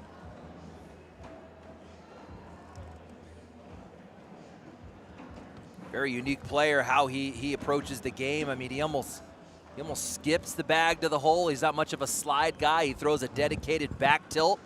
But because of that, you can very easily say that the worst facet of his game is slick side pushes. Facts. So if you ever get into a scenario where Colin Hodette has to hit a push, I don't trust it. But he does such a good job at like bringing the nose down a little bit on just his push bags.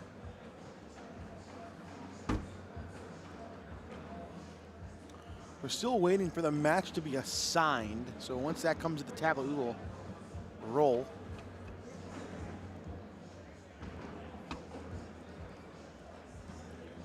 So let's check in with the chat. What are you doing on a Saturday night besides watching cornhole? What are you up to on this fantastic Saturday evening? How about just this, about 6 p.m. on the East Coast. How about this, Jake? Colin Hodette in back-to-back signatures has been the second best player in the building. Yep. Signature number 2, second. Signature number 3, second. And here we are, signature number 4. Is it time? Is it time for Hodette to take one down?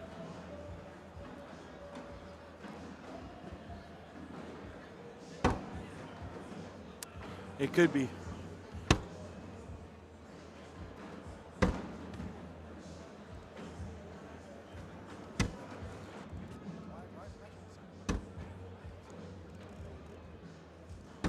I believe we both took Hodette out of this bracket. I know I did.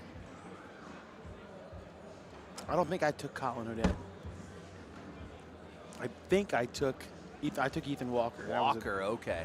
Bad idea.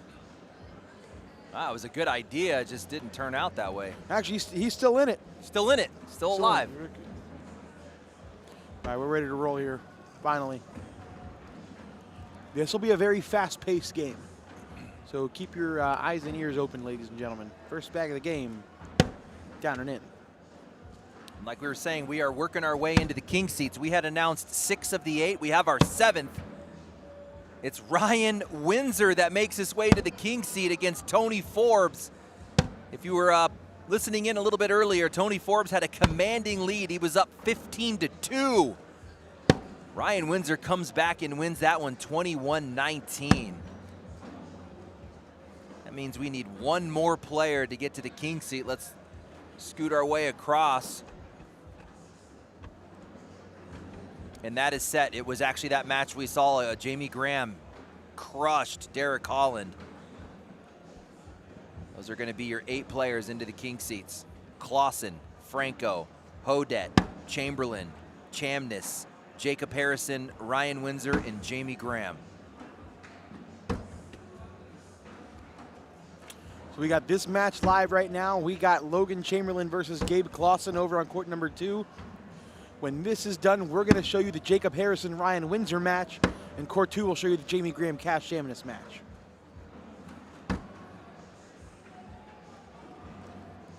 What up, Budapest, Hungary? Let's go. I wonder if anybody's tuning in from Bali, Indonesia. Maybe they know Anthony.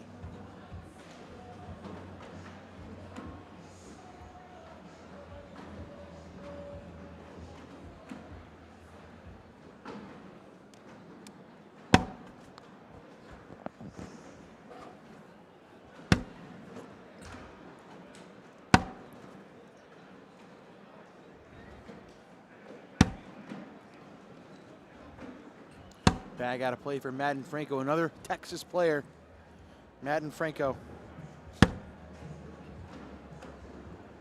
Another storyline we've been following here in pro singles in Cleveland is who's going to be the #1 player in the world when we leave Cleveland. Mark Richards came in as #1. It was Zach Aken who was threatening. Mark Richards took an early bracket loss to Jimmy Humans and then has been cooking in the losers bracket. He won a game 22-0 against that Denny Vaughn. He got Adrian Clark 21-4, and here we go. How about a rematch against Jimmy Humans? Mark Richards isn't playing. 21-zip, just won that one 21-0. Are you kidding me? Against Jimmy Humans? Against Jimmy Humans. Oh, wow.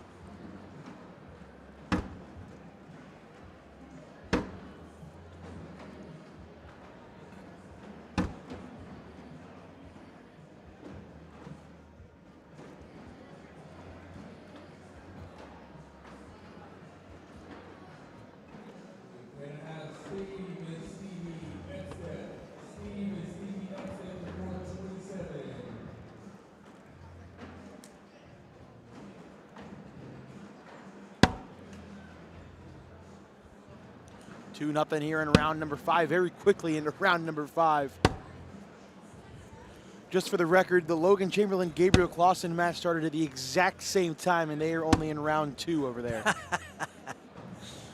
Yeah, these guys are slinging them.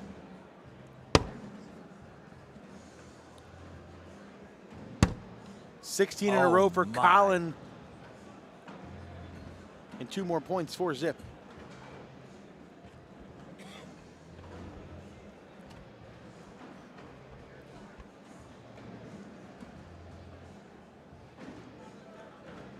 Just gave you the list of all of the players in the king seats. I'll rattle off anybody else left in this tournament other than those 8. Tony Forbes, AJ Sims, Jimmy Humans. Oh, no, that one's done. It's not registering, but he just lost 21-0 to Mark Richards. That was A. B, still alive. Ethan Walker, Chris Kingsbury, Gage Landis, Tanner Halbert. Let's move over to bracket C on a refresh. Tony Smith still alive. Eddie Grindersleeve, Eric Davis. And the last still alive. Out of bracket D, Tommy Sliker, Nate Long, Zach Aken, Landon Hunt, and Derek Holland. If that name wasn't mentioned, they are out of the tournament. Okay.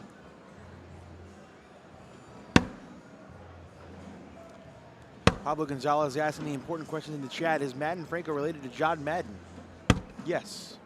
Sure.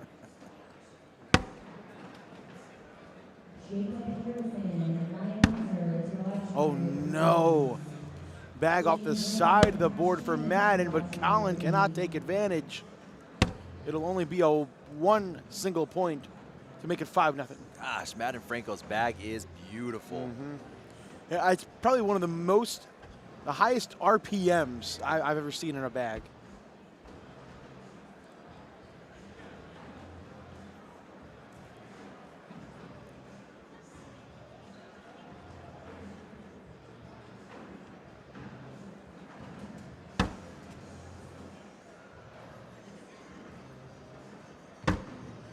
That is a low block. Colin bouncing right over it. Roll King doing Roll King things. That's the good thing about that bounce bag too, is nothing's really in your way. You're just letting the bag just bounce over. You're just hitting a spot. Yep.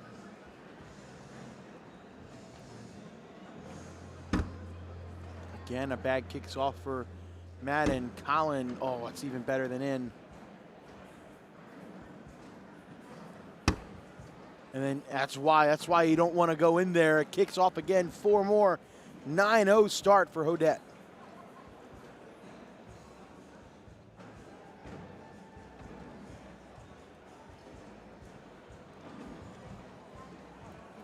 Check this out, Jake. This is insane. Colin Hodette coming into this game.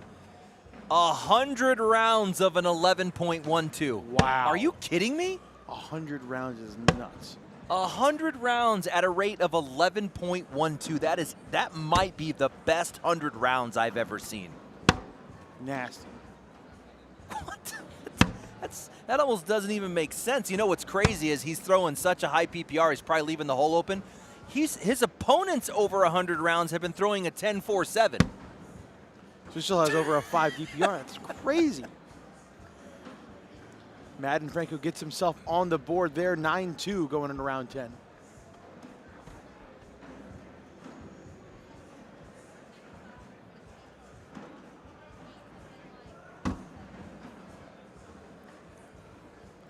And then Madden Franco is going to be third on the list. This is actually really good too, a 10.73 over 107 rounds. Both guys have hit that critical metric of a 10.5. They're both playing tournament winning stats when you pair it with a 0.5 DPR.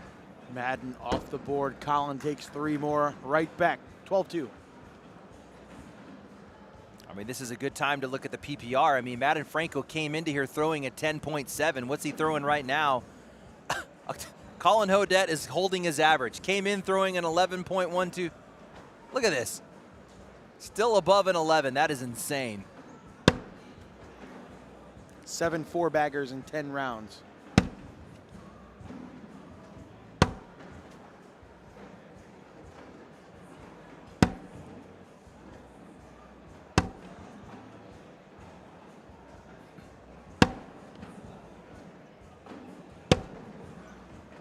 Another bag out of play. Another 2 points going to be given up by Madden. 14-2 now.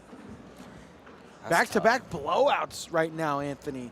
Yeah, that's just so tough. Like, all right, let's say I'm Madden Franco and I'm throwing against Colin Hodette. Okay, this guy's cooking with an 11 plus.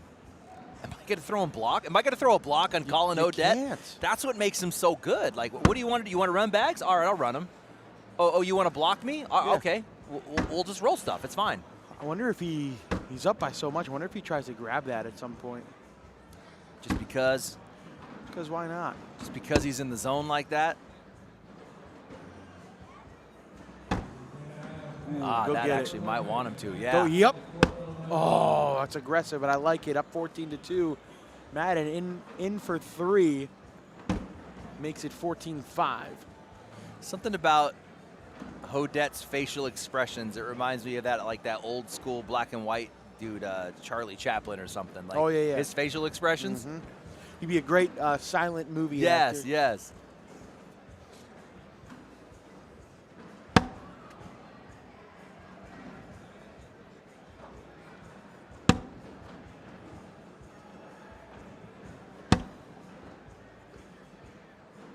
Would this be, if Colin were to win this and win his bracket, that would be 3 straight pro singles broadcast appearances?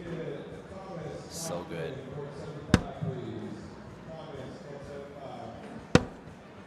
Social. Gosh, he is just straight cooking, man. Like, he's just an autopilot. He's just gripping and ripping without even thinking about it. Tony Forbes made very quick work of AJ Sims, beat him 21-0. So now it's a match of the two 21-0s, Mark Richards versus Tony Forbes.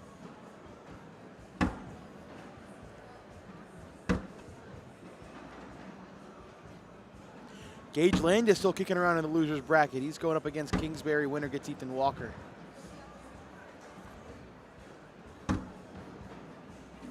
Eddie Grindersleeve up 12-0 on Eric Davis.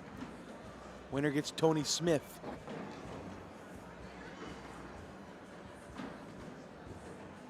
Zach Aken up 6-2 on Landon Hunt. Winner gets Derek Holland. Winner of that gets the winner of the Tommy Sliker Nate Long match.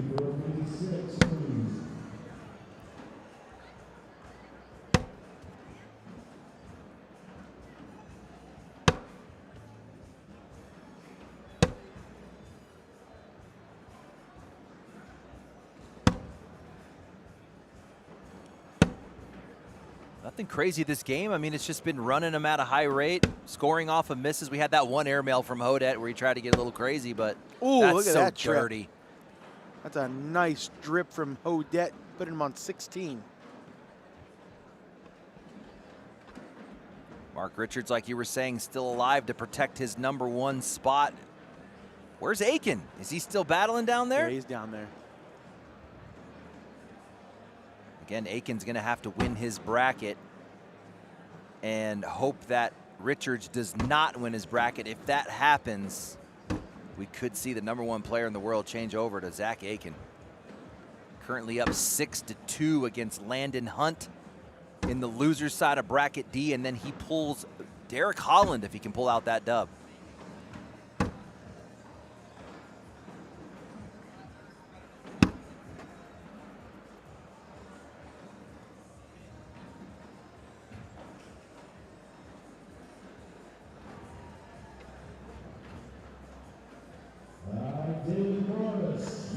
Round 16 here.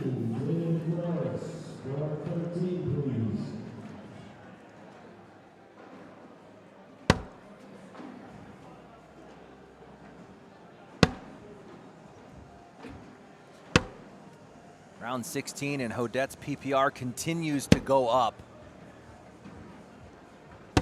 Oh my goodness. Over 2 levels of blocks. Oh no. With that bag off the board, and with that bag in the So hole. good, dude. Madden's got to get both of these or it's over. And it hangs on the slick side. Are you serious? Colin Hodette is into the king seat again. He will have to be double dipped. Wow. Roll King doing Roll King things, my man. When we come back, we're going over to the A bracket. Jacob Harrison takes on Ryan Windsor for a king seat. Stay with us.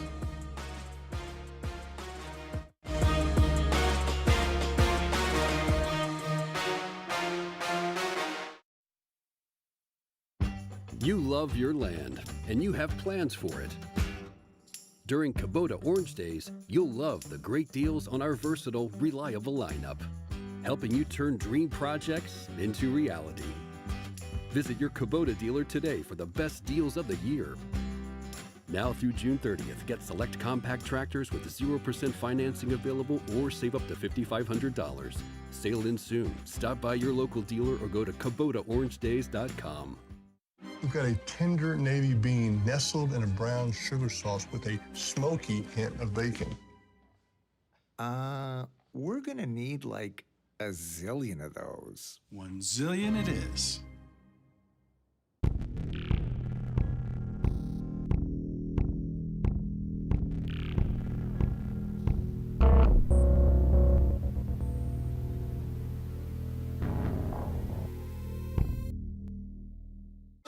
Eye bags, dark spots, wrinkles. There's one product that can fight them all. Only one. Particle face cream. ParticleMin.com. Engineered for men, made for our skin, And backed by science, and it actually works.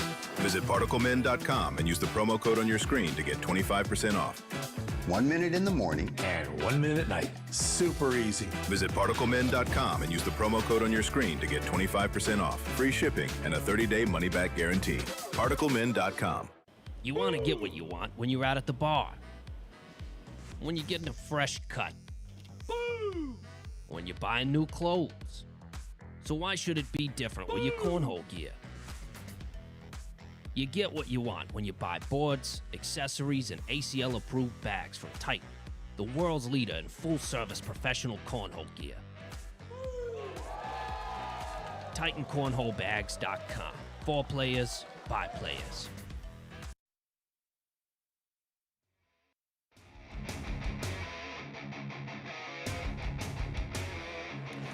We have 1 king seat determined. We still need 3 to find out. Jacob Harrison versus Ryan Windsor up next, ladies and gentlemen.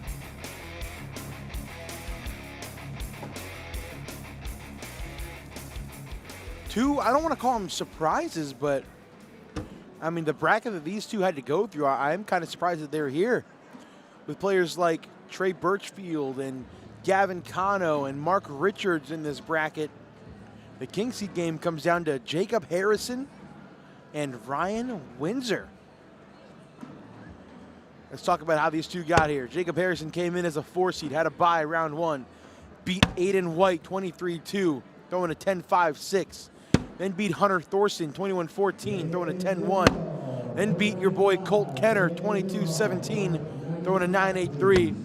Then beat Jimmy Humans 21-8, throwing a 9-7-9. Meanwhile, on the other side, Ryan Windsor, the 3 seed, had a bye. Beat Donald Cup 24-19, throwing a 10-2-3, so he was only 2 points away from losing in round 1 again. Then beat Brandon Davis 21-2, throwing a 10-3-8. Then beat my boy Peyton Mister 25-10, throwing a 10-3-5. And then after that, he beat Tony Forbes 21-19, throwing a 9-7-8. That was across 32 rounds. We're down to the final 4 in the A bracket. Down on the loser side, it is Tony Forbes versus Mark Richards. The winner of that will play the loser of this game. Ryan Windsor, one of my favorite players of all time, man. This is just a solid dude. Been following him since like 2018 when he dropped his, when the rollback wasn't even a thing. Like we were calling it anything. Like I think in his video the song was a bounce bag or whatever, but he was bouncing it in his garage. This is another guy that's helped pave the way for this sport, and he's young, but he was younger, like really young, when things started to pop off for him at the elite level. And he's really kind of just stuck to his style of play. Like he hasn't really evolved his roll bag significantly. He's always been, like I was saying, in 2018 he was bouncing back. We call them bounce bags, but he was rolling bags over. It's not like he became some roll guy, you know. He still knows, hey, my airmail is where I go. I can run bags when I need to, and he's very strategic in his style of play. And like we were talking about a little bit earlier, he's just been around so long that when he finds himself down in matches, I think mentally he's really strong. He was down 15-2 to Tony Forbes. Came back and won that one, 21-19, so.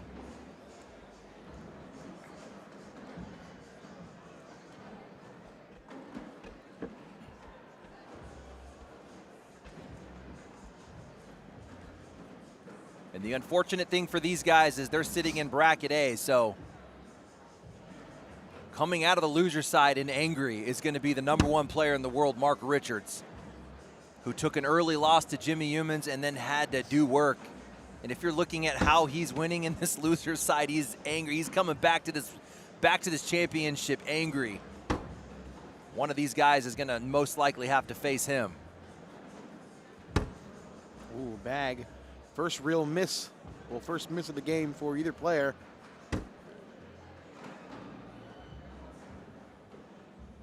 Yeah, in 3 games, Mark Richards has given up 4 points.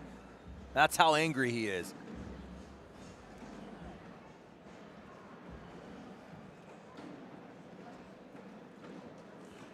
Windsor trying to clean it up. No! But right now, +3 in the round, unless Harrison does something crazy here. There's a clip off the left, or you take it all. Or you go up and go off the back and give up 3. Oh man, just take the clip. Like you see the clip, right? I mean, that's a really standard shot for these guys.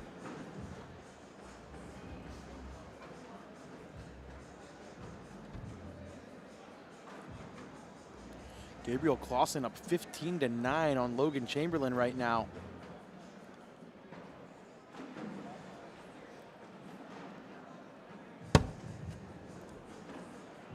Looking for somebody to finally put Chamberlain to rest.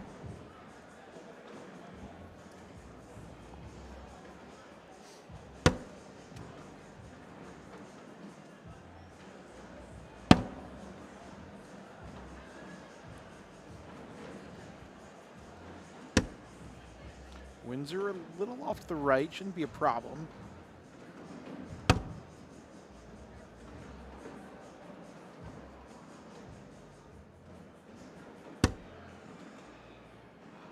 Room on the left. He's gonna go stick. Whew, good drip for Jacob Harrison, another South Carolina boy. It's a great example of speed control. As he approached the white bag, the brakes were starting to put on. If he comes in too hot, he's actually going to help collect that bag. He's going to jam everything up the right side, and it's all going to fall. Yep. Good shot for Harrison.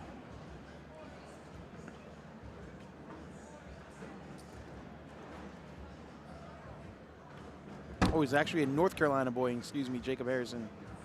Before I get killed.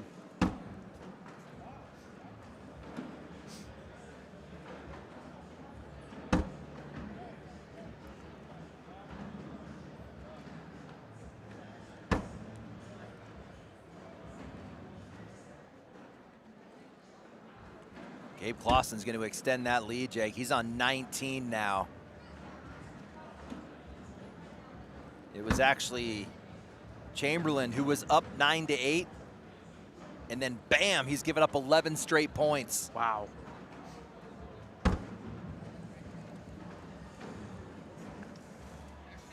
Ryan Windsor tasting a 6 spot. At least 4. We will get that 4 spot, so that'll make it 7-2. Jacob Harrison, and this is just an announcement for everybody watching at home that this will be our last match of the night on this stream, as we will have to shut down and get ready for the Pro Teams broadcast at 8 p.m. Don't worry though, we will still be live over on our secondary court on the American Cornhole League YouTube page. So make sure when this game is over, you go check out Anthony. I believe you're going to hop over there. Let's do it. With our guy, Doug Coombs. Got you. So go on over there at the conclusion of this game to watch more pro singles coverage as we have to get ready to prepare for the Pro Teams broadcast tonight.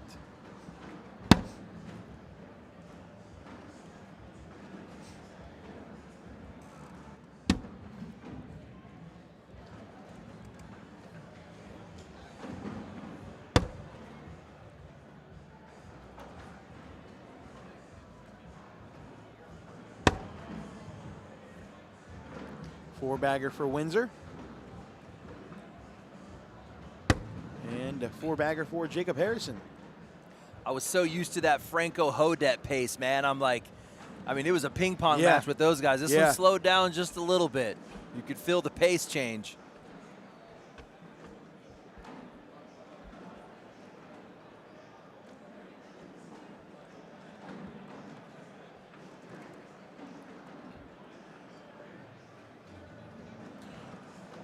I just watched Gabriel Clausen hit a disgusting bully bag to win the game against Logan Chamberlain on court number 2. So Gabriel Clausen is into the king seat of his bracket. Hey, we look smart on that one, Jake. We do. Colin Hodet and Gabe Clausen are the first 2 to punch their tickets. They have to be double dipped, I should say, not punch their tickets yet. But could you imagine a storyline if let's say, ooh, nice cleanup for Harrison. Let's say Windsor holds on and wins this. Let's say Jamie Graham wins this. You could have Windsor and Graham, 2 old school, and then Hodet and Clausen, 2 new schools. That'd be nuts. But then, of course, you also have Cash Chamniss going up against Jamie Graham, so he's going to try to nip that in the bud, too. Harrison a little bit short. So a combo. You have an old versus a new. Yep. Big airmail coming here from Ryan Windsor. Up and knocks him in and goes off. So Jacob can go in for a single point to make it 7-3.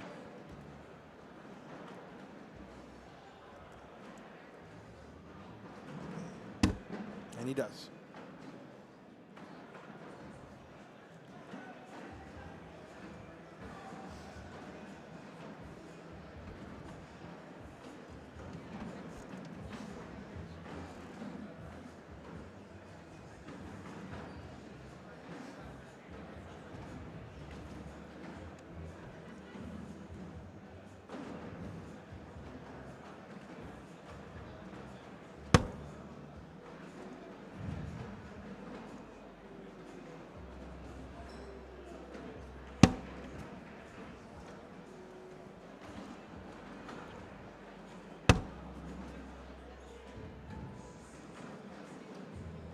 Can we get Walker next game? No, we cannot, because there is no next game. We're done.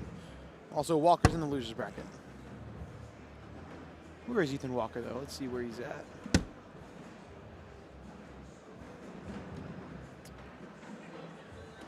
Chris Kingsbury up 11-7 on Gage Landis. Winner gets Walker. Winner of that gets Franco. Winner of that gets Odette.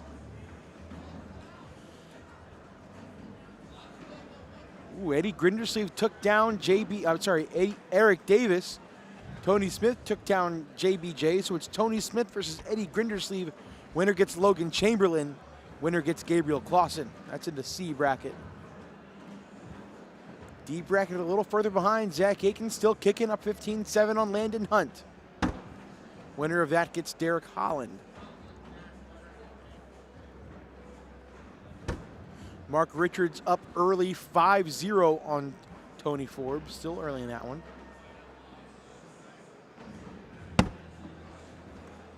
Good bag, good placement. Decision for Windsor. He could push through, he could back block. Just make sure it's deep. A little bit right puts him in some trouble.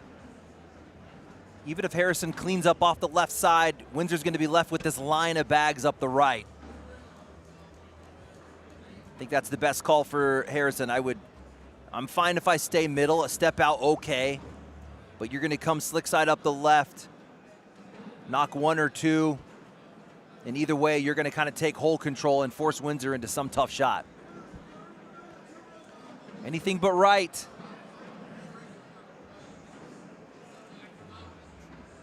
Yeah, literally anything but right. You can miss way left. I would actually like it if you missed left.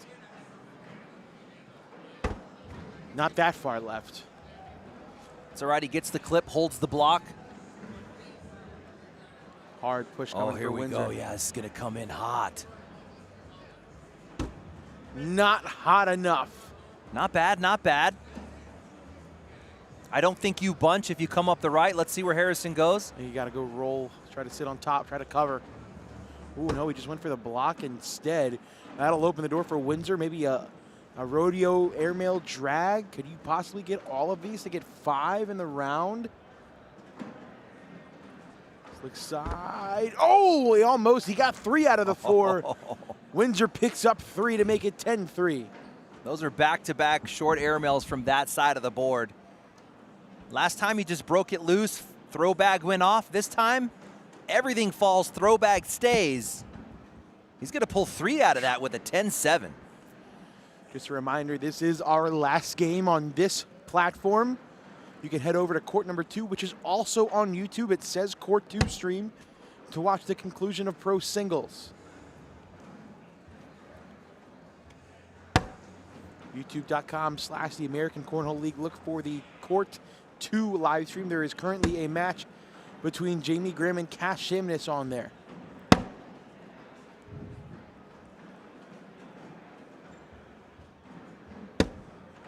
Reverse cut, that's pinky low. You're flicking out on the bottom.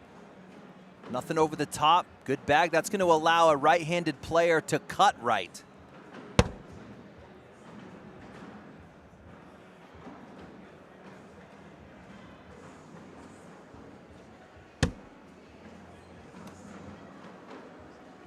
Windsor not happy with it. He opened the door for Harrison to sneak in with some type of a lift bag. Like that. Beautifully done. So he's tilting it right and backloading it. And what happens is that left side just bounces, so he kind of bicycles over the right side. The best analogy I like to describe is like a race car coming around the bend on like making a hard left turn. You come up on 2 wheels. That's basically what he's doing. He's coming up on the 2 right wheels to get around that block.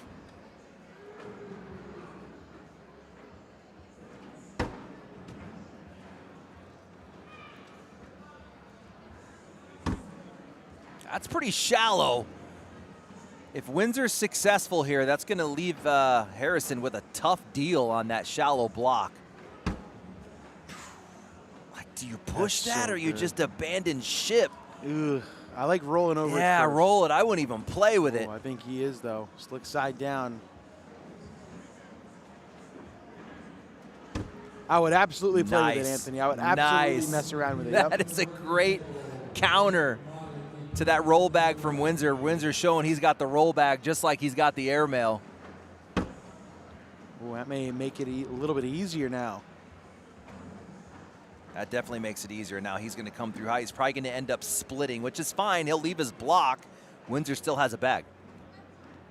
Ooh, he went with a roll instead of a Why? push. I do not like that shot selection. Interesting. That's showing a little lack of IQ from Harrison. Windsor makes him pay, hits the airmail, gets 2. 12-5. Here's that airmail off of the shot selection from Harrison. Harrison gave him a 2-point airmail.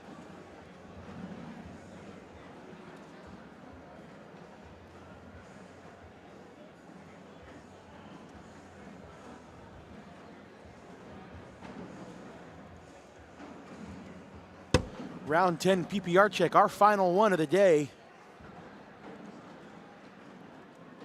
10-10 for Ryan Windsor, a 9-4 for Jacob Harrison. So neither one of these two playing up to how they have all day.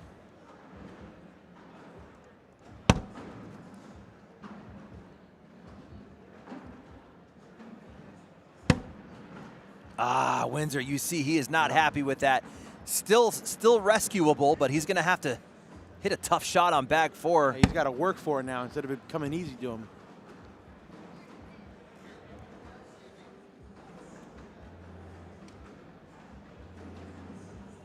Going at it.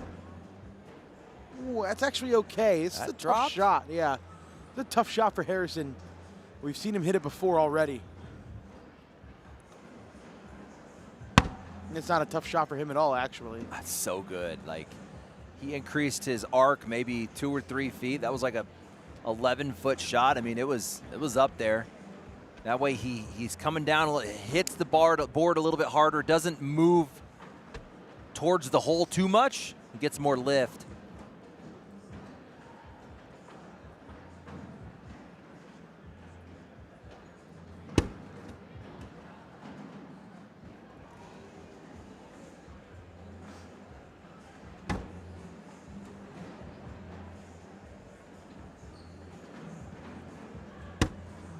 Like that back block from Windsor.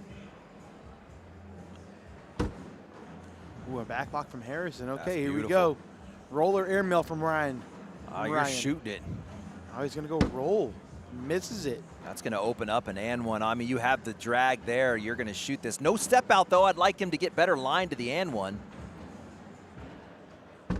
Oh, and he lands way short, knocks in one of each and goes off. I think we'll probably see another cut roll attempt from Windsor. This time he knocks it in. That's still moving. There it goes. 10-4 is the score right now. Does Harrison go after that? He is, and he misses it. That's a big 6 spot for Ryan. That'll put him on 18. I mean, Ryan is trying to stay like dead face right now, but you know he was celebrating on the inside. That is a big 6 spot at 12-5. Gosh, sitting on 18 right now. He can taste this king seat dub.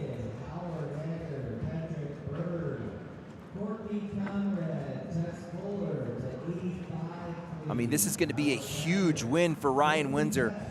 Ryan Windsor coming in at number 11 in the pro division. This could put him inside top 10. Did you have Ryan Windsor in your top 10?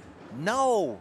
Did anybody? No, but I am so proud of this dude, man. I'm so proud of this dude. This guy was already on the couch in retirement. He was moving on to the job and everything, man, and he has found his way back to the pro division in a top 10 spot with a finish here at Cleveland. Definitely possible when we see the math shake out.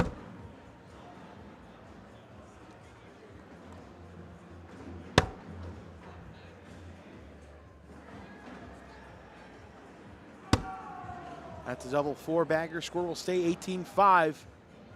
Round 14 coming up. Jamie Graham and Cash Chamniss tied at 2 in round 5 over on court number 2. And again, this will be our last match of the day. on this court. When we conclude, go over to youtube.com/Working Cornhole League. Looks like Mark Richards made quick work of Tony Forbes. Did you call that one already, Jake? No. 21-2. He's not playing around. Dude, he is mad. He took a third-round loss to Jimmy Humans, and he's had four straight matches, 6 total points from his opponents. I do not envy the loser of this match because they have to go down and face Mark Richards in that third-place game. No, thank you. 22-zip, 21-4, 21-zip, 21-2. Those are his last 4 matches. Good night. And it's looking like it's going to be Jacob Harrison. Windsor, no. So Harrison's going to have to bar soap those 2 white bags. And he does not do it. Ryan Windsor is into the king seat of bracket A. He will have to be double dipped. And Anthony, that's going to do it for you here on court number 1 with me. But you're going to head on over to court number 2 and get ready and conclude the rest of pro singles. As for me and as for this court, we're going to head over to pro teams mode here in a little bit as we're going to cut the stream down. We go live at 8 p.m. for ESPN Plus, as well as the ACL's YouTube page for the pro teams final, Las Vegas High Rollers versus the Texas Bully Baggers. But until then, head over to YouTube right now, find the Court 2 live stream, and go watch. We got an incredible game with Cash Chamniss and Jamie Graham on there right now. Anthony's going to join in just a second. But until then, for Corey Russell, Anthony Ion, I'm Jake Brandon signing off, saying peace, drink water. We'll see you later.